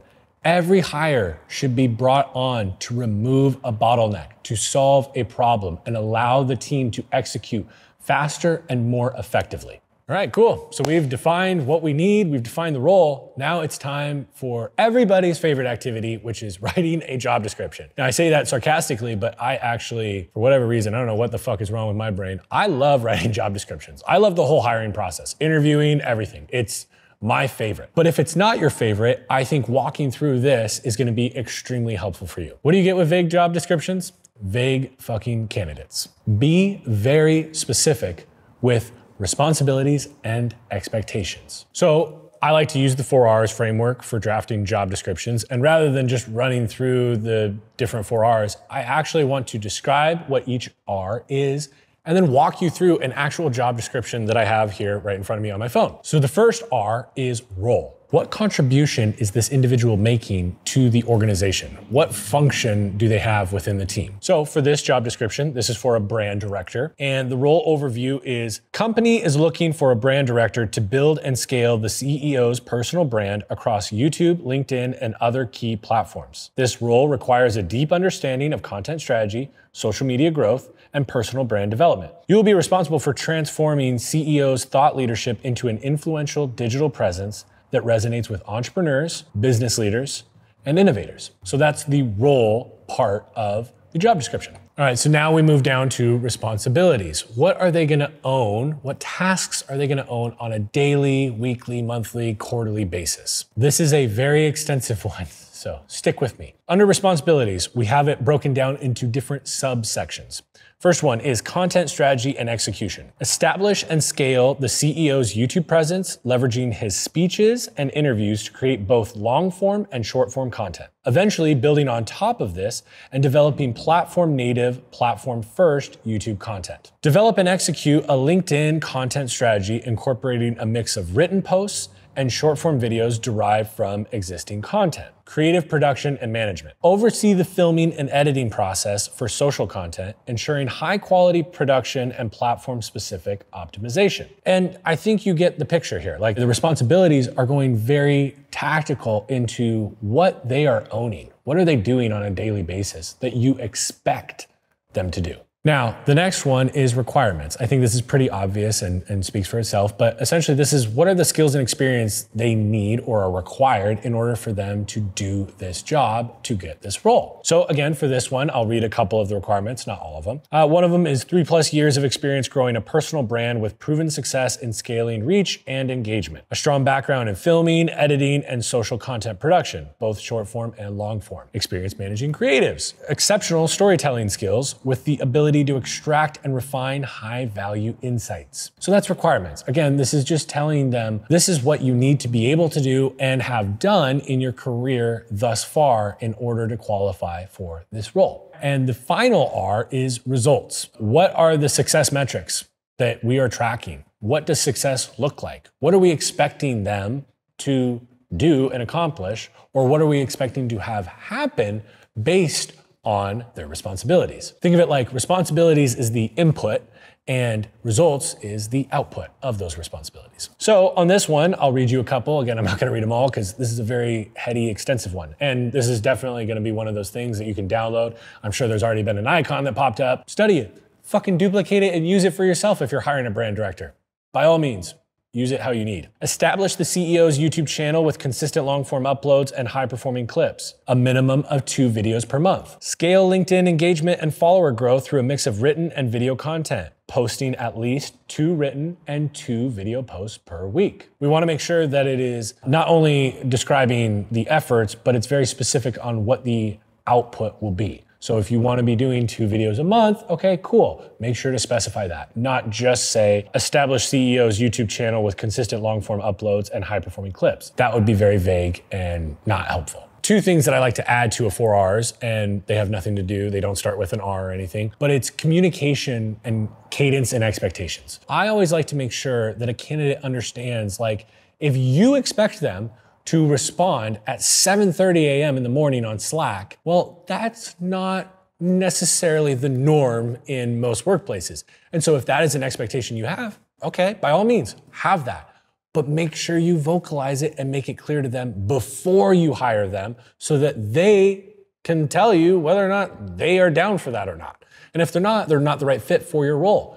And that's fine, no worries. The other one that I like to add is core values. I like to ensure that if a candidate is gonna come in and join the company, that they agree with what our core values are. And ideally, it's something that they already prioritize in their personal life. And so when they hear your core values, they actually resonate with it and are able to speak to, oh, I live my life by this. This is actually how I apply blank core value. All right, we've defined the need, we've defined the role, we've even created a job description using the 4 R's framework. And now we need to start the hiring process. So I'm gonna share with you my hiring funnel. Now, this is probably gonna seem pretty extensive and maybe a little too much. It's worth it. We talked at the top about how expensive it is to hire somebody that is not the right fit and then have to exit them and re-kick off the search. It is a brutal, painful process. Trust me, I've been through it multiple times. Do everything in your power to not shortcut things. I will tell you, I have hired a lot of different creatives, and anytime that I've made a mistake on it, it's for only one reason. I was in a rush. We had pain on the team. We had pain in our process. We had a very clear definition of what we needed, and we were clearly solving a problem because it was a problem we were feeling every fucking day.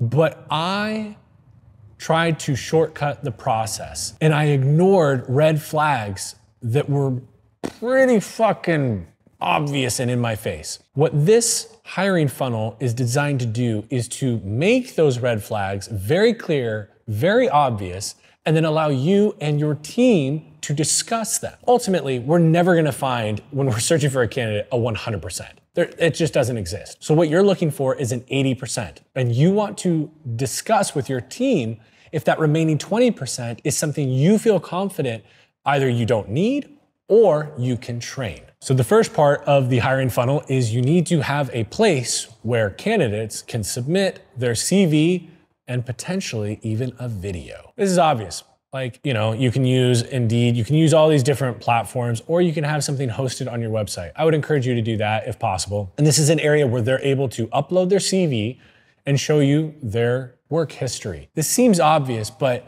there's a lot of you out there right now that are thinking about building your creative team, and you've never really thought about this part. No, I don't overemphasize CVs, and I wanna make sure that's super clear. It's not the most important thing by any means, but it does reveal some potential strengths or weaknesses. For example, if you notice that a candidate has had 10 jobs in the last 5 years, that is an interesting thing. Not necessarily something that's gonna rule them out by any means. Different industries, different roles have higher turnover, right? And that might be just normal and part of the function of that role. That's fine. But it's definitely something you're gonna want to have a little bit of a further investigation on and discuss in the screening call. And for the video portion, I highly encourage anybody that I'm working with to give the option for a candidate to submit a video. I wouldn't require it, but I would definitely give them the option. And the reason why is I think, one, you see a lot of creativity that comes through, but more than that, there's no personality, there's no human element that comes through in a CV. You're not gonna see like how they talk, if they talk too much, their negative or positive tone, right? You're not gonna see their little quirks, their silly personality that come out that can be such a massive benefit for you to see how you feel they will fit with the rest of your team. For example, there was a role that I was hiring maybe about a year and a half ago, a creative director role. We had been looking for about 3 or 4 months. I remember this one candidate came through and I was very impressed with their CV and everything. But what really impressed me and stood out was they had made a video, not like an edit that was showing what their skills were. It was a video of them talking about their experience, their background, their passions, and how that applied to the role we were hiring. It was amazing. It was a multi-cam video too. I mean, it was very impressive. And it was very clear that this individual was hungry for the role and truly believed they were the right fit. They put in way more effort than any of the other candidates. And spoiler alert, we hired him. After they submit their resume or CV, you're going to have somebody on your team that is going to be doing screening calls. So what they're gonna do is they're gonna have gobs and piles of resumes and CVs to look through. In doing the screening, what you're trying to do is you're verifying that they are aligned with the salary expectations. If you're wanting them to be in person or remote or hybrid, they understand the communication expectations. If you're an organization that needs somebody working 6 days a week, you're making sure that they're okay with that. If this role is someone who is traveling, let's say it's a videographer that's always gonna be on the road, traveling 5 days a week, well, you need to make sure that they saw that in the job description and they're good with that. And so you're just making sure that this candidate understands all the basics and they're good with it. You're also verifying a little bit of experience. So I give a few questions to the screeners, whoever is doing it, whether it's a recruiter or just somebody else on your team. I tend to provide them 2 or 3 slightly technical questions. The reason why is because oftentimes, if I'm running the technical assessment or the technical interview or the final interview, I want to watch the screening call. I want to understand how they showed up so that I know how to interview them. And by asking a few light technical questions, you get a lot of insight on whether or not they know what the fuck they're actually talking about, or if they're just kind of bullshitting you. Or the craziest thing that I've literally encountered 5 times in the last month is individuals using AI that is listening to the question in the background and spitting out an answer in bullet points for them to regurgitate to you. This is becoming a very big thing, and I have literally experienced it 5 times in the last month, and it's alarming. If you get a good technical question or 2 into the screening interview, you typically can avoid this and suss out if it's actually Sarah answering the question or if it's ChatGPT. Once that you get through your second line of defense, which is the screening call, you're gonna go to a technical interview. Now, ideally, this is conducted by somebody who actually understands the role deeply. So for me, luckily, I understand all the different roles on a creative team, so I'm able to do a technical interview for any role. Designer, motion graphics, videographer, editor, copywriter, content strategist, channel manager, anything, you name it. Oftentimes, you don't have somebody like that in your organization. And so if you don't, what you're going to look for is somebody who can understand the role as best as possible, right? And so what this might look like is doing some research on what a YouTube video editor is and what they need to be proficient in so that you can actually ask them the right questions. Because if you don't ask them the right questions, you're not gonna know if they're the right fit. There's a second thing that I'm gonna touch on here in a second, technical assessment. Just because they do an amazing job on a technical assessment doesn't necessarily mean they can do it over and over and over again. And so you wanna ask strategic questions that not only show that they know what they're doing, but show you how they think about solving problems, how they think about coming up with new ideas and innovating on stuff they've already been doing. Your goal with the technical interview is to assess strategic knowledge and the ability to execute. You want to make sure they have both. So for example, if I'm interviewing a short form editor, let's say I have a brand and we have a very known style of short form content, okay? And a lot of people copy it, for example. Well, if that's the case, I'm going to not ask the short form editor, do you know how to make what we are currently doing? What I'm gonna ask them, and this is what I've done with many of the different brands I've worked with, I'm going to ask, how would you go about innovating on this? I'm tired of the style that we've been doing for the last 6 months. I need something fresh and new. What would you do in order to get that new style? What I'm not looking for is the right answer of, this is the new style I would do. I'm looking for how they think. How would they go about getting that new style, creating that new style? Because the problem for a lot of editors is they're very good at following rules and instructions. They come from a checklist army, but they don't have ownership and they don't have the ability to create innovation and drive a new style, new format on their own. And so that's where you're trying to assess their strategic knowledge and abilities to execute on said strategic knowledge. So if they pass the technical interview, you're going to want to immediately provide them a technical assessment. This should mirror what their actual job looks like. You don't want to do something that has nothing to do with what their day-to-day is. This is your opportunity to see how do they show up on the tasks that I'm going to be giving them daily, weekly, or monthly. So for example, if we're hiring that short form editor, what I'm gonna do is they just walked me through how they would go about creating a new style for our short form content. So what am I gonna do for the technical assessment? I'm going to give them 72 hours and maybe 1 hour of raw footage and let them create a new style for our short form content. Now, what are we testing in this? Well, one, we gave them a 72-hour deadline. So we're seeing how are they with time management and commitments. Number 2, they're going to have to deliver this item to us. How do they go about delivering it? Like, do they just upload it to Google Drive and hit share straight from Google Drive? Do they package it into an email? How is their communication? Number 4, we're seeing, can they actually execute on what they were saying in the interview? They talked a good talk of how they're gonna come up with a new format and new style. Can they actually deliver on that? And number 5, Do they show their work? So maybe they created this new style, but do they explain how they went about it? Now, that's bonus points and everything, but if somebody does that, what that shows me is they have the strategic ability, they're very creative, they can execute, and even crazier, they could train somebody else to do the same.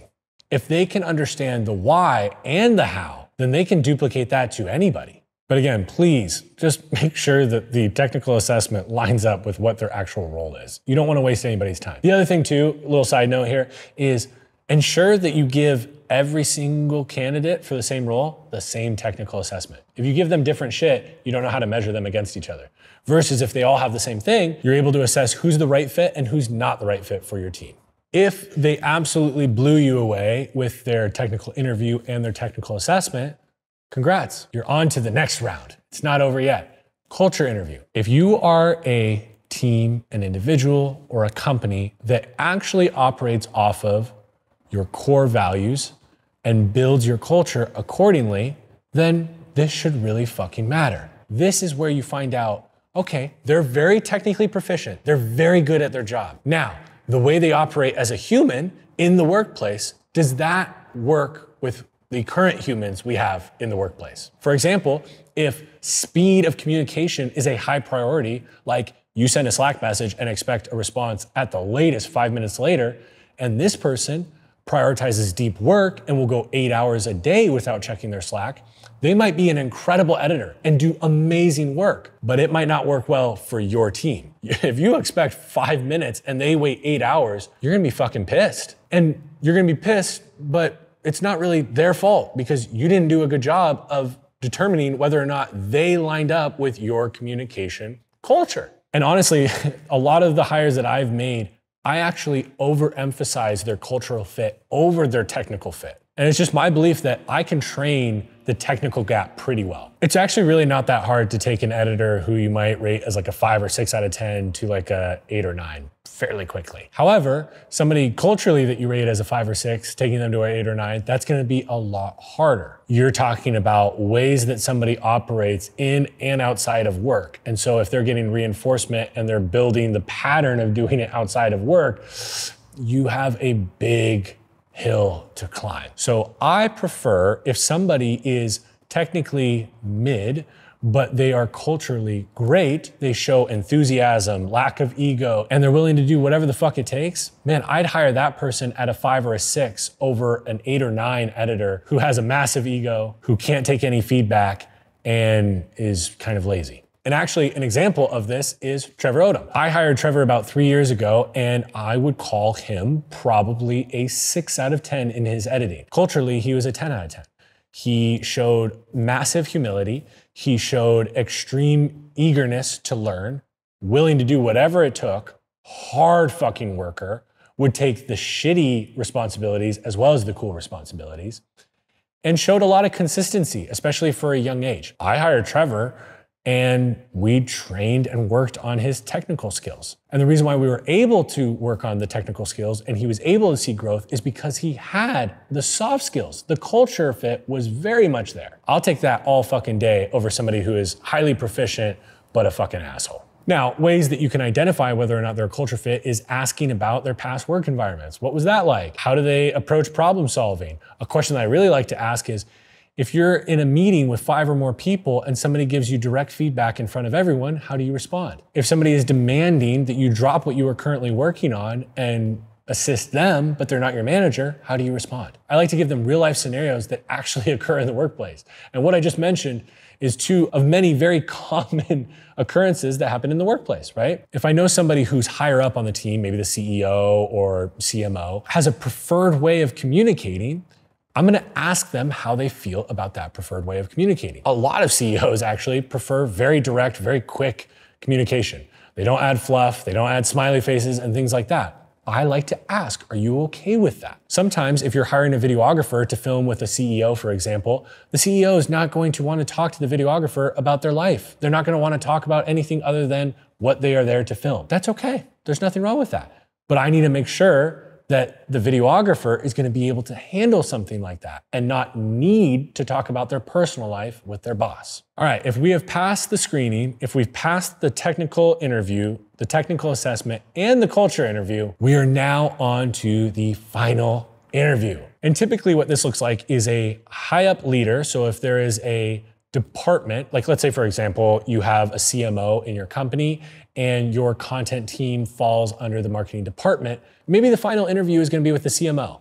Or if it's a very, very important and crucial role, maybe the final interview is with the CEO. I prefer the final interview to be with the most senior person that this individual will be corresponding with. So if they are going to be messaging or interacting with the CEO in any manner, I do think that the final interview should be the CEO. However, if they're never going to interact with the CEO at all, CMO, director of brand, whatever, is perfectly fine. And usually the way this works is it's somebody with a lot of experience, okay? So they've hired a lot of people, they've hired a lot of the right people, they've hired a lot of the wrong people, and they're reviewing all the different interview notes from all the different interviews leading to this moment. They are the ones with the most context, both from their past history, but also the most context on this specific candidate. And so it's their job to poke holes in any areas that were question marks from the previous interviews. If somebody thought they were hardworking, but potentially weren't open to working on weekends, and this role required every once in a while to work a Saturday or Sunday, the final interview is going to have to press into that and ensure that they're okay working on an occasional Saturday or Sunday. You shouldn't leave the final interview with any additional questions. Everything should be finalized within that interview. Now, the same goes for the candidate. You give them on all of these, but especially the final interview, you want to give them the opportunity to ask you questions as well. In doing so, you're going to learn a lot about them.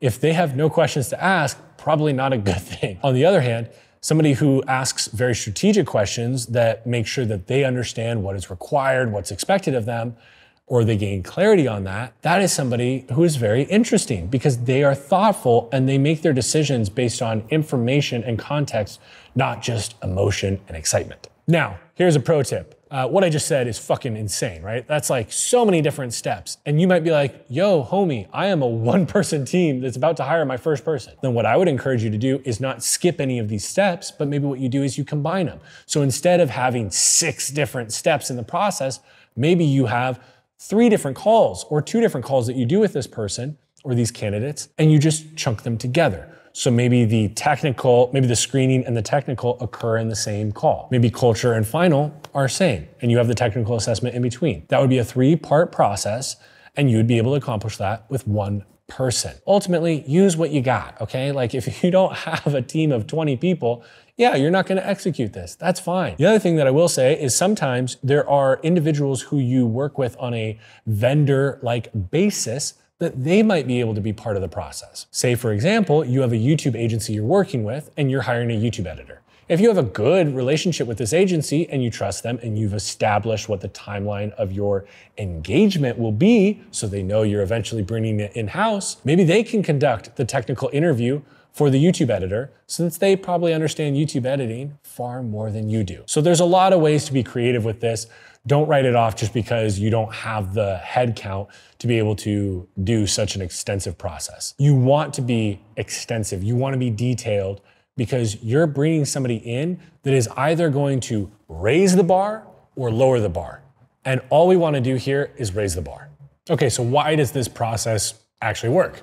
Well, one, it removes bad hires early, especially the optional video. This can filter out candidates who aren't taking the role serious, right? They're applying to 100 different roles. I mean, now using AI, they can fucking automate applying to like 1 million different roles every fucking day. And so you can weed out who are the ones that are just mass applying versus the ones that are looking at this specific role within your specific organization or team and saying, I'm a good fit for this. Number 2 is we are actually ensuring that there's platform alignment here. Like we said at the top, we're trying to prioritize platforms and hire people accordingly, right? And so we're using technical assessments to test the execution ability before hiring them for that specific platform. So we get to see this YouTube editor, are they a great editor or are they a great YouTube editor? Number 3 is that it creates cultural fit. Culture interviews allow you to avoid hiring somebody who is high skilled, but also a piece of shit. somebody who's not going to fit into your culture. And just because they don't fit into your culture doesn't mean they're a piece of shit. But there are lots of pieces of shit out there that are great technically at what they do. And 6 months in, you find out they're an absolute nightmare to have on the team. And even though their performance is high, they drag everybody else's performance low. And they're actually an anchor rather than a rocket. And finally, this actually just speeds up the hiring process. If you have a designed and intentional process that you follow, everybody, whether it's you, yourself, and I, or you and your team are on the same page, and it eliminates a lot of unnecessary back and forth, and it can move people through the funnel a lot faster. Now, I'm also gonna share with you a completely different funnel system, but it doesn't work for every single role. I've typically found that it works best for editors, designers, and strategists. It's a tryout system or a tryout funnel. And I'm just gonna walk you through exactly how I do it. What I did is on Monday, I announced that we were conducting tryouts. On Monday, I opened up registration for the tryouts and closed registration by 12 p.m. Pacific time on Thursday. So they had a couple of days to be able to sign up. Thursday at 3 or maybe 5 p.m., we sent out an email to everyone who had registered.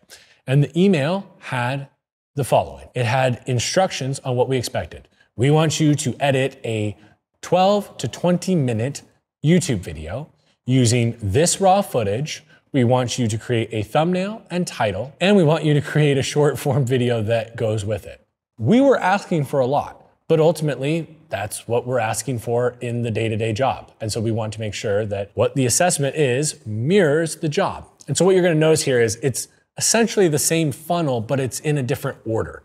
So we sent that email out, we linked them to the raw footage, and we gave them a due date. Again, this was sent out Thursday at 5 p.m., and the due date was Monday at 9 a.m. Just like I mentioned earlier for the technical assessment, we're measuring so many different things. How do they manage their time? They have all these different tasks. How do they prioritize? If somebody submits on time, but they didn't submit everything, that might be okay. Because maybe we've identified that the short form video is the lowest priority and the thumbnail and title were just to see what their skills and knowledge were there. And if they prioritized and executed on the long form video, maybe they win. Maybe we just have more insights that they're not capable of adding the ancillary benefits of packaging or short form content as well. And so you're able to evaluate candidates on a very granular level. You also get the benefit of they're all editing the same exact footage, and you might be reviewing, 10 different editors, or in my case, 200 different editors editing the same exact footage. So what we had is about, I think, 1,500 different editors register for it. Throughout the Thursday to Monday deadline, we had about 220, 250 editors that actually submitted their work. And so then came the screening time. Whew, that was gnarly. I'll tell you, you get really bored of that fucking footage very fast. But the cool thing is you're able to evaluate how every single person did the intro, how they did the outro, and the meat of the video. And so it's very easy to stack different editors against each other and evaluate who is the best. Now, what we did is we reviewed everything, and the ones who passed the technical assessment, we then set up a screening interview. Then that went to a technical interview, then a culture, then final. So essentially, we did the exact same funnel as we normally would, but we moved the technical assessment up front. That was a very interesting way to do it. Now, this doesn't work for every single role. As you can probably imagine, it would be almost impossible to do this with, say, a videographer. So the tryout system only works from what I have gathered, and please, I would love to hear if any of you have used it for other roles, like I'm very curious. What I've found success in, just to remind you, is designers, editors, and strategists. Anything that you can provide one source piece that everyone can use versus you being the source piece and you can't scale to 100 different people, 200 people all across the world. And like I said earlier, I talked about hiring for culture rather than skills. I actually want to make this an entire section here because it's that important. Think cultural fit over perfection. I believe that you can teach anything, but in a realistic amount of time, you can teach technical skills fairly easily. I cringe when I say that because I know a lot of people are gonna hate that I say that, but I truly believe you can train technical skills pretty fucking quick.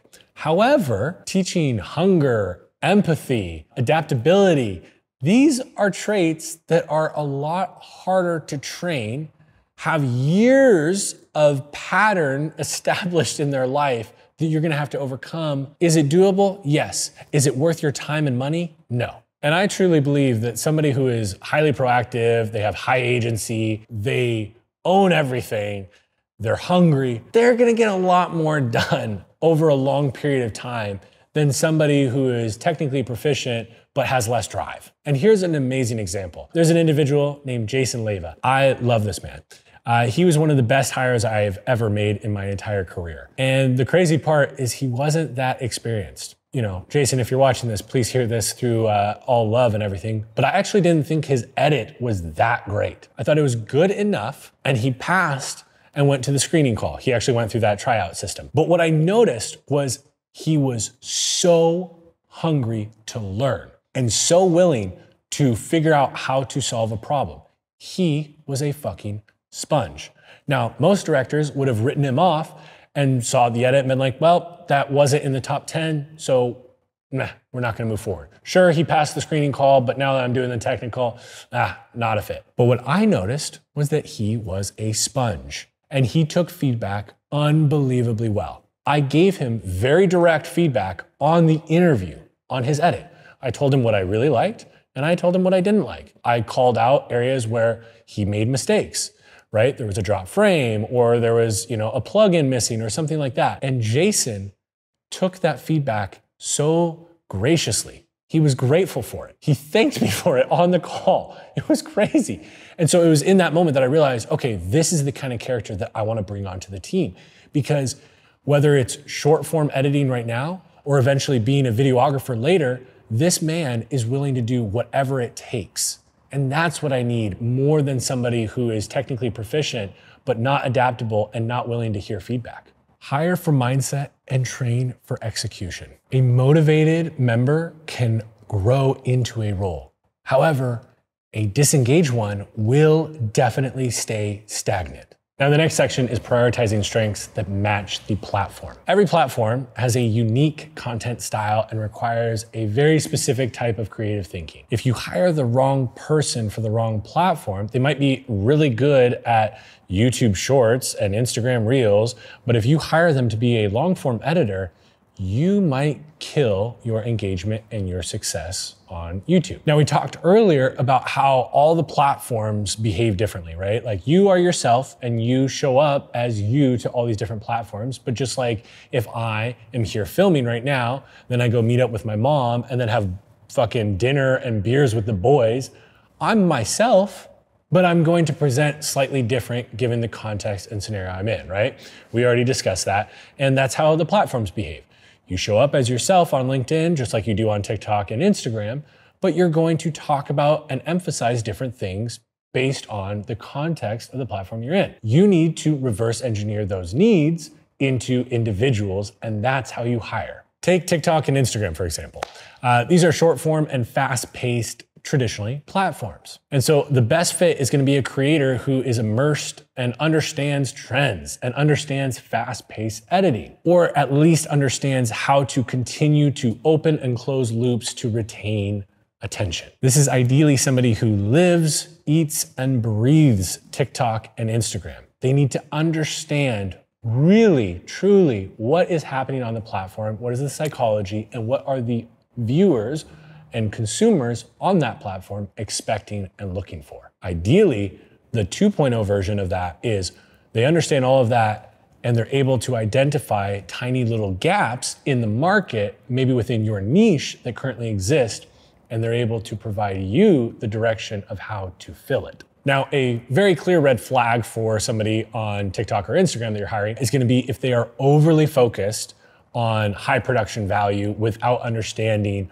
what it takes to attract attention, a strong hook, and ultimately understanding that high quality, as we discussed earlier, is not determined by us on the team. We don't subjectively determine what quality is. The audience determines what quality is. And so if somebody is overemphasizing high production value and high quality content, well, that's based on their subjective definition of what quality is, not what the audience is. And that's not what we care about. Now, LinkedIn, if we're looking for somebody there, the best fit is probably somebody who thrives in long form writing, right? They probably need to know some penmanship and have a little bit of abilities there. But it's not gonna be somebody that excels at writing long form articles necessarily.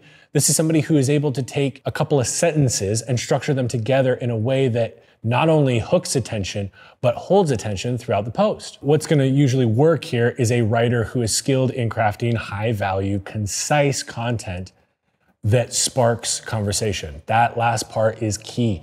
You want to, especially with how LinkedIn, we talked about it earlier, but I'm just gonna hit it again because LinkedIn is one of the ones that I'm most excited about this year. LinkedIn right now, if you get engagement on the platform, everyone fucking sees. It's crazy. It literally is true virality. And so what you want is somebody who understands not only how to provide value, but how to provide value that sparks conversation in the comments. That is what is going to drive awareness beyond just your current following. And the red flag is somebody who is too focused on formal and corporate writing. You would bet that that's what you want on LinkedIn, right? It's a bunch of business people in suits and shit. No, fuck that. That's the reason why you don't want that. Everybody does that. Everybody sounds like they're in their fucking elevator pitch, in an interview with like a board full of like 10 different people trying to sound all stiff and proper. Nobody gives a fuck about that. The more human and the more personable you are, actually, the more you will stand out on that platform. And so you want to make sure it's somebody who, if they're writing on your behalf, is able to understand your personality and inject that into the content rather than taking it out.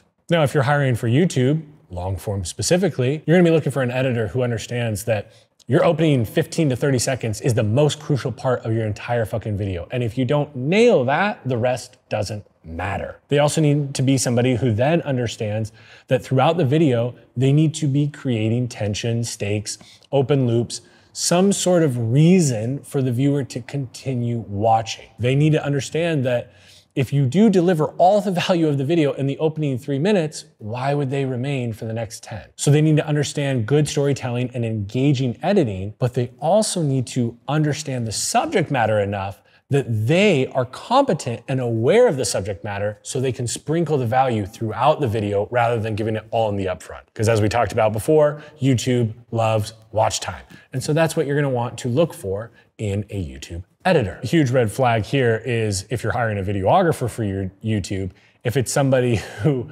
overemphasizes very traditional styles of production, maybe you're a run and gun operation doing more vlog style content, and they want to stop every scene, every moment, and ensure that the lighting is perfect, the composition is perfect. They aren't willing to use zoom lenses, they only use primes. Not gonna work, right?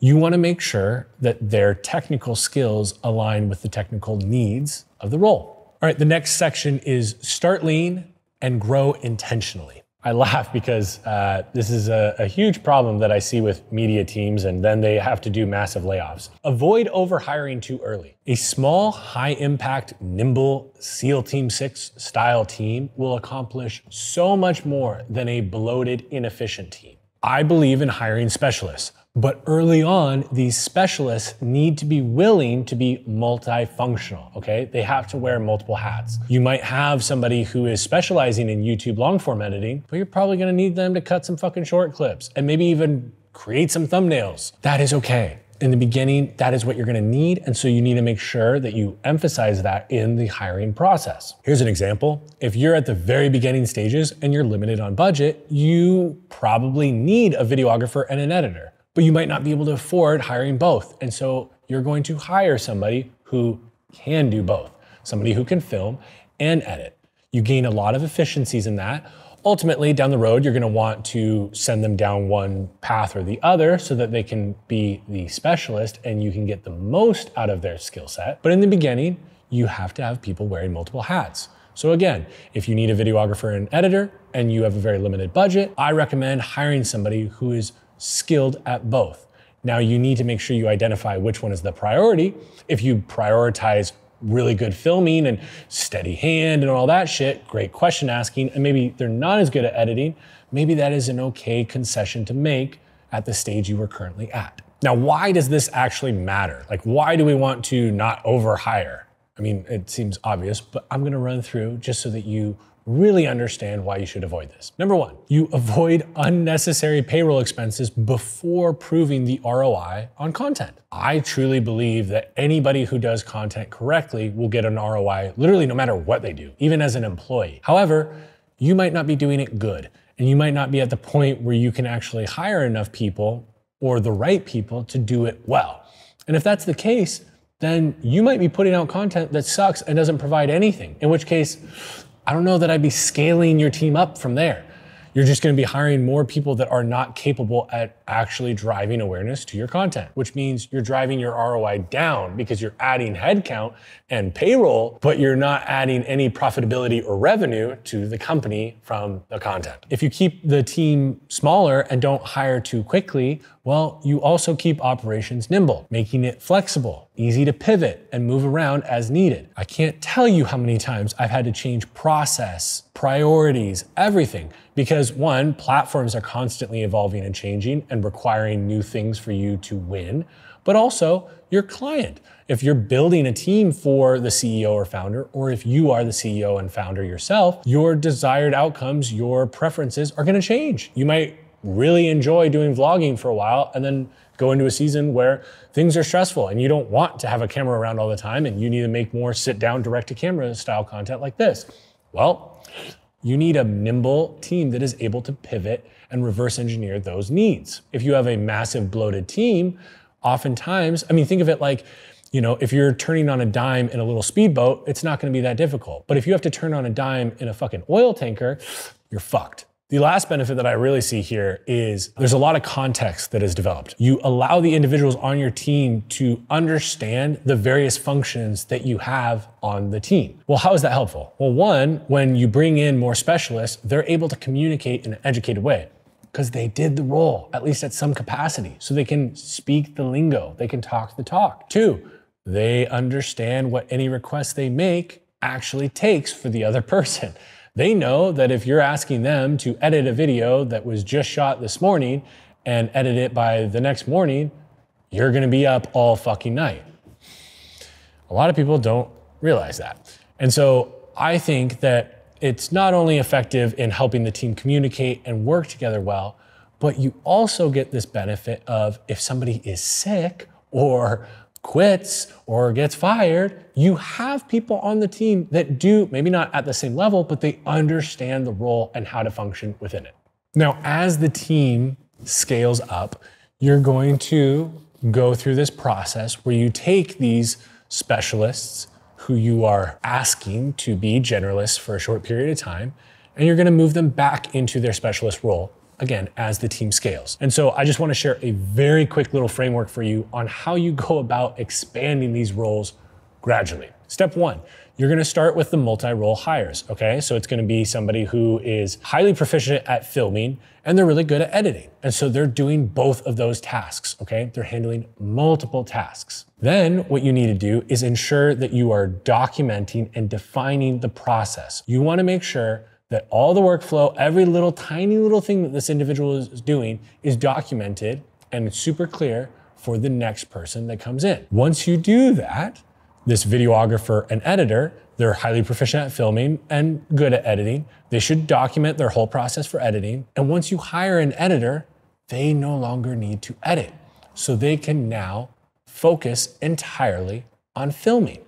They can specialize. So that leaves us to number three, which is specialize as you scale. Once the volume starts to increase, volume of output and volume of members on the team, you can start to split roles to improve efficiency. For example, if I am an editor, but I also have to jump up every 2 hours and film with the talent I'm working for, I'm losing massive efficiency in my editing. Every editor that is watching heard that. The moment that you break out of the edit, it's not like you lose that 1 hour that you went to go film. You have another 30 to 45 minutes of trying to get back into that flow state that you were in. And honestly, a lot of times it's very difficult to get back into it in general. It doesn't take 30, 40 minutes. It might take waiting until the next day. And so anytime that you can allow somebody to stay in that flow state, especially an editor, a designer, somebody that's doing more batch work like that, you gain so much efficiency and what I subjectively call quality. Now, in the interest of starting lean and growing intentionally, a very common question that comes up for people is, well, do I hire full-time in-house employees or do I hire contractors and agencies? And so my team and I, we actually created like a whole table that we're gonna walk through that contrasts the benefits or potential downsides given different scenarios, different factors that we're wanting to keep in mind. And we're gonna compare full-time employees versus a contractor or agency. And so I'm actually gonna read this off my phone. This is something that you can download if you would like. We actually have a worksheet that you can go through and it'll help you evaluate whether you, in your scenario, should actually use a full-time employee or hire a contractor or agency. Let's dive in. So the first factor that we're looking at is budget. And this is obviously a major concern, especially for those of you who are in the early days, right? You're maybe a startup or you're a solopreneur and you don't have a lot that you're working with. This is where I'm at right now. I don't have any massive budget or anything. And so I'm having to think strategically about what I bring in full-time versus contract out. For full-time employees, it's a higher long-term cost, okay? You have salary, benefits, training, right? If you bring somebody in, you need to invest in them. And the difference between a full-time employee and a contractor here is you don't need to be training contractors. In fact, they should not require any sort of training. They should come in batteries included. They should be able to do the role immediately. You're not going to be paying for your contractors to attend a workshop or consume courses online. That's something that they should be doing on their own time and their own dime. Now, on the contractor side for budget or contractor agency, they're more cost effective for short-term projects or specialized needs. Here's a great example. This very course that we're working on, there's a full-time employee working on it and there's a contractor working on it. So behind the camera right now is Trevor Odom and he is actually on our team. But then we are working with an amazing motion graphics artist named Michael, and he is a contractor because right now I don't have the need for full-time motion graphics. I wish I did, that'd be fucking awesome. But that's not the place that we're at right now. And so if we were to bring him on full-time, we wouldn't have enough work for him anyways. And so it's far more cost-effective and operationally less intensive to be able to just bring him on a project-by-project basis. The next factor is workload, okay? So for the full-time employee, this looks like ongoing daily tasks that require their full-time attention. If you don't, like I just mentioned with our contractor that we're working with for the motion graphics, if you don't have enough work where they're doing daily tasks, then it is most likely not a full-time role and not necessary at this point. For example, a lot of you are filming content, right? But maybe you only film once or twice a month. Why would you have a full-time videographer if all they're doing is showing up twice a month to film with you in batches? That to me is a great scenario where you would want to hire a contractor or an agency. So the workload on the contractor agency looks more like project-based, it's flexible, or it's temporary work. So maybe you have a scenario where you have an event coming up. Okay, and instead of just having one videographer, you need like 4 different people going around and capturing B-roll, testimonials, filming the keynotes, whatever. This is a scenario where you might hire a bunch of contractors or an agency to fulfill this temporary work. The third factor that we want to keep in mind and use to, I guess, determine whether or not we're going to hire somebody full-time or if we're going to bring on a contractor or agency is expertise. Now, on the full-time side, typically they have deep knowledge and a long-term investment in your company. Even if they don't come in with like master level knowledge, that's fine. You're going to invest in them. And if they're the right culture fit, as we discussed throughout this whole section, they're worth it. And you're going to invest in training. You're going to provide them courses. You're going to provide them workshops. You might sit down one-on-one with them once or twice a week to really pour into them. And that's something that you're going to get the return on because they are a full-time employee working for you. However, on the flip side, contractors, not the case. Contractors should come in as the expert. Ideally, they have specialized knowledge that may not be needed long-term. So a great example of this is in the past, what I've done is hired agencies for 3 to 6 months, and we bring them in and we have them school us. Teach us on what they're doing. Provide us the playbooks of how we can move forward without them. I think of it like expedited learning. You're almost paying for like a fast pass to be able to move past some of the clunky learning stages that a lot of people take like 2 or 3 years to get down. You're able to accomplish that in potentially 6 months with a really quality agency. Now, the next factor is speed and agility. I have a lot of thoughts on this, but first I'm just gonna go with what we have on the table here. It takes time to onboard and train an employee, right? Typically, you're looking at 60 to 90 days before they're really up to speed and executing at the level that you're looking for. The beauty though is they do provide continuity and consistency.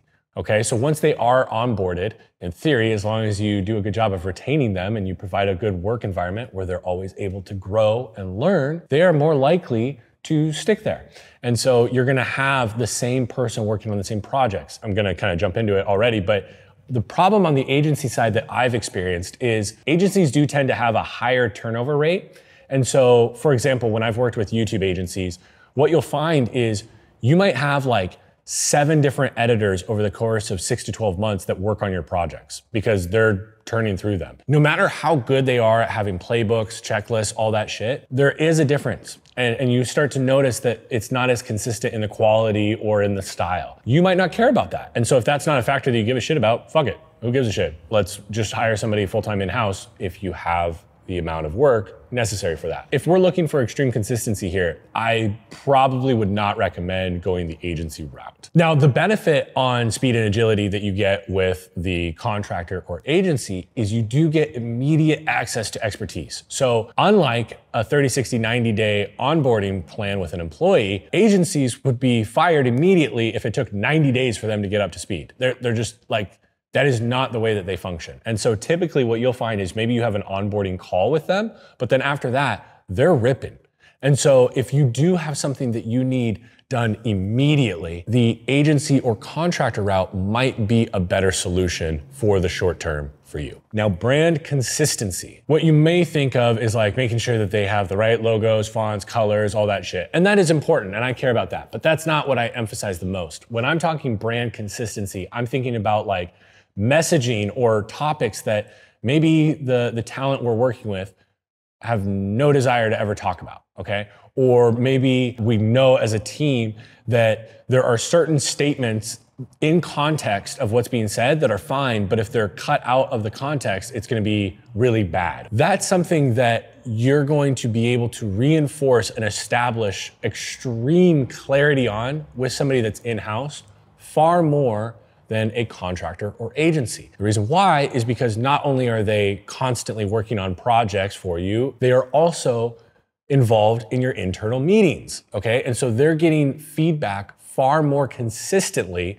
than an agency or contractor. So they know where they stand with the content that they are creating and when they do it right or when they do something that goes against brand guidelines. Typically on the contractor and agency side, from my experience, on brand consistency, this is one of the areas where it requires the most amount of oversight. I can't tell you the amount of times that an agency that I've worked with over the years just didn't quite get it right when it came to what we were trying to do from a brand positioning and association standpoint. Even down to simple things like if the talent on camera is referencing, a successful entrepreneur and a not successful entrepreneur, they might flash up 2 individuals that we want no association with. And that happened very consistently when working with contractors. And the last factor in this section that we're trying to use to determine whether or not we're gonna hire somebody full-time versus a contractor or agency is scalability. Full-time employees typically, I believe, are more scalable because they are more ideal for your culture and building culture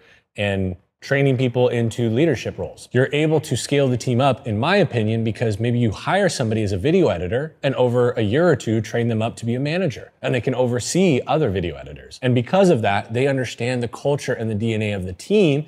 They understand the brand and what the preferences of that brand are. And so not only are they able to continue to use that and implement that within their work, they're able to train future members of the team. This is really good for consistency and scalability. Now, on the other hand, the benefit of contractors on this is actually not long-term scalability, but they are very useful in testing out a theory. For example, if right now you are emphasizing YouTube, Instagram, and TikTok, and you recognize that LinkedIn is one of the platforms that you should really, really fuck around with in 2025 because it is the only platform right now that has true organic reach, okay, that's an interesting hypothesis. I would argue that you are correct, but you don't totally know. And so rather than going out and hiring a full-time LinkedIn specialist that might cost you a lot of money, what you could do is take 3 to 6 months and test it out with an agency or a contractor. Then you're not making the high investment and long-term commitment to an employee, and you're just doing an experiment and validating whether or not this is something worth investing in. And so in that case, maybe we would bring on a contractor to work on our LinkedIn for 3-4 months. And they're making the content, we're tracking the performance, we're tracking whether or not it's generating qualified leads for us. But then we're also working with this contractor because they are an expert, a subject matter expert in that field, on developing a playbook that then we can use internally as our guiding light for the new hire that we bring in full time once we have validated this idea. Or on the flip side, we find out that LinkedIn was not for us and we didn't go through the problem of hiring a full-time employee, incurring that cost, and then unfortunately having to part ways with them.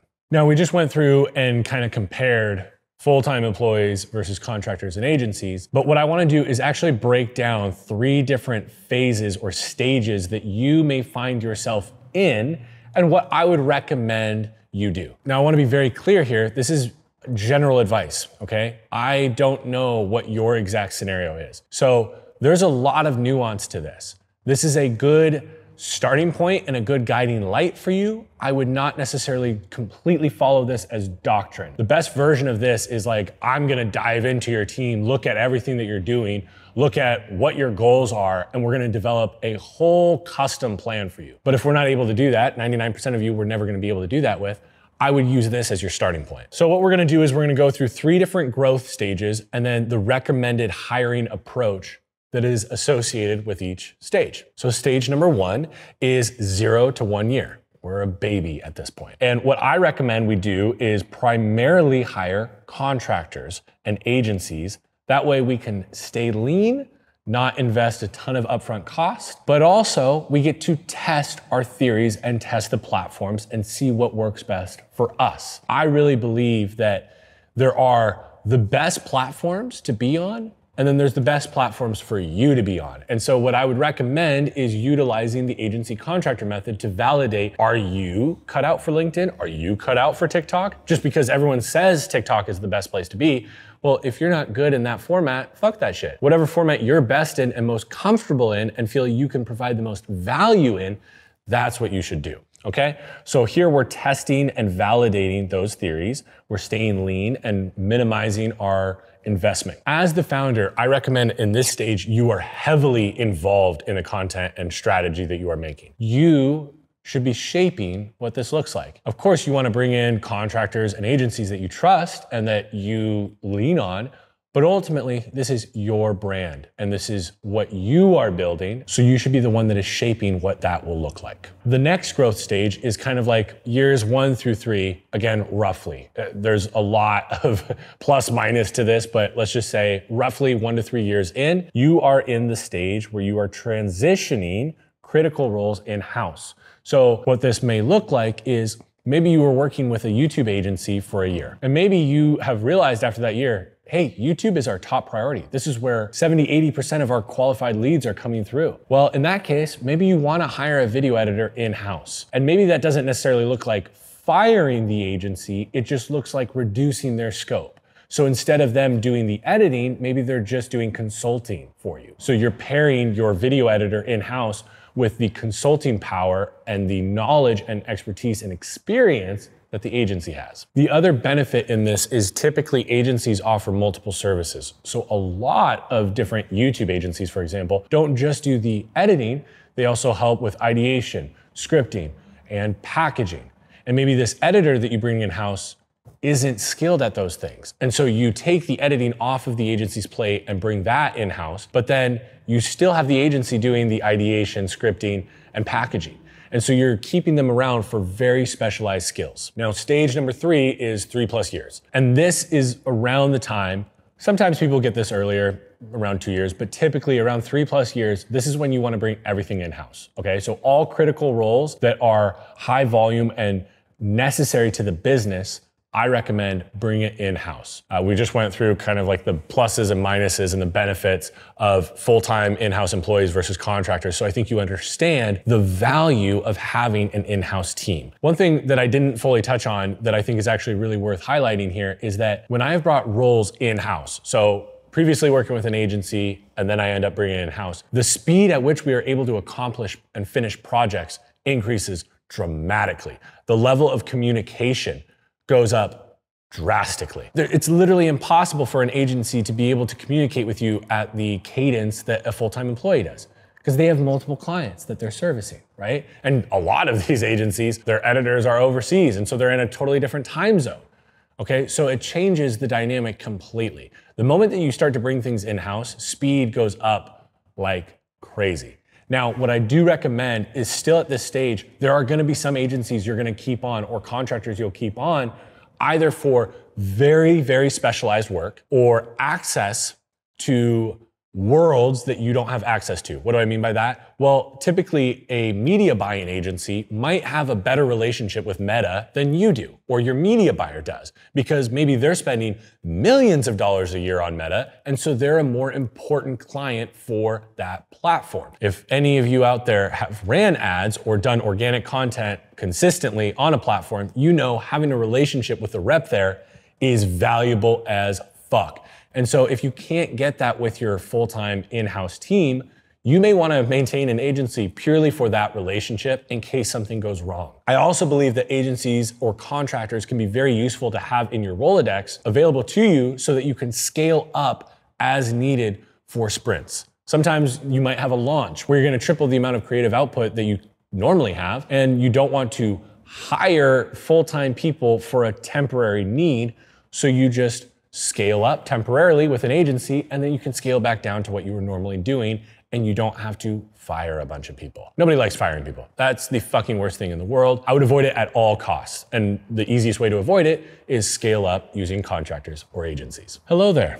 Before we continue on this course, I actually want to inform you about something really cool that my team and I are putting together. We're putting together a little newsletter for you, and this is different than your average newsletter. We're not going to be sending something weekly or monthly. We're only going to send you emails when we believe that we have something that is truly valuable, whether it's a bite-sized nugget that's going to change your perspective or a crazy in-depth playbook. We only will be sending you shit when we feel it will drive massive awareness for your content and scale your brand in the way that we believe is best. So if that sounds interesting to you, you can go sign up for it at CalebRalston.com. If not, no harm, no foul. And with that, I hope you enjoy the rest of the course. Amazing. We've hired all these individuals. We've identified their roles. We've made it clear to them. Now we need to onboard them, okay? And I will tell you from experience, a poor onboarding process leads to weeks or months of wasted productivity and a demotivated employee. I will tell you an example. I started at a role one point in my career, and I remember the first week I didn't have any of the tech set up, right? Like the Asana, the Zooms, all that shit. None of that was set up for me. I didn't have my work laptop, and I had no expectations that had been given to me, no deliverables that were required. I didn't even know what meeting cadence I should be on. I had no clarity. And what happened with no clarity? Extreme anxiety. I was constantly wondering, like, am I living up to the expectations that my boss has? Am I doing what is required? But how can you know if you're doing that if you're never informed of what is required and what the expectations are? On the flip side, I also had a recent role where I started and I had gotten a 30, 60, 90 day plan given to me like 5 days before my first day. So I went into day one knowing exactly what was expected of me, knowing what my schedule looked like. I had all the equipment necessary, and I was fucking motivated to do some fucking work. So what you get is if you prepare an employee and you allow them to know what is expected, you're gonna get a highly motivated workhorse. If you do not provide that, you're gonna get a highly anxious, apathetic individual, and that may only last for that onboarding period, but it might just carry into their entire employment. So if you do a structured 30, 60, 90, it eliminates confusion and sets very clear expectations from day one. Okay, so we're gonna create that 30, 60, 90 day plan. This is a structured 3-phase onboarding approach that ensures new hires integrate to the team smoothly and understand what the fuck they're there for. Think of the first 30 days as orientation and core learning, okay? They need to gather context. Yes, of course, they ask questions. You gave them the spiel in the interview process. I'm sure you sent them some about us packet, but let's be real, that's all bullshit. That's not actually how the company runs. That's not how communication occurs. That's not where they gain the insights on how to communicate with the CEO versus the CMO versus their direct manager. This is when they're understanding the company vision, the values, the workflows. This is how the sausage is made. This is where they learn the core processes, the systems. They see a content calendar, asset management. Maybe you use Asana or ClickUp to manage everything. They're getting to understand and get a feel for how you operate. I often like to give smaller tasks. I don't want just, knowledge acquisition to occur during this phase. I do want to give them tasks. One, because I want to make sure that they are able to execute.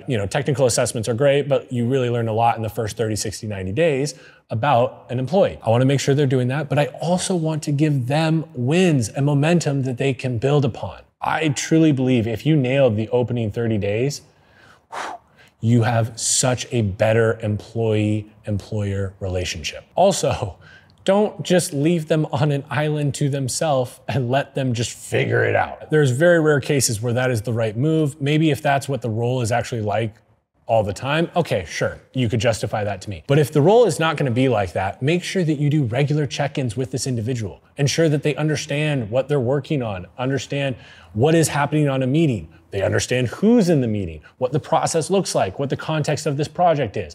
Anything that is necessary for them to be able to operate efficiently, you should be providing in the check-in. Also, you can be asking them, how are they feeling? Are they confused? Do they feel overwhelmed, underwhelmed? Do they need more information? Do they need to chunk things down a little bit? This is where you get to get a feel and a gauge of where they're at and how they're responding to these opening 30 days. For example, if you hire an editor, this might look like them shadowing your senior editor or some experienced team member. And ultimately, they're reviewing high-performing content from the past. Maybe this editor they're shadowing is walking them through their top 5 YouTube videos of all time and explaining why they got to that level and how they're implementing those frameworks and those structures to future videos. And maybe potentially it's working on internal projects or rough cuts of an edit that you review internally and that don't have high stakes of going out publicly. All right, then you have the 60-day, the next 30 days. Well, what are we doing there? This is where we want to have them taking more ownership.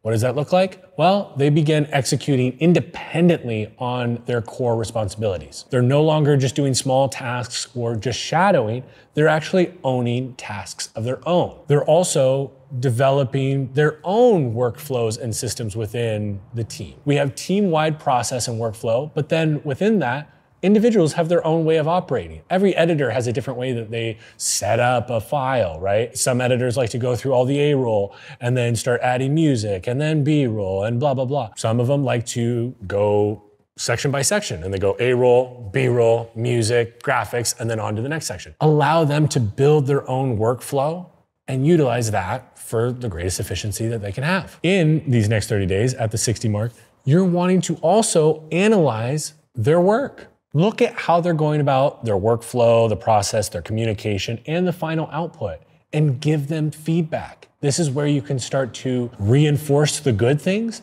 and help correct the things that aren't as effective or helpful for the team or process they're working on. An example here is an editor would probably be editing full YouTube videos, uploading them, and then we would be reviewing the performance and giving them feedback accordingly. And then the last 30 days, this is the 90-day mark, right? So we have the 30, the 60, and the 90. And this is chunked down into 30 days at a time. And this is the last section of their official onboarding. We are fully integrating them into the team and giving them a high level of contribution. No longer are they working on small tasks or owning their own tasks, they're owning the big tasks. Whatever the number one most important thing that we listed on the responsibilities on their job description, they are now owning that entirely. This also looks like owning it entirely with minimal supervision, okay? So instead of me coming in and checking in on them during the edit 5 or 6 times, I might check in with them at the beginning like I would any editor,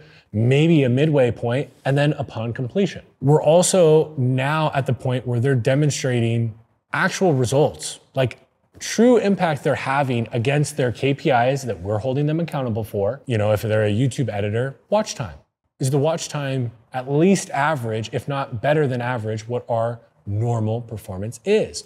Or if it's slightly below, are they improving the watch time each video they're doing? I always am looking for rate of progress. Are they at least improving? If they're not where we want them to be, are they moving in that direction? And finally, at the end of the 90 days, you want to actually conduct a 90-day review. Sit down with them, walk through everything that they've done. Tell them all the wins they've had, all the things that you love, the way they communicated, the way Sarah said to John, you know, the feedback on the edit. She gave it so well. Great job, Sarah. Reinforce that and make sure they continue to do those things. But also, there may be things that you noticed in the opening 90 days that weren't as desirable or as effective, and you want to correct those. The last thing you want to do is just ignore a problem and just hope that it goes away. They don't go away, they get bigger. And so at this 90-day check-in, this is where you want to give them some very real feedback. If there's something that they cannot continue doing, tell them now. If you do not tell them now and they continue doing it, that is not their fault. That is your fault. It is your job at this point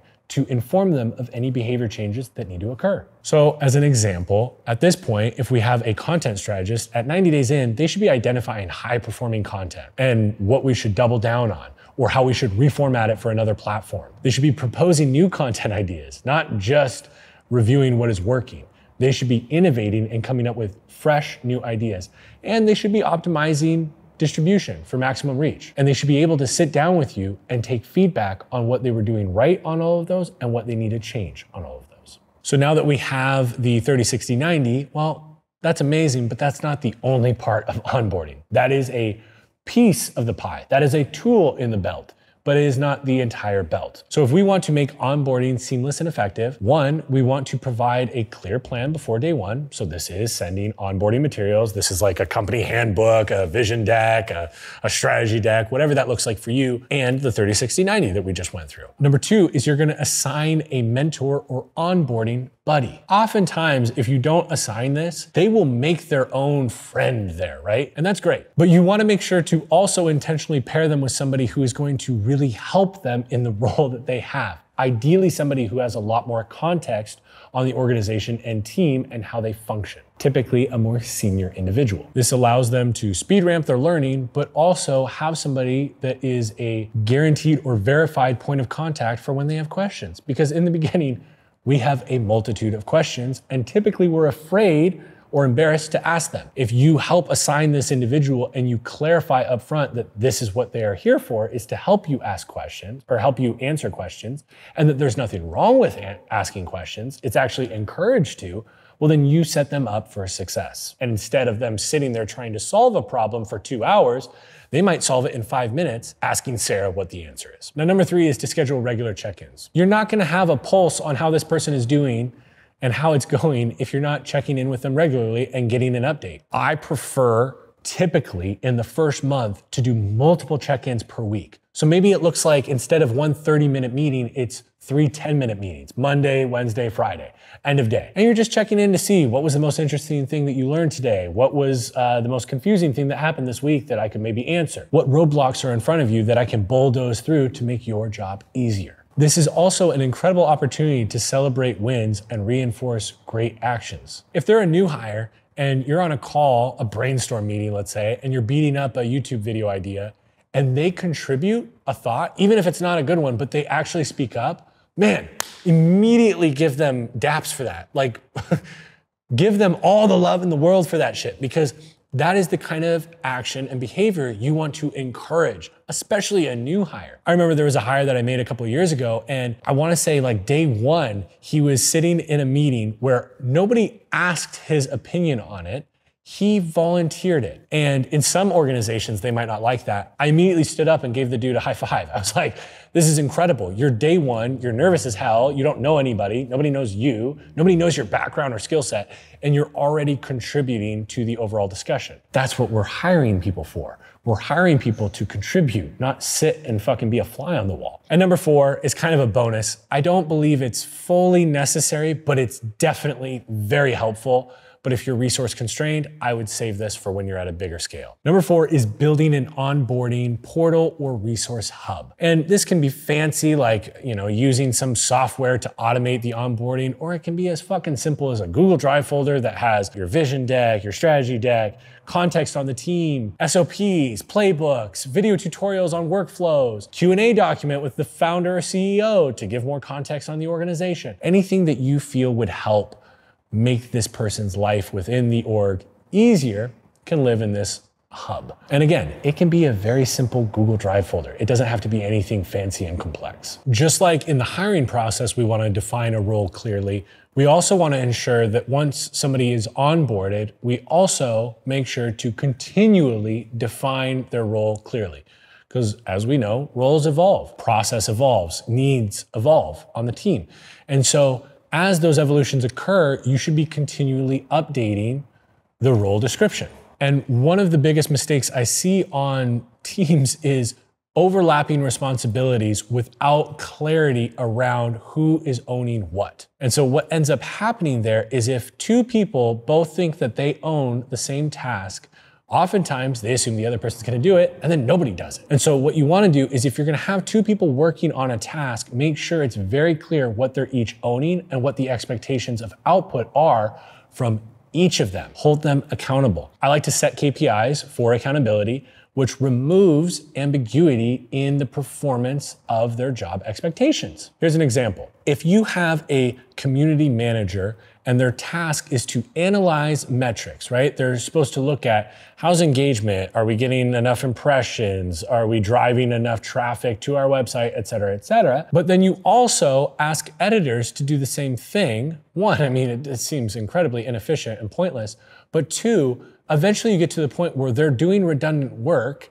and what I have observed is they both get frustrated by it, and then they both don't do the task, and then nobody does it, and it's not getting done. And so there are going to be tasks that you're gonna have overlap. That's impossible, right? Like there's gonna be tasks where multiple people have to own different micro tasks that ladder up to the big one. I understand there's nuance to it, but I would really encourage you, if you are gonna have two people tackling the same task, make sure there is clarity on what is expected from each of them.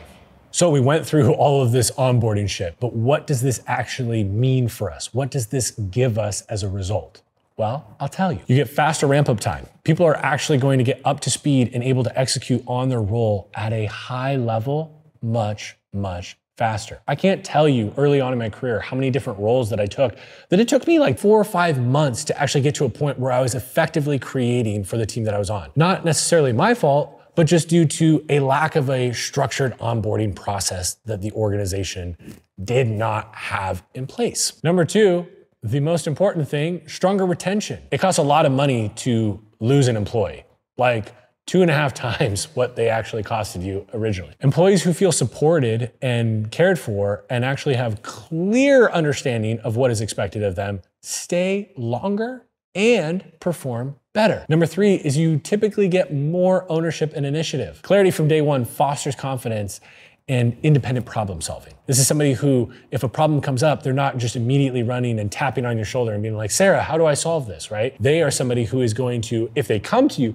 they're gonna come to you with proposed solutions. So the key takeaway here is I want you to change the way you think of onboarding. It's not about introducing process and introducing team members. It's about setting up new hires to fucking win early and often, which benefits both them and yourself. All right, we have defined what we need. We've defined the roles. We've hired the individuals and we have onboarded them effectively. Congratulations, you are fucking killing it. But now we have to develop and retain this high-performing team, right? We brought all these amazing individuals in, but we need to make sure that we keep them. And we give them an environment that makes them want to stay and feel like they are growing and empowered rather than stifled and capped at their growth. A strong team is not just about hiring the right people, though that is very, very important. It's also about developing them into leaders, lining up opportunities with their individual long-term goals, not just the company's, and ensuring that they never stop growing. Always giving them opportunity to further their growth and see that where they are right now, the ceiling is always moving up. So they're never limited with the amount of growth they can have within your team. If your team is not evolving, you're not scaling, you're just maintaining. One of the first things I can recommend in trying to retain employees and keep them on your team and keep them feeling satisfied and like they're growing is creating a culture of ownership. A lot of individuals that have creative teams out there really believe heavily, I would argue too heavily, in SOPs and checklists. Now, they are very important, right? Checklists ensure quality control. SOPs ensure that we are operating in a very similar function and similar way when operating on a process, okay? So this is super important. The problem is if you build an army, I like to call it a checklist army, you're building individuals that only follow instruction and don't take ownership for themselves. I believe that high-performing teams thrive when they take real ownership of their role. Instead of waiting for direction from you, they're taking action. They're solving problems. They're innovating on content and ideas themselves. If you are the only one making decisions, you don't have a team. You just have a bunch of assistants that are running around doing your bidding. You have what I call a top-down approach rather than a bottom-up approach. So here is how you encourage ownership on your team. Instead of doing what we all want to do, because we care about everyone on our team. I mean, every person I've ever hired, and whether or not you fuck with this, I don't give a shit. I love them to death. I care about every person I've ever hired an insane amount. And so what sometimes occurs then is you want to solve problems for them. You want to make their life easier, but that fucks them up. So what you want to do to create a culture of ownership is you actually want to not solve their problems. When they come to you with a question or a problem, instead of being like, here's the answer, here's the solution right away, you put it back on them. Ask them, well, how would you handle this? If I got hit by a bus right now, how would you handle this? If I was out sick for 3 weeks, how would you handle it? If I went on vacation for 2 months, what would you do to solve this problem? Oftentimes, they know the answer, or they're creative enough to be able to solve it. Typically, what you're finding is they might be being just slightly lazy, or more than likely, they've been in a previous environment where their leader did solve all their problems because their leader didn't trust them. And if you start noticing that they just bring a bunch of problems to you, encourage them to stop bringing problems and start bringing solutions. So if they're constantly asking you how to solve something, encourage them to move from asking you how to solve to being like, which of these 2 or 3 solves would you recommend I try? That is going to be far better. But then again, I would recommend that you put it back on them and say, well, which of the 3 do you think is going to be most effective? And third, give them autonomy with accountability, meaning empower them to make a mistake. If you're going to ask them, how would you go about solving it? They present the idea. You might know that's not going to work. But if it's not absolutely mission critical, I would encourage you, let them fail. They will learn so much more from that than from always getting it right based on what you say. And the crazier part, and a lot of people don't realize this, but they are paying attention to what you are doing. They're seeing here that you trust them, and you trust them despite a potentially not correct or not ideal outcome. When you do this, you empower them to gain confidence and continue to solve problems. And when they realize that there's not a consequence to them getting it wrong, and that you're just going to encourage them to go about it differently next time, they have no fear. And when you don't have fear, that is when creativity thrives. Creativity is not only important for creating content, it's important for solving problems. As an example, I once had a creative director who was technically incredible, right? A brilliant mind, an incredible strategist. But I'm gonna be honest with you, they lacked a lot of personal skills and ability to read another person in the moment. And so a lot of times when we would be filming with the talent we worked for, this individual would ask me, how do I handle this situation? And a lot of times it was in the moment, right? And so instead of them just like verbally asking me, they were texting me. And I started to notice that I was answering it always. I was solving it for them. And what I realized was 3 months into doing that, they had not improved. They always listened to me, they acted on what I said, but they kept asking questions at the same rate. And so what did I do? I started saying, well, how would you handle this? And sometimes this person would say something that I knew was going to piss the talent we were working with off. like bad, potentially interrupting the entire shoot, and maybe we wouldn't actually get a video that day. Short-term bummer, long-term gain. What ended up happening is he learned from his mistakes and started to be able to figure out how to solve the problem on his own, to the point now where he is leading the initiative for that individual and knows how to engage with them and handle any problems that come up very effectively without texting me. Now, we've identified that we want to build and empower these leaders, right? Well, how do we develop people as a leader? I believe that teaching is actually an ultimate hack here. Now, not in maybe the way that you're thinking. I love team training, but I don't like to lead it myself. Not all the time. Of course, I'm gonna do team trainings here and there. It's important to hear from your leader and to hear straight from the horse's mouth. But I actually believe that the best version of this is when you empower the team to do team trainings. Okay? There's so many benefits to this, and we're gonna go through many of them. So why does this work? Well, I think a lot of us have probably heard the traditional saying, but it's traditional for a reason. It's true. You learn a lot by teaching. And so giving people on your team the ability to train others and teach others allows them the opportunity to learn more about that, to really ingrain that learning into their repertoire, into their utility belt. It teaches mastery. If you can't actually explain something, you don't fully understand it. You might be able to do the action. An example is editors. A very early entry-level editor who isn't super experienced or technically proficient, if you ask them, why did you cut this video in this cadence, right? Why did you go 12 frames, 36 frames, 12 frames, 36 frames as a cadence in a sequence? I got really technical there, so please just ignore it if you don't speak editor lingo. But if that's the case and you ask them why they did that, a lot of beginners and novice editors will say it felt right. And that's a totally acceptable answer, but it's not a technically sound one.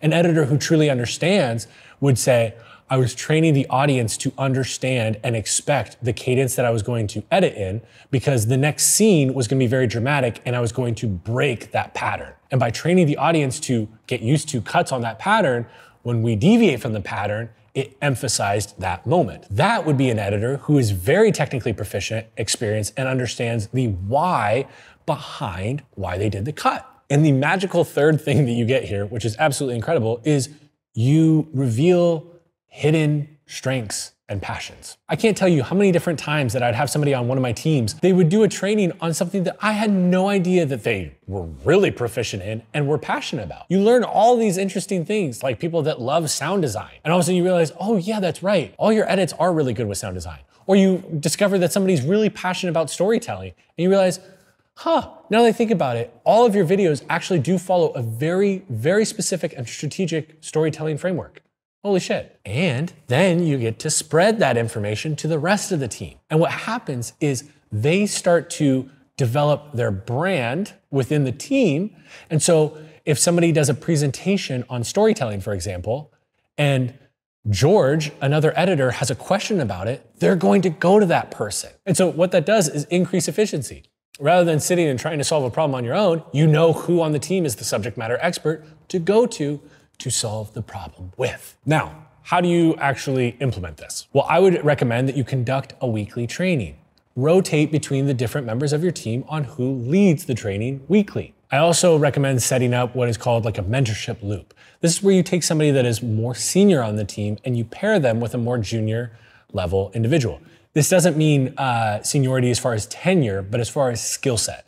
So maybe you have a videographer that's been on the team for a year, and then you hire a brand new videographer who is far more technically proficient.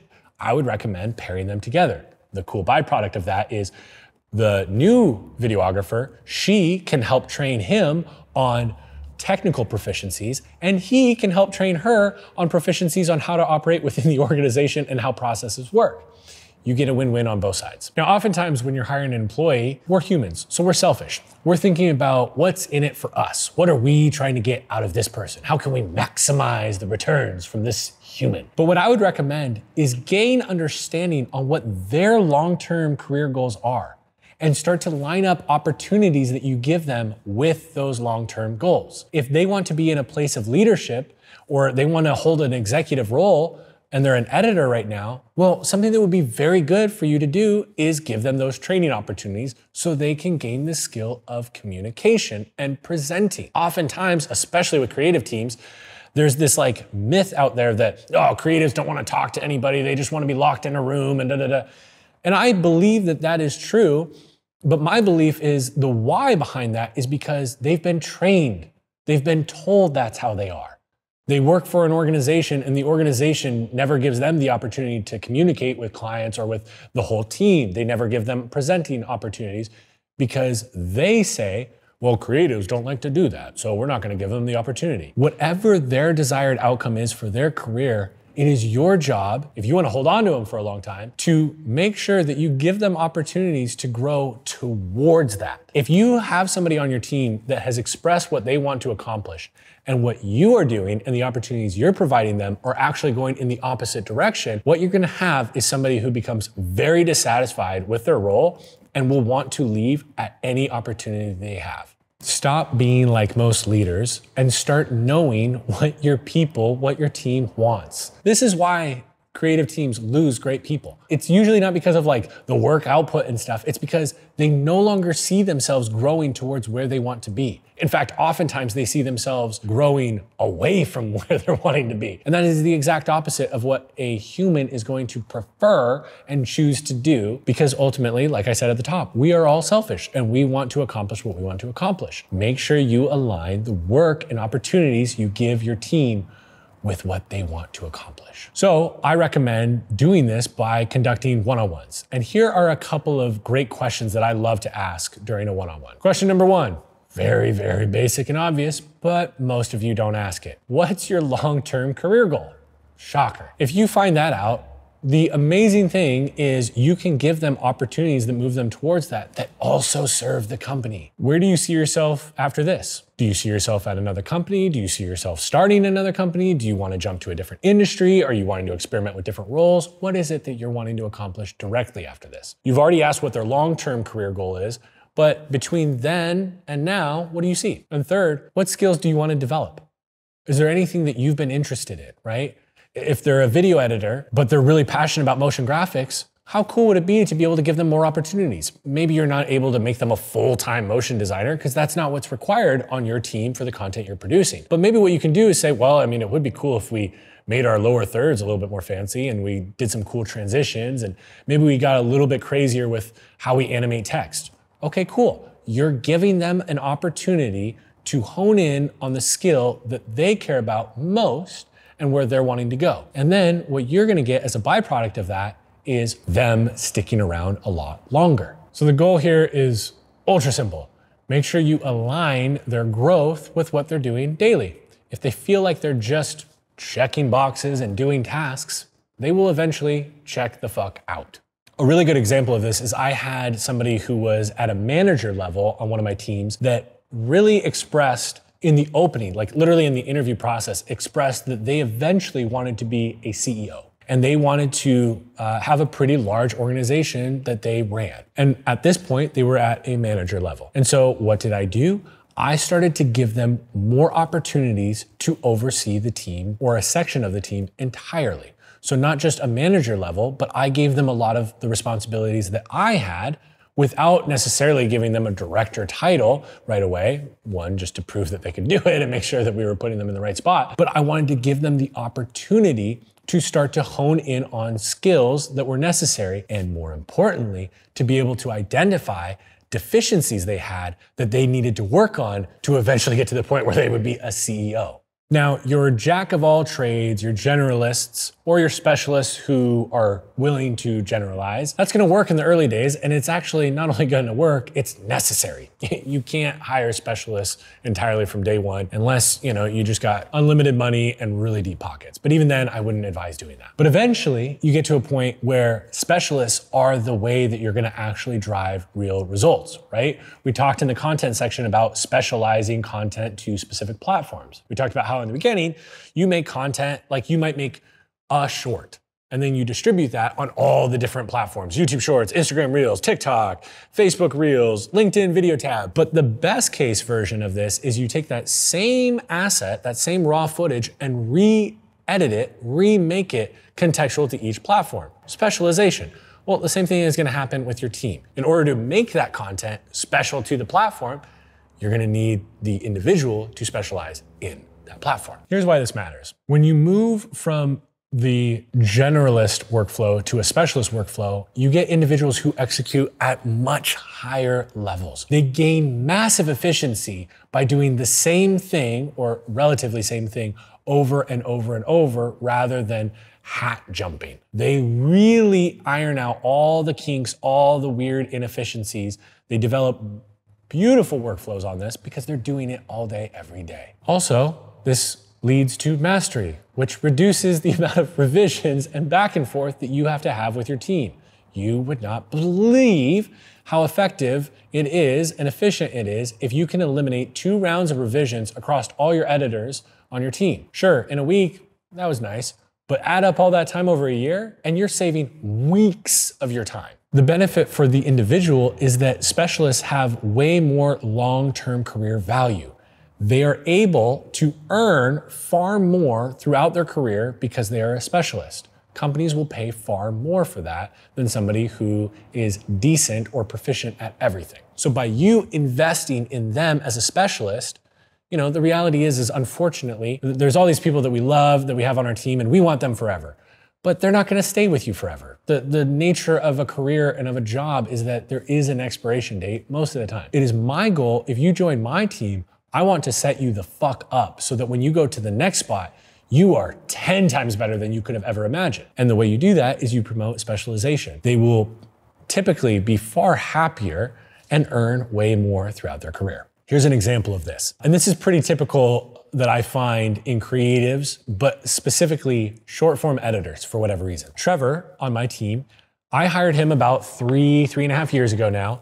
And I remember we brought him on as a short form editor. About, I'm probably gonna get this wrong, but let's call it 9 to 12 months in, he started getting to the point where he had mastered how we do short form and was absolutely crushing it. And started noticing the editors that were working on long form content and how sexy that looked and how interesting and shiny that was. And around 14 to 16 months in, he started vocalizing to me how he was considering wanting to move from being a short form editor to a long form editor. Now, a little bit of context for you is at this point, we had reached a serious level of mastery to where he was the go-to guy on the team for shorts. In fact, so much so that every other short form editor, whenever they ran into an issue, would go to Trevor to help solve the problem. And so what I proposed to Trevor is 2 different paths. I said, dude, like, you're an A player, you're a gangster, I wanna keep you around and happy. So I'll move you over to long form if that's what you want. Now, it won't happen overnight because we are a business and we have needs, but we can transition you if that's what you want. The way this will work is if you move over to long form, you're gonna go to the bottom of the totem pole. You're going to the very bottom of the ladder, okay? Like, there's already some serious gangsters over there and you're not as experienced in it. So you're gonna be starting from 0. Now, on the flip side, you could continue down this editing short form path. Right now, you're the top dog. And I see very soon in your future, you managing all of the short form editors. Not only being the person that they come to with their problems and helping them solve and the one who always ends up having the most viewed clips, but you actually manage them. Now, a little bit more additional context, this motherfucker was young as shit. He was 22 when we were having this conversation.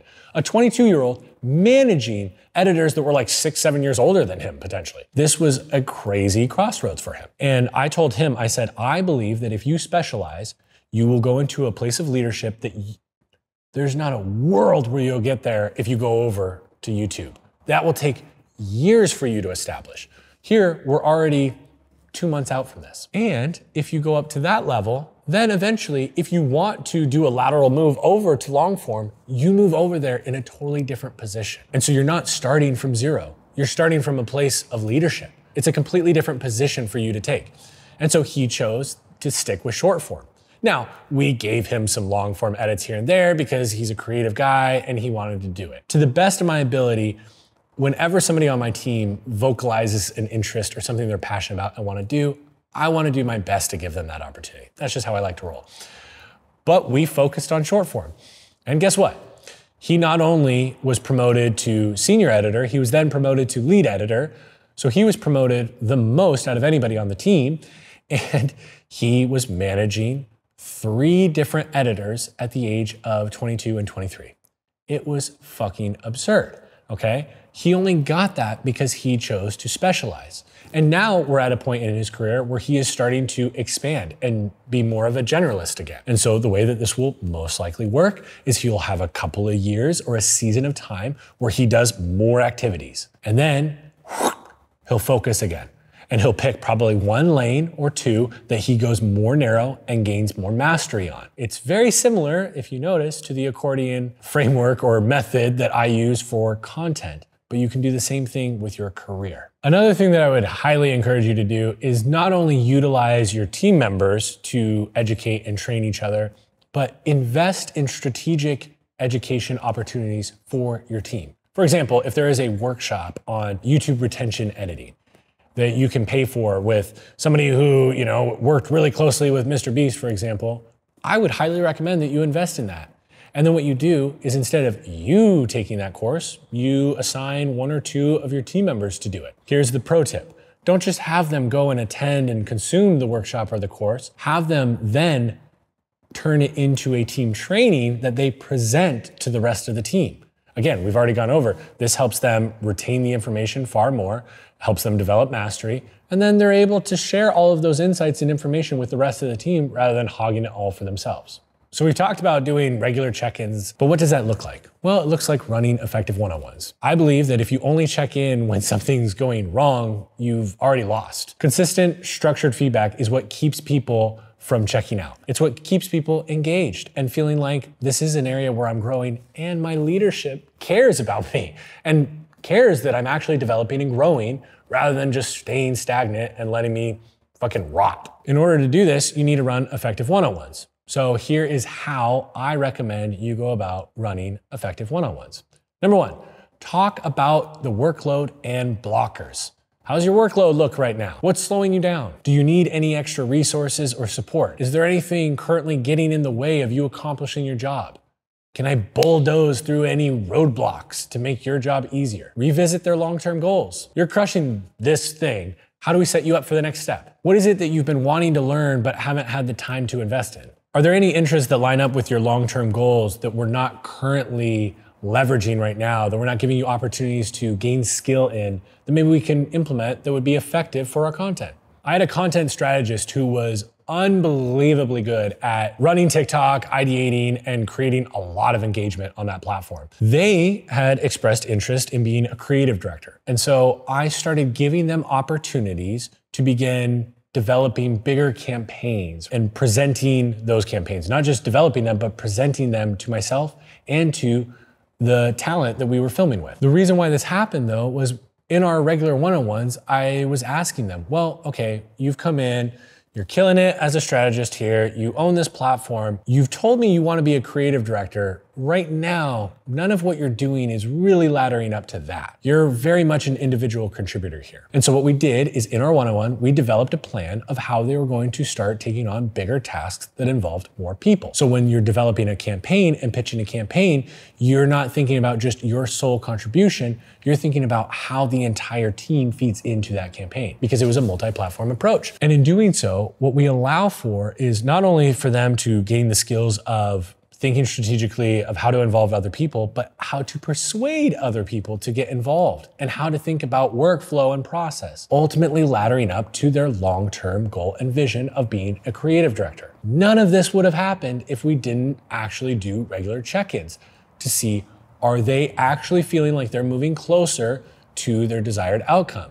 And am I following what I preach and actually giving them opportunities to be able to hone in those skills? So here are the final takeaways on this section, developing a team that grows with you. Number 1, push ownership down. If you're making every decision, you don't have a team, you have a bunch of assistants. Let them start to own the process and solve their problems. Number 2, make leadership a habit. Teaching and leading trainings should be part of the job, not your job, their jobs. Okay, typically this is an afterthought. You want to make this a priority. Number 3, tie their growth to the company's growth. Let them see how what they're doing contributes to the overall growth of the company and the team. Especially with content teams, a lot of times they're like the weirdos in the cage in the corner. It's like, don't feed the crazy creatives, right? No, you want to show them how what they're doing is leading to the revenue and profitability that your organization has. Number 4, go deep, not wide. As soon as you can, promote specialization. This is beneficial for you and your team, as well as them, the individual. This makes them far more valuable to any future employer. And number 5, none of this is gonna happen. You're not gonna be able to measure progress if you don't do structured check-ins. So have the one-on-ones, give them feedback, ask them for feedback on how you're doing as a leader. If you choose not to make time for feedback, you'll eventually have to make time for hiring. If you create a culture of ownership, of growth, and something where they know where they're headed, and they actually feel like the opportunities they're getting are lining up with their career goals, you're not just gonna have a team of employees. You're gonna have a team that wants to build and can build with you. All right, the final section on building your team is building a strong team culture. This is so fucking important. I will not be able to emphasize it enough, but I'm gonna do my best. I'll tell you this, a good team culture is not built by accident. A lot of team cultures are built by accident, but a good one is not. It's shaped by intentional decisions that you make every day through leadership, actions, and how you communicate with the team. And if you do it right, it's not just a fucking buzzword that everyone likes to talk about on Instagram to sound like a thought leader. It actually becomes the operating system of how your team works and how you make decisions. This is how you grow. In building this strong culture, you need to define, and then once you've defined, you need to reinforce the core values. A strong culture starts with clear core values that guide your hiring, your decision-making, and your day-to-day behavior. These are not just fucking words up on a wall or that exist on your website. These are literally what you live by and how you decide what you will and will not do. So here's how to reinforce your core values once you have established them. Make sure you hire based on alignment with those core values, not just alignment on skill set. Again, like we said earlier, skills can be trained. Values, very, very hard to change. Number 2, recognize and reward actions that reflect company values. One of the best ways to do this is to publicly celebrate team members who are actively upholding the values that you've defined as a company. And this can look like a message in Slack, shouting somebody out in front of the whole team. This can look like during a full team meetup, recognizing them and giving them a fucking gift card or an award. There's so many different ways to do this, but we all know the feeling. When you are publicly recognized for something that you did well, it feels fucking good and it makes you want to do more of it. And number 3, don't be the fucking leader that says all this shit and does completely different. Those are the worst. They breed no trust, and everyone eventually wants to leave that team because they know that they are part of horseshit. That's just the reality. And there's a lot of these leaders out there. The majority of people that lead a company preach these core values, but don't actually uphold them themselves. Lead by example. I remember a really good story actually is back in my church days, I was on a worship team. The worship team is like the band that plays the music before the sermon happens. And I remember the youth pastor said something so powerful to me, and it stuck, and it's how I've thought of myself in any leadership role to date. Caleb, when you are up on stage playing bass in the worship team, everyone in the youth group is looking at you as an example. And whatever you do, they're gonna do 10 times. And how I apply that to leadership is if I am slow to respond, they're gonna be slower to respond. If I show up late to meetings, they're gonna show up really late to meetings. If we're a remote work environment and I show up on calls all the time in my PJs, guess what they're gonna do? Show up in their PJs. And maybe that's fine in your company culture, but maybe it's not. Whatever you do, they're gonna do times 10.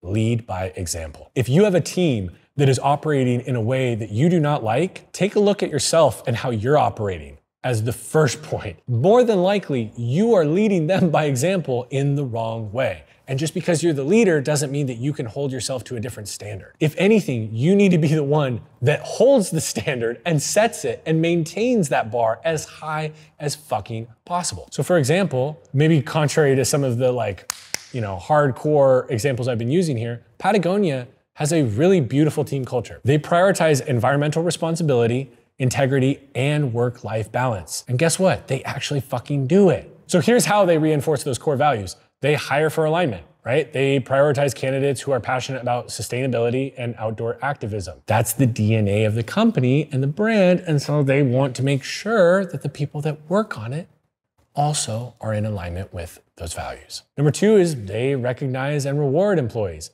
Employees who contribute to the environmental causes or develop innovative solutions for sustainability are actually publicly celebrated and even receive grants to further their initiatives, whether it's within or outside of the organization. And for leading by example, their founder sets the standard by literally running the company with the same principles that he lives by, giving 1% of sales to the planet. He even closes the office on powder days to give employees the opportunity to go surf or go skiing. And he treats his work like it's a mission, not just an activity that he's doing to get a paycheck. Now, the next point here is to be transparent about decisions. You're never gonna have a scenario where everyone agrees with every decision that you make. That is okay. But what I would recommend is trying your very best to provide them the understanding of why you made the decision. The quickest way that leaders lose trust is keeping their team in the dark when there's a lot of changes occurring. So here's what transparency actually looks like in leadership. If a project gets canceled, especially last minute,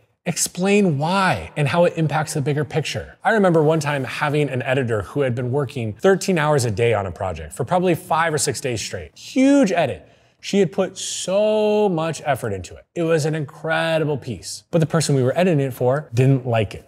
But it sucked for this editor. And instead of me just canceling the upload and not giving them the why, I explained to them how we want to create an environment for the talent we're working with where they trust us. And the way that we earn that trust is if there is a piece of content that they don't like and they don't want to be put out, we abide by that. We honor that. If we do that, they're going to feel more comfortable opening up and revealing more and being more transparent and vulnerable with their emotions in future content because they know if they don't like it, it's not going to go out. But in that scenario, rather than just leaving her in the dark and being like, hey, I know you spent 6 days, 13 hours a day working on this, and now last minute I'm coming in and cutting this, I explained the why of why we were cutting it and why this impacts future content and how it'll make our team more effective moving forward. Number 2 is own your mistakes.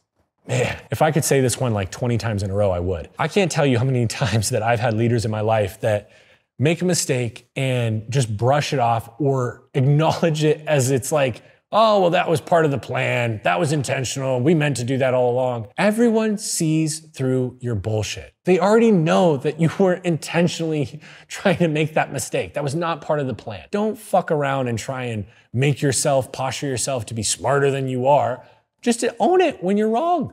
The amount of times that you're going to gain respect from people when you do that is 0. When you actually own your mistake and you admit it to the team, the amount of respect you gain is infinite. It's unmeasurable. I am not in any way perfect, very much flawed, but I really always try to do my best. When I fuck something up, even when it's small, I immediately try to own it with the team. I try to be the first person to call it out because we've all been in this scenario where somebody messes something up and you're on a group call and you're all kind of like vaguely hinting at what happened, but not, I want to be the person that immediately says, no, I fucked this up. I can't believe I did it. It caused all these problems. Here's how we're going to move forward. And lastly, I highly recommend communicate pivots as soon as you can. Don't wait until the last minute. A lot of leaders, I think, procrastinate on this conversation because they're afraid of how the team is going to respond. If you have to make some big pivot in how the team is going to operate in output, in process, in cadence, whatever, it's a freaky thing. Like humans get used to it. We're creatures of habit, right? And so when you come in to the team and say, we're going to do things completely differently, it sucks.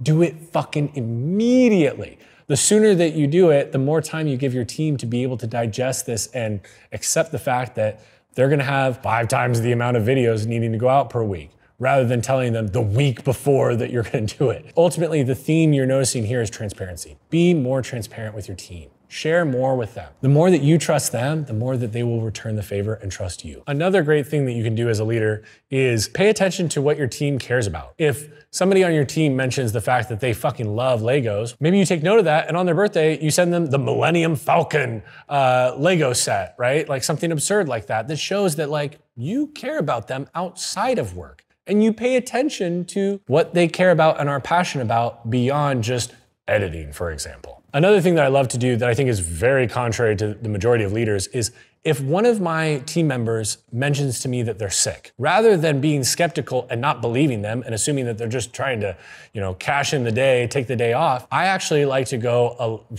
really far. I like to send them soup and bread or a pack of juices from like Pressed or something of that nature. I want to show them that I care about them. Because I do. It's not just an act. It's actually just taking what is in here in my heart and putting it external. And this is amazing because if they're truly sick, cool, you're helping them get better, you show that they care, and you give them the freedom to be able to take the day to relax and rest rather than being anxious the whole time. And on the flip side, if they are that very unique individual that's lying, they're gonna feel really fucking guilty about it and probably not want to do it the next time. And so either way, you win. And lastly, I believe that you inspire loyalty in your team by providing them opportunities to grow. We're humans, we're selfish. We want to look out for our self-interest and what we get out of it, and that's okay. So make sure that on your team, you provide individuals the ability to scratch their selfish itch and grow. Ultimately, the best teams aren't just efficient, they're invested in the mission. And this only happens when people see a future for themselves within the organization. And they only see a future for themselves within the organization if they see continual growth. So here are 3 different ways that you can help build a culture of growth. Like I've previously said, but I'm gonna emphasize it right now, make sure to tie what individuals are doing to how the company is growing. Make sure every single team member sees how their individual contributions lead to the company's growth. Number 2, check in regularly on their career goals and aspirations. Ensure that they are actually growing. We talked about that earlier, but what's amazing about doing that is the byproduct is they are loyal as fuck to you. If you actually genuinely care, why would they want to leave? Why would they leave somebody who is experienced further in their career, understands a lot of the landmines they're gonna have to navigate through their career, and that actually cares about their growth and wants to see them reach their full potential and their goals? Nobody's gonna leave that. And thirdly, we haven't really touched on this, give people stretch opportunities. Push them, make them uncomfortable. Give them opportunities that they would not imagine on their own that they could accomplish. What this does is 1, it gives them an opportunity to grow. Cool, amazing. But it also shows them that you trust them. Trust begets trust. When you show your team that you trust them, they will show you in return trust to you. Like I've said, I try to ask every new hire on any team that I'm running, what do you want to accomplish in your career? What is your career goal? And this isn't just blowing smoke. It's literally how we tailor projects and opportunities for the individual working on the team. This accelerates their growth, accelerates their loyalty, and it makes them want to contribute more and help other people on the team realize their goals as well. One element of building a strong team culture is building an effective culture. Typically on creative teams, you have a lot of individuals that are individual contributors. They're makers. And oftentimes in organizations, those makers get fucked because people set up random meetings throughout the day. For a lot of individuals, a meeting is no big deal. You hop on and then you got the next meeting, maybe you have a 30-minute gap. Okay, cool, I'll do some like random little Asana tasks, send some emails, whatever. If you're a creator, you're a maker, that ruins everything. Because your whole goal is to get into the flow state. And if you get into the flow state and you're editing and time is nothing, it's non-existent, and you're just killing it. And then all of a sudden, ding, that Google Calendar notification says, meeting in 10 minutes. Well, boom, done, it's over. Then you hop onto the call, amazing, awesome, call happens. And then you try and get back into the edit. It's gonna take you 30 to 45, maybe even upwards of an hour to get back into that same state that you were in before. And so what I recommend you do for your team culture is implement what Paul Graham created, which is the maker-manager schedule. And basically what it is it identifies that there are 2 different types of individuals within an org. You have makers and managers. Managers are typically people that are managing teams, and they get shit done by having meetings. Meetings actually are literally integral to their role. If they don't have meetings, they're not getting anything done. On the flip side, a maker, meetings are their enemy. All the editors and creatives watching this are fucking like nodding their heads. Their heads are gonna roll off their neck right now. They're like, yeah, meetings fucking suck. Half the time, I don't even contribute. I don't even get information that is necessary other than for 5 minutes of the call. And then the other 25 minutes was completely unnecessary. The issue is there's no problem with neither one is right or wrong. The problem is when either one tries to function within the other one's setup, okay? So when a maker gets pulled into a manager schedule or when a manager gets pulled into a maker schedule. Now, typically within organizations, like I said, you have both. It's not like you have a team only of makers or only of managers. Neither would be possible. So what I recommend doing is creating maker-manager schedule. Now, the way that I typically like to operate, and you can mold this to whatever works best for you and your team, but the way that I operate is the first half of the day is your maker time. So for me, this looks like usually 7 a.m. to 12 p.m. I'm in maker mode. This is when I am working on drafting things like this, or maybe I'm writing a script for a future video, or I'm reviewing a script for a client and giving them notes on how they could improve it. That is my maker time. And I do my best to not interrupt anybody on my team and pull them into a meeting during maker time. That is reserved, that is holy and sacred time for them to do their thing. Now, you do need some manager time. Meetings, unfortunately, have to occur. I say unfortunately because I think now I'm in a season where I'm a little bit more in a maker mode than manager as much, but they're important and they have to occur. So typically the way I run my schedule is 12 to 5 is my manager time. This is where I try to schedule all my meetings. Now, do I hold to this perfectly? No. One of our partners is in the UK. And so because of that time difference, there's one day a week where I have a meeting at 8 a.m. But if you are intentional and you create this system, you empower the team to be able to follow that. You empower your editors, your designers, your strategists to be able to actually have 5, 6, 7 hours of uninterrupted flow work. It's incredible the level of efficiency that you get. Also, the team fucking loves it. They prefer it so much. And typically what you'll find is they actually end up pushing you towards making one day a week an entire maker day. And what I like to do is I usually have Wednesdays be that day. So Monday would be a meeting day or a manager day, and I would stack as many fucking calls as I could on that day to try and have as few the rest of the week. Because once you're in that mode, you might as well just like suffer entirely. But then on Tuesday, I would operate in the morning as my maker time, and then usually the back half, like 2 to 5, would be manager time. Wednesdays, I'd block entirely for maker time, and then Thursday would follow, and Friday would follow the same exact schedule as Tuesday. There's probably an icon that's popped up that breaks this down. We have a little playbook for you on this that'll walk you through how to build your maker and manager schedule. I can't emphasize the importance of this enough.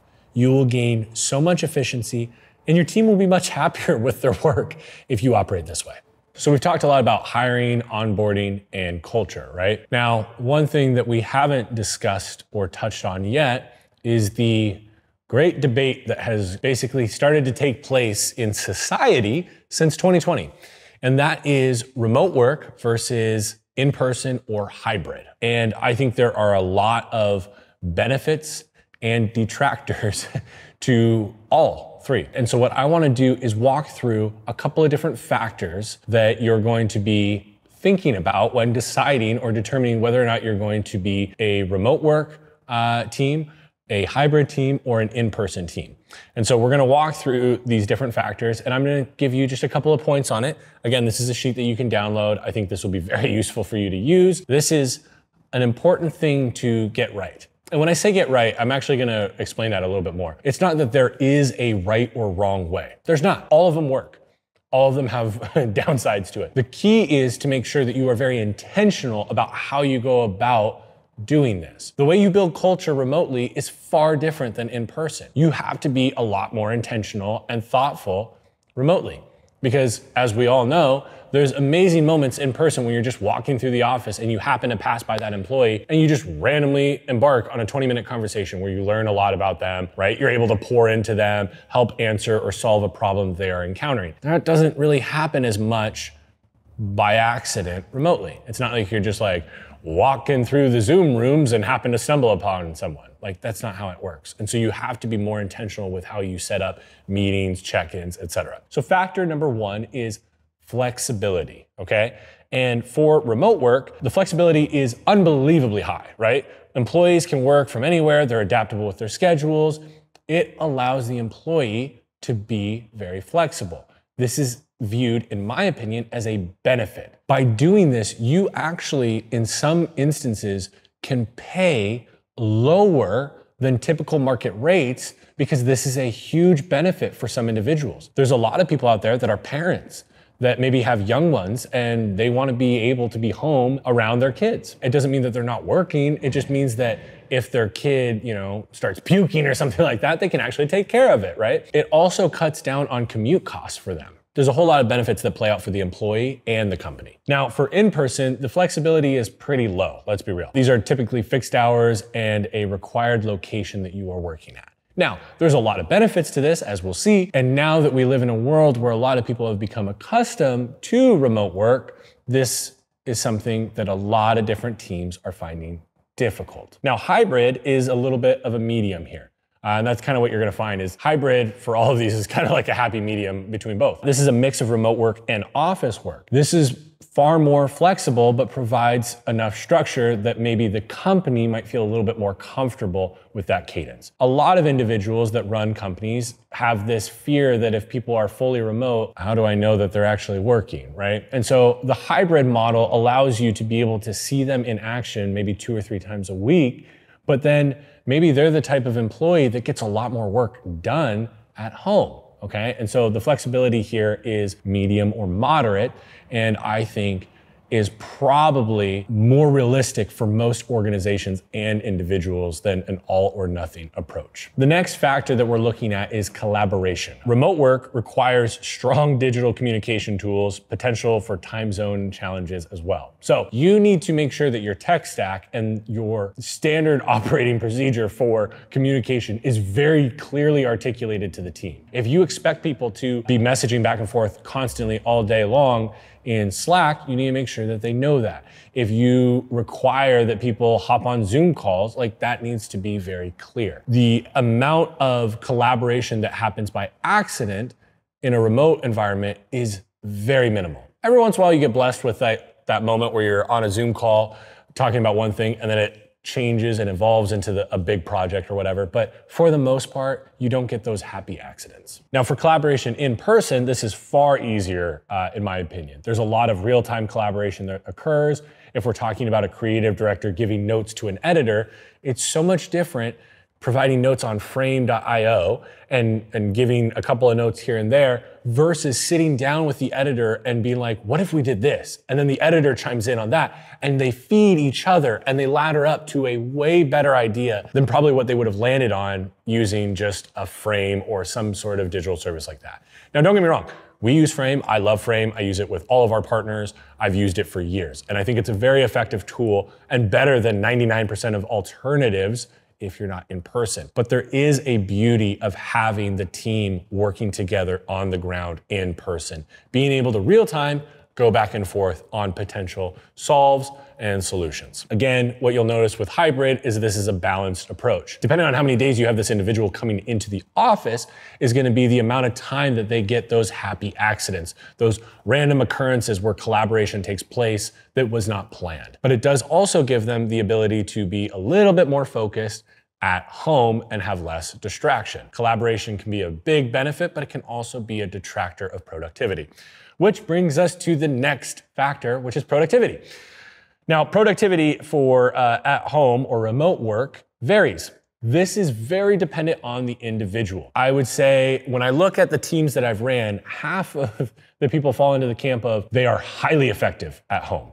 They have a lot of agency, they know how to own their own shit, and they're mature enough to be able to manage their time effectively and not fall into the trap of putting on Netflix and getting into their PJs, or, taking 2 hours out of the middle of their day to cook a crazy lunch or some shit. I know those are a lot of the fears that a lot of CEOs and founders have for remote workers. Now, productivity for in-person work, I actually believe it's the exact same answer. So it varies depending on the individual. Some people thrive in an environment where they are away from their home and they know, I'm in the office, this is my working time. However, there are a lot of individuals that have the gift of gab, and they love to talk, and they get really chatty when they're around their coworkers. And actually, I fall into this category. I personally get a lot more work done when I work from home and do a deep work session versus trying to do the same deep work in an office. Even if I have my own cubicle or my own office, the roles that I've had over the years tend to be roles where a lot of people want my input on things. And so I remember, like VaynerMedia, for example, loved the work environment there. It was super cool. It was an open floor plan and everything. But the downside to it, like the benefit was like I could turn over to D-Kirk or to D-Rock or anybody on the team and be like, hey, do you want to come check this out? Let's jam on it. The downside was when I was deep in an edit, anybody could do that to me. And they could just tap my shoulder whenever. And there's no like do not disturb mode on when you're in person. And so I actually find that half of the individuals that I've worked with are not very effective in office. They don't have enough discipline to not engage in random conversations here and there. And one thing I'll say is, even if they are ideating on a piece of content or they're working on it, sometimes that's beneficial, but sometimes that's not what the priority is right now. If they have an edit that's due tomorrow and they're sitting there talking with the team about a video we're gonna film in 2 weeks, that's not the best use of their time, okay? And so again, I think this varies and depends on the individual. So that's why, again, I like a hybrid approach here, because you can actually build a team where you reverse engineer the individual. Maybe some people need 3 days, 4 days working from home and only come into the office 1 or 2 days a week. While others, maybe it's like, no, they need to be in 5 days a week. And you mutually agree upon that because they're self-aware and know, yeah, I don't do a good job at home. Like I end up just like fucking around, turning the TV on or cleaning my house or whatever. I do a lot of home activities when I'm at home. So ultimately, I think, especially on the productivity side, you need to reverse engineer the individual. Now, I understand there are some of you that are in bigger organizations and you're about to build a creative team and they have their way of operating and you don't have the ability to be flexible there. Then okay, cool. Like borrow my life philosophy, which is whatever you are given, you will turn to your advantage, okay? So if you do need to be in person 24/7, okay, cool. Make it your advantage, Organize a morning breakfast once a week where you and the team have pancakes and coffee and you jam on different things you've observed online that maybe could apply to the content you're making or whatever. Or if you have to be remote and you can't be in person, okay, cool. Maybe what you do is you create a happy hour on Fridays or Thursdays. Not Fridays, because nobody wants to do a fucking happy hour on Friday with their coworkers. They want to go out with their homies. But on Thursday, maybe you end the day with like an hour session where you all have cocktails or, you drink sodas, whatever the deal is, kombucha if you're in Bellingham, Washington, or Portland, Oregon. And like, maybe you do that and you all jam, and maybe sometimes you're talking about work stuff. Maybe sometimes you're just talking about life. I think that you can always try to take the benefits from the opposite operation. So if you're in person, you can take the benefits from remote. Or if you're remote, you can try and take the benefits from in person and replicate them in your own way. Now, again, this is another situation where hybrid is the best move, in my opinion. That's what I like to run. The next factor we're gonna take into account here is cost, right? I mean, ultimately we got limited budgets and some of us have more limited budgets than others. And so this is a factor that I think is probably top of mind for a lot of individuals. And when it comes to remote work, this is probably the most cost effective, okay? You save on office space. You save on, like the employees save on commuting expenses. You don't have to have relocation costs. If you're a fully remote operation, and maybe you, the founder, are based in New York City, you can hire somebody in Florida and California and Kansas, wherever, and they're not going to have to move to New York City, and so you don't have to pay an egregious relocation package, okay? So you save a lot of costs there. Now, for the office, in person, This is the highest cost option here. You're gonna have to pay for an office, whether you're buying it outright or you're renting. That's gonna be a pretty high overhead every month. You also have utilities, and then typically nowadays, I mean, I think this is a great thing, but tougher for small businesses, you know, with the rise of Facebook, Google, Amazon, Apple, all these cool in-person offices, everyone's aware that like companies can provide cereal and fruit and coffee and all these, you know, kombucha, beer on tap, cold brew, all of this shit. And so more and more employees are starting to expect some perks for being in the office, okay? Like at the very least, granola bars and, you know, sodas or something like that in the fridge. And so you incur not only the cost of your rent or your mortgage, you have utilities, and you have the cost of some perks that you're gonna probably need to provide. Now, in the beginning, is this absolutely necessary? No, of course, there's gonna be people that argue in the comments about like, you know, people have gotten soft, they need blah, blah, blah. Doesn't matter. It's more expensive to be in person for fucking sure. Hybrid's funny on cost. It's actually, I think, the maybe only or one of the only scenarios where hybrid is a very bad option, because you kind of get fucked, right? You're paying for an office, you incur the cost of having this space, and if it's hybrid, you need to have space available for the remote workers to come in, but they're not in all the time. So you're paying for space that's not getting used all the time. So you have free empty space that you're not monetizing. That kind of sucks. This is the detractor, in my opinion, to the hybrid model, which I have been very clearly in favor of up until this point. So if cost is your major factor, it's your number one factor, then hybrid might not be for you right now. That might be something that you can aspire to. But maybe if cost is your number one priority, you're probably gonna wanna go remote. Now, the next factor that we're looking at is talent pool. What individuals do you have access to? And when you are fully remote, you have access to the whole world. You literally could hire anybody, anywhere, at any time. That opens up the door for not only very impressive, highly skilled talent, but also very impressive, highly skilled talent at a reduced cost. Think about it this way. A very, very talented editor, a 10 out of 10, in LA versus a 10 out of 10 editor, same exact skill set, living in Kansas City. Very different. I mean, honestly, the difference between a New York City or LA editor that it's a 10 out of 10 and a Las Vegas editor is very different. And so if you are a remote team, you can hire highly talented, if you're based in LA, you don't have to hire LA editors for the LA premium. You do have the flexibility to get away with not having to bring those individuals. You also get access to talent that is literally across the fucking world.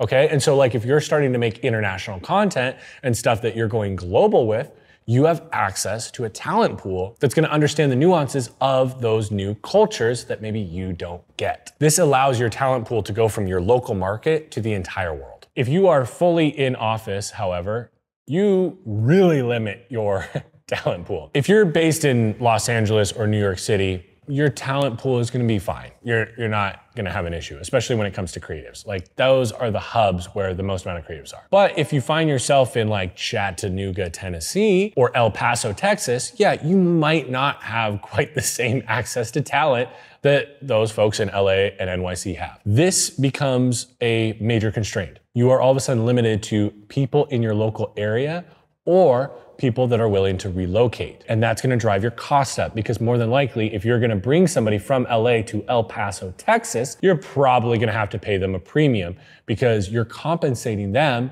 for a massive lifestyle change and literally them missing out on the lifestyle and opportunities that come from being in LA. The amount of opportunities that pop up for a video editor in Los Angeles are absurd. You can be at a coffee shop editing a video and have 5 different people walk up to you and talk to you about your work. And that's networking at scale. And so if you move to El Paso, you know, nothing against El Paso, I love El Paso.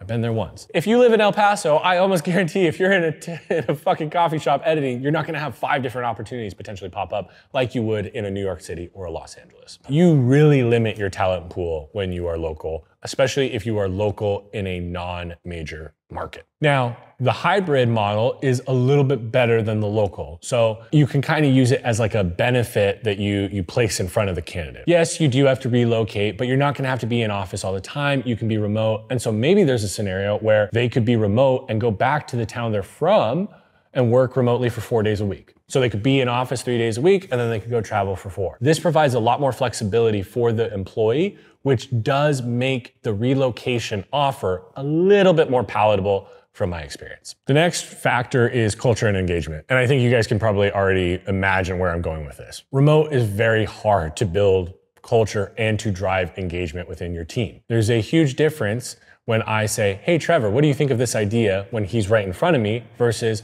if I send it on Slack, he might be deep in work, he might be twiddling his thumbs, fucking around doing nothing. It might take him an hour to respond, right? And so speed, engagement, and culture are much slower. It's not impossible. You can absolutely build a very powerful culture remotely, but it just takes more time and requires far more intentionality. I believe that if you are going to go the remote route, be very, very intentional with your check-ins. Send a morning check-in on Slack, seeing how the team's doing. Is there anything that I can help with? Are there any roadblocks that I can bulldoze through for you? Is there any clarity that I can provide you?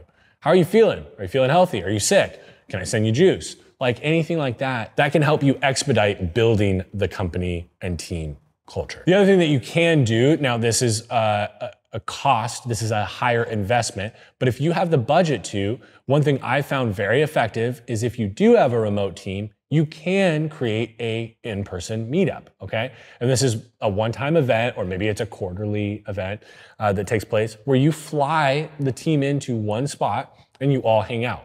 What I would recommend if you're gonna do that is make it a combination of fun and work. It shouldn't just all be fun and fucking around, but it shouldn't all just be work too. You wanna give the employees the opportunity to do what they can't do, right? When you are in person, which I'll touch on in a second, one really cool thing that does happen is some employees are like, hey, you wanna go grab dinner? Like, we're working late, let's go grab beers, let's go jam. And they develop a closer, tight-knit relationship, and that has a massive ripple effect throughout your team. The closer they are, the better they're gonna communicate, the more they're gonna understand each other, the less room there is for misunderstandings and weird drama and conflict. Now, like I was saying, for the in-person, I think this is the easiest method for building culture. But there are some downsides to it. One, there's a lot of young people that are in the workforce now that entered the workforce after or during COVID. And so they've never been in person. And so they have no idea how to hold themselves, how to behave maturely. And so you do sometimes, especially I've noticed on creative teams or younger teams, you run into scenarios where maybe there's a little bit more drama that's going to pop up. You might have to deal with a little bit more interpersonal training and education on how we conduct ourselves. Just like you get so much benefit from the high frequency, high touch, lots of contact, as we know, if we spend an entire weekend with our significant other, by the end of that weekend, we might be a little bit more likely to get in an argument. The same thing happens with teams. If you spend all day, every day with each other, you might start getting a little irritated and maybe make a sly comment. And that can snowball. And so that's one thing that I would caution you to be aware of is if you are building a team that is utilizing a lot younger talent and more junior individuals that are earlier in their career, you are gonna have to spend a little bit more time educating them on how to conduct themselves. Now, hybrid is a beautiful blend of the two, right? You get the in-person dynamic where you're able to scale culture quicker, right? You're able to reinforce good behaviors and correct bad ones a lot faster. But you also get the benefit of maybe not everybody is in the office every single day, and so they're not all just chatting around a table every single day as well. And so you get the best of both worlds. You get expedited culture, strength of culture, but also you get to retain productivity that maybe some teams lose by always being in person together. The beauty of having a team that all love each other and get along really well and love to chat and work on shit is, well, they work really well together and they get a lot done. The downside is maybe they end up falling out of productivity a little bit because they're chatting too much. Personally, I would actually prefer, as a side note, for that to be my problem than the alternative. I'd rather that they want to talk to each other versus them not wanting to talk to each other. So ultimately, I think what we have here is good, better, best. I personally like in person a lot. I think that there are more benefits to in-person than remote for the company, but that's one-sided. I think for a lot of individuals, remote work is better. I don't like to only do things in my benefit. I want to have a mutual exchange of benefit. And that's where I like hybrid. I think hybrid is the best version if you can afford it. If you have the ability to pay for an office that is not always being used and you won't get fucking pissed when people aren't always in there, then hybrid is the way to go. You get the best of both worlds. You get to scale culture, correct bad behaviors, reinforce good ones. You get to do fun activities with the team. You get to know them better because you get the, water cooler talk where you get to learn something about somebody that you had no clue that they were interested in. And maybe that's something that you can start to pour into.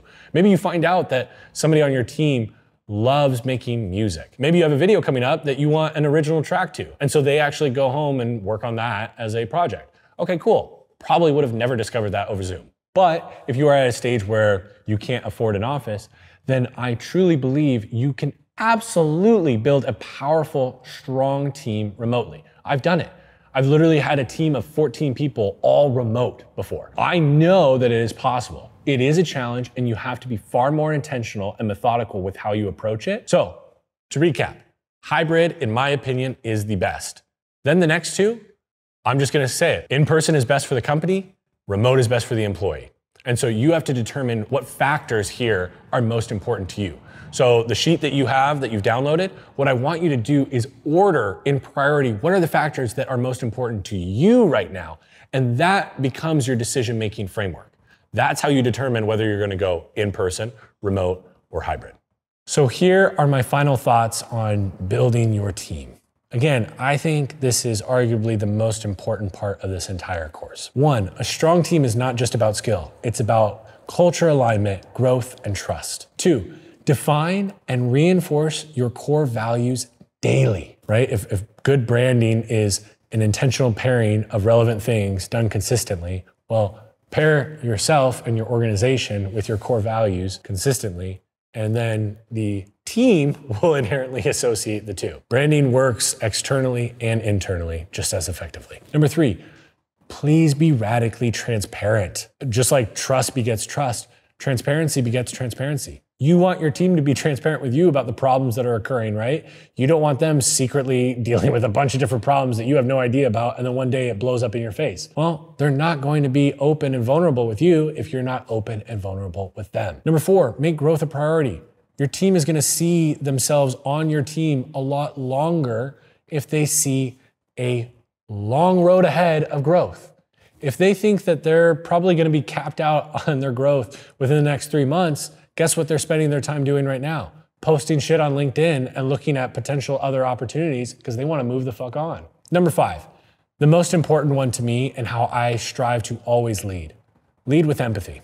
Your team will respond with empathy back. So when you fuck up as the leader, they will be empathetic towards you rather than holding it against you. When a mistake occurs, oftentimes it's not intentional.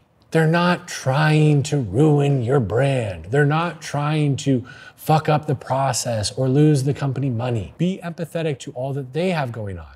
A lot of times, these people have lives outside of their job.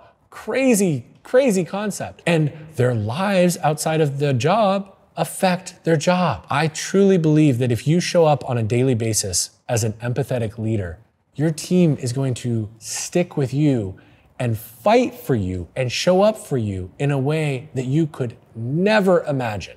Lead your team with empathy, not fear. If you lead your team with empathy rather than fear, creativity will flourish rather than be stifled. Culture isn't created in the words that you say. It's created in the actions that you choose to do every single day. If you're intentional about it, you won't just have employees. You'll have a team that's fully locked in and ready to build something much bigger than the individual. All right, y'all. We have gotten to the final section. We've gone over brand, we've gone over content, and we've gone over building out your team. And we are at the final piece of the puzzle, which is monetize. And we're gonna start with trust before transactions. Now, most people make the mistake of trying to monetize too early. They push offers before trust is built, and then they wonder why no one buys. The reality is, trust is the currency that precedes the transaction. Now, before we dive in, I want to just say, I understand this position to be in. Last night, after filming for a full 12-hour day, Trevor and I were sitting at the Airbnb and we were actually debating and going back and forth, just looking at what could we charge for this course and how many people do we think we could buy? And we were running the numbers, and I will tell you, it is unbelievably tempting. So I want to empathize with you if you are in a position where maybe you did try to monetize too early. Maybe you did try and get transactions before you built trust. I understand it completely. Maybe you're in the position right now where you're building your brand and you haven't made any asks, but you're still early in the process and you're like, fuck, I really want to make a little bit of money off of this. I get it. And off top, we got bills to pay and mouths to feed. So if that is the case, then you got to do what you got to do. What I'm about to walk through is the best case scenario, but I understand there are realities that we live in. And so you have to do what you got to do and take care of your family. But with that, before you ever try to monetize, I believe that your brand should do these three things. Provide an unbelievable amount of value up front. Your audience should feel like they're winning and getting so much value before they ever even spend a dollar. Number two is demonstrate credibility and expertise. You need to become the go-to authority in your industry. And thirdly, establish a relationship with your audience. Engagement actually matters. If people feel like they know you, sales become effortless.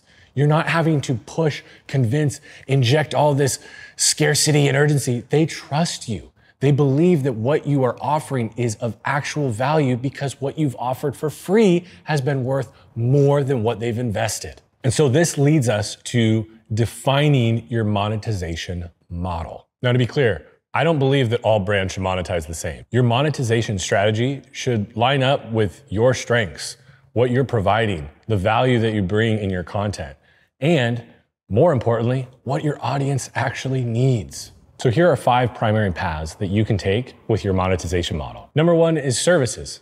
Think agency life, think consulting, think coaching. This is ideal for high touch, direct impact with your clients. You'll find this works well if you have deep expertise and people are already asking for your advice. Number 2 is products. This is digital or physical. Some examples of digital are ebooks, templates, playbooks, courses. One thing to note here is these are also very high margin, and so your profitability will be through the roof if you do this correctly. Now, a couple of examples for physical are like a physical book, or you could sell apparel. There's many different versions of this, but you're gonna find that digital is higher margins, and so I would encourage you to explore this and probably lean into more digital products earlier on so that you're able to scale. Number 3 is affiliates and sponsorships. If you've put the effort into building the trust, you're gonna be able to monetize through very intentional and strategic partnerships with people that align with your brand. Now, what I would recommend you do is don't shill out tools and programs or software that you don't actually use. Make sure that you're always pushing stuff that you actually use and believe in. Your brand is your most valuable asset. And if you end up pushing out a bunch of products that you don't believe in or use and that are actually garbage for your community, that pairing done consistently will create a bad brand effect for you. People will start to associate you with the shitty product. So make sure whatever you are pushing or promoting is something that you truly believe in and you know will be valuable for your audience. Number 4 is community and memberships. This can create recurring revenue for you via exclusive content, masterminds, online groups, or even paid newsletters. The list goes on and on. There's many different options for you in this realm. And the beauty of this is it's a great hub for your super fans and for you to go deeper with those fans and build a tighter connection and build greater loyalty with that audience. And number 5 is ads and content monetization. This looks like YouTube ad revenue, podcast sponsorships, or even newsletter ads. This is a very popular route to go, but what I would encourage you to do is pair this with one of the other monetization models. Typically in the beginning, you're not gonna be earning that much in sponsorships or ad revenue, but it is a nice thing to be able to potentially cover costs of production for your content. This is especially effective for the high traffic long-term brands. So like I said, in the beginning, you're not gonna see much traction on this monetization model. This is kind of like a nice to have or an add-on to an already established, more effective and consistent monetization model. Now, a pro tip here is if you're not sure where to start, I would encourage you to look at your email and your DMs and your comments. More than likely, you can see what your audience is already asking for, and then you can serve them what they already have identified they need. This will make it a lot easier to get conversions to occur. Next is share the knowledge, sell the execution. If you give away value freely, people will still pay for the help. A lot of people, and I completely understand why, fear sharing way too much of their information for free. They think, if I share everything I know, why would anybody ever pay me? But the reality is the more value you give, the more demand you create. The more value you give, the more trust you build. The more trust you have, the more likely someone is to convert. So here's the formula. Share the knowledge, sell the execution. Your best content should be so valuable that people feel compelled to act. But then when they go to act, they realize that the execution is overwhelming and they might not have the tools, resources, or knowledge to implement what you have told them to do. This is where the monetization comes into play. And as an example, I have modified my Harley Davidsons like an insane amount. One of my bikes, it's a Harley Davidson Road King Special. And I have done so much to it, you wouldn't even recognize it as a Road King now. When I went to upgrade my exhaust pipe, for example, I watched probably 100 different videos on YouTube on how to change the exhaust pipe. I just wanted to have the knowledge. I wanted to see what kind of pipes that I should choose between, what the best one was for my model. I consumed enough content to know exactly what to do. Now, if you know me, you know I'm not very mechanically inclined, like at all. And so in watching it, what it actually showed me was this is far too complicated and way too expensive of a vehicle for me to fuck up. So what am I gonna do? I'm gonna go to the Harley Davidson dealership that put content out for free showing me how I could go about doing that. And that's what I did. I ended up going and paying Harley to install the pipe. I didn't do it myself. And so they gave me all the knowledge and then they sold the execution. Another example is maybe you give away a framework that helps people land their first client. The knowledge is free, but the execution requires additional guidance, templates. That is what you sell. The execution of the knowledge. So the takeaway here is that the knowledge is free, but you charge for the execution. And now we're going to build your offer stack. A one-size-fits-all approach definitely will not work. We need something that is custom and tailored to each of us and what we are providing to the marketplace. Now, the best brands have multiple revenue streams, but guess what? They didn't start that way. Start with one offer, refine it, and then begin to expand. Don't start with 5 different offers. You're gonna confuse your audience. Make it very simple, make it something you can track and something that you can refine over time before you go about expanding. So here's a simple offer progression. 1, you put out free content. This builds trust and awareness. 2, create a lead magnet. Think mini course, SOP, checklist, playbook. This allows you to capture emails and phone numbers so that you're not just beholden to the algorithms of these platforms serving your content, but you have a direct line of access to your customers. Number 3 is you have your low ticket offer. This is usually somewhere between $10 and $100. Think ebooks, mini courses, or templates. And what this does is it removes the barrier of entry. Number 4 is a mid-ticket offer. Now this is anywhere from $500 to $5,000. I know that's a wide range, but it depends on what you're offering. Think group coaching, memberships to your community, or even really in-depth courses. These are for your highly committed buyers. And lastly, number 5 is your high-ticket offer. Think $10,000 plus. This is your one-on-one consulting, your agency services, or any done-for-you service that you can provide. And these are your very high ROI clients. Most successful brands don't start with their high ticket offer first. They establish trust and build awareness before ever offering that to the marketplace. There are some unique scenarios where maybe you have demand before you ever start making public content, but that is very, very rare. And the majority of you consuming this, if you're in the early stages, you are not at that point yet. You need to build more trust with your audience and get more people to be aware of who you are and what you offer before bringing a high ticket offer into the marketplace. Next, we're gonna let our content do the selling for us. Sales should feel natural, not forced. People hate feeling sold to, but they love buying from someone they trust. That's why your brand should bridge the gap between value and monetization. So how do we do this? Well, here is how you can let your content sell for you. 1, teach a valuable lesson and maybe end it with a soft CTA. Number 2 is share client success stories. Showcase how your offer helped them improve. Number 3, document your process. Show the behind the scenes of what you do and what you offer. Number 4, address common objections. Answer the unspoken concerns that are holding people back. Number 5, use lead magnets to capture data. Offer something valuable like a checklist, a playbook, a mini course, or a full in-depth course in exchange for an email so that you have direct access to your customers. Here's an example. Instead of saying, buy my ebook on personal branding, try, I helped John go from 0 to 10K followers in 4.5 months using this exact strategy. If you want the full system, I break it down in my ebook. There's a link in my bio. Do you see the difference there?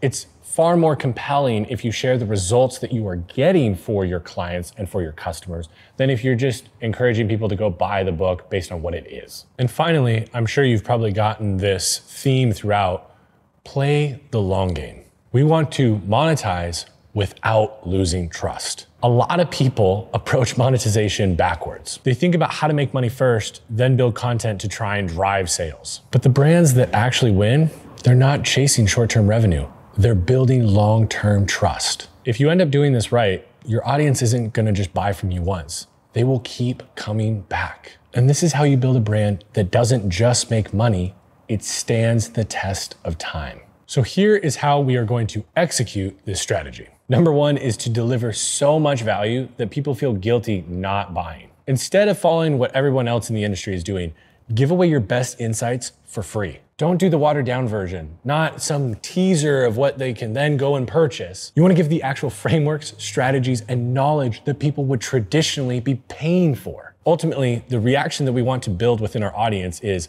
if this is what they're giving away for free, what the fuck are they charging for? When your free content drives real results, your audience isn't just going to be open to buying from you, they're going to feel compelled to buy from you. Number 2 is build a system where people continue to come back. Create a recurring content format. I'm talking like challenges, weekly breakdowns, anything that gets your audience to keep returning. You also want to make sure that your content is easy to find and easy to binge. Put together playlists, categorize it by topic. Make sure it's easy for your audience to consume this highly valuable free content you're putting out. The goal is to focus on long-term retention. How can we keep people engaged over months, not just days? Rather than thinking about a one-hit viral video, think more like Netflix, a series that you continue to come back to day after day, month after month. And number 3, and this is the most important one, protect your reputation at all costs.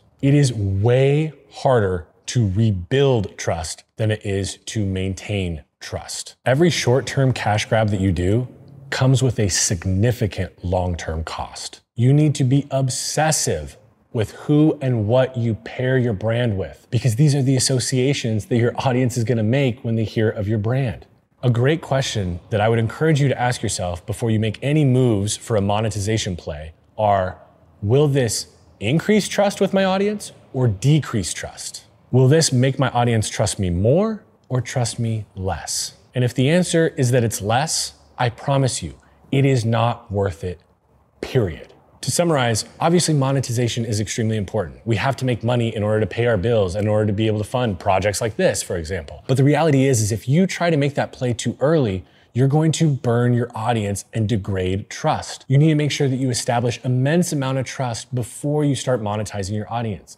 This is gonna make that monetization season, that play, so much easier for you and will allow you to continue to monetize down the road. The ones who are trying to make a short-term cash grab, what they're doing is feeding themselves today, but what they don't realize is they're making it difficult to feed themselves tomorrow. What you want to do is build a brand that allows you to continue to feed yourself day after day after day. But this only comes when you establish trust first. Whew, all right. That is exactly what I would do if I were building a brand from scratch. I hope you got a lot of value out of this, and I hope you plan on taking action. So in the spirit of taking action, please make sure that you download all the playbooks that we've given you throughout this entire course. It is my only goal that you not only consume this, but that you actually take action. That's what makes this whole time that you've invested worth it. It's pretty wild how much we were able to cover. So here's a quick refresher to remind you of every little thing that we went through.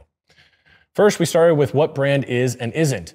Then we went to defining your brand, then positioning your brand.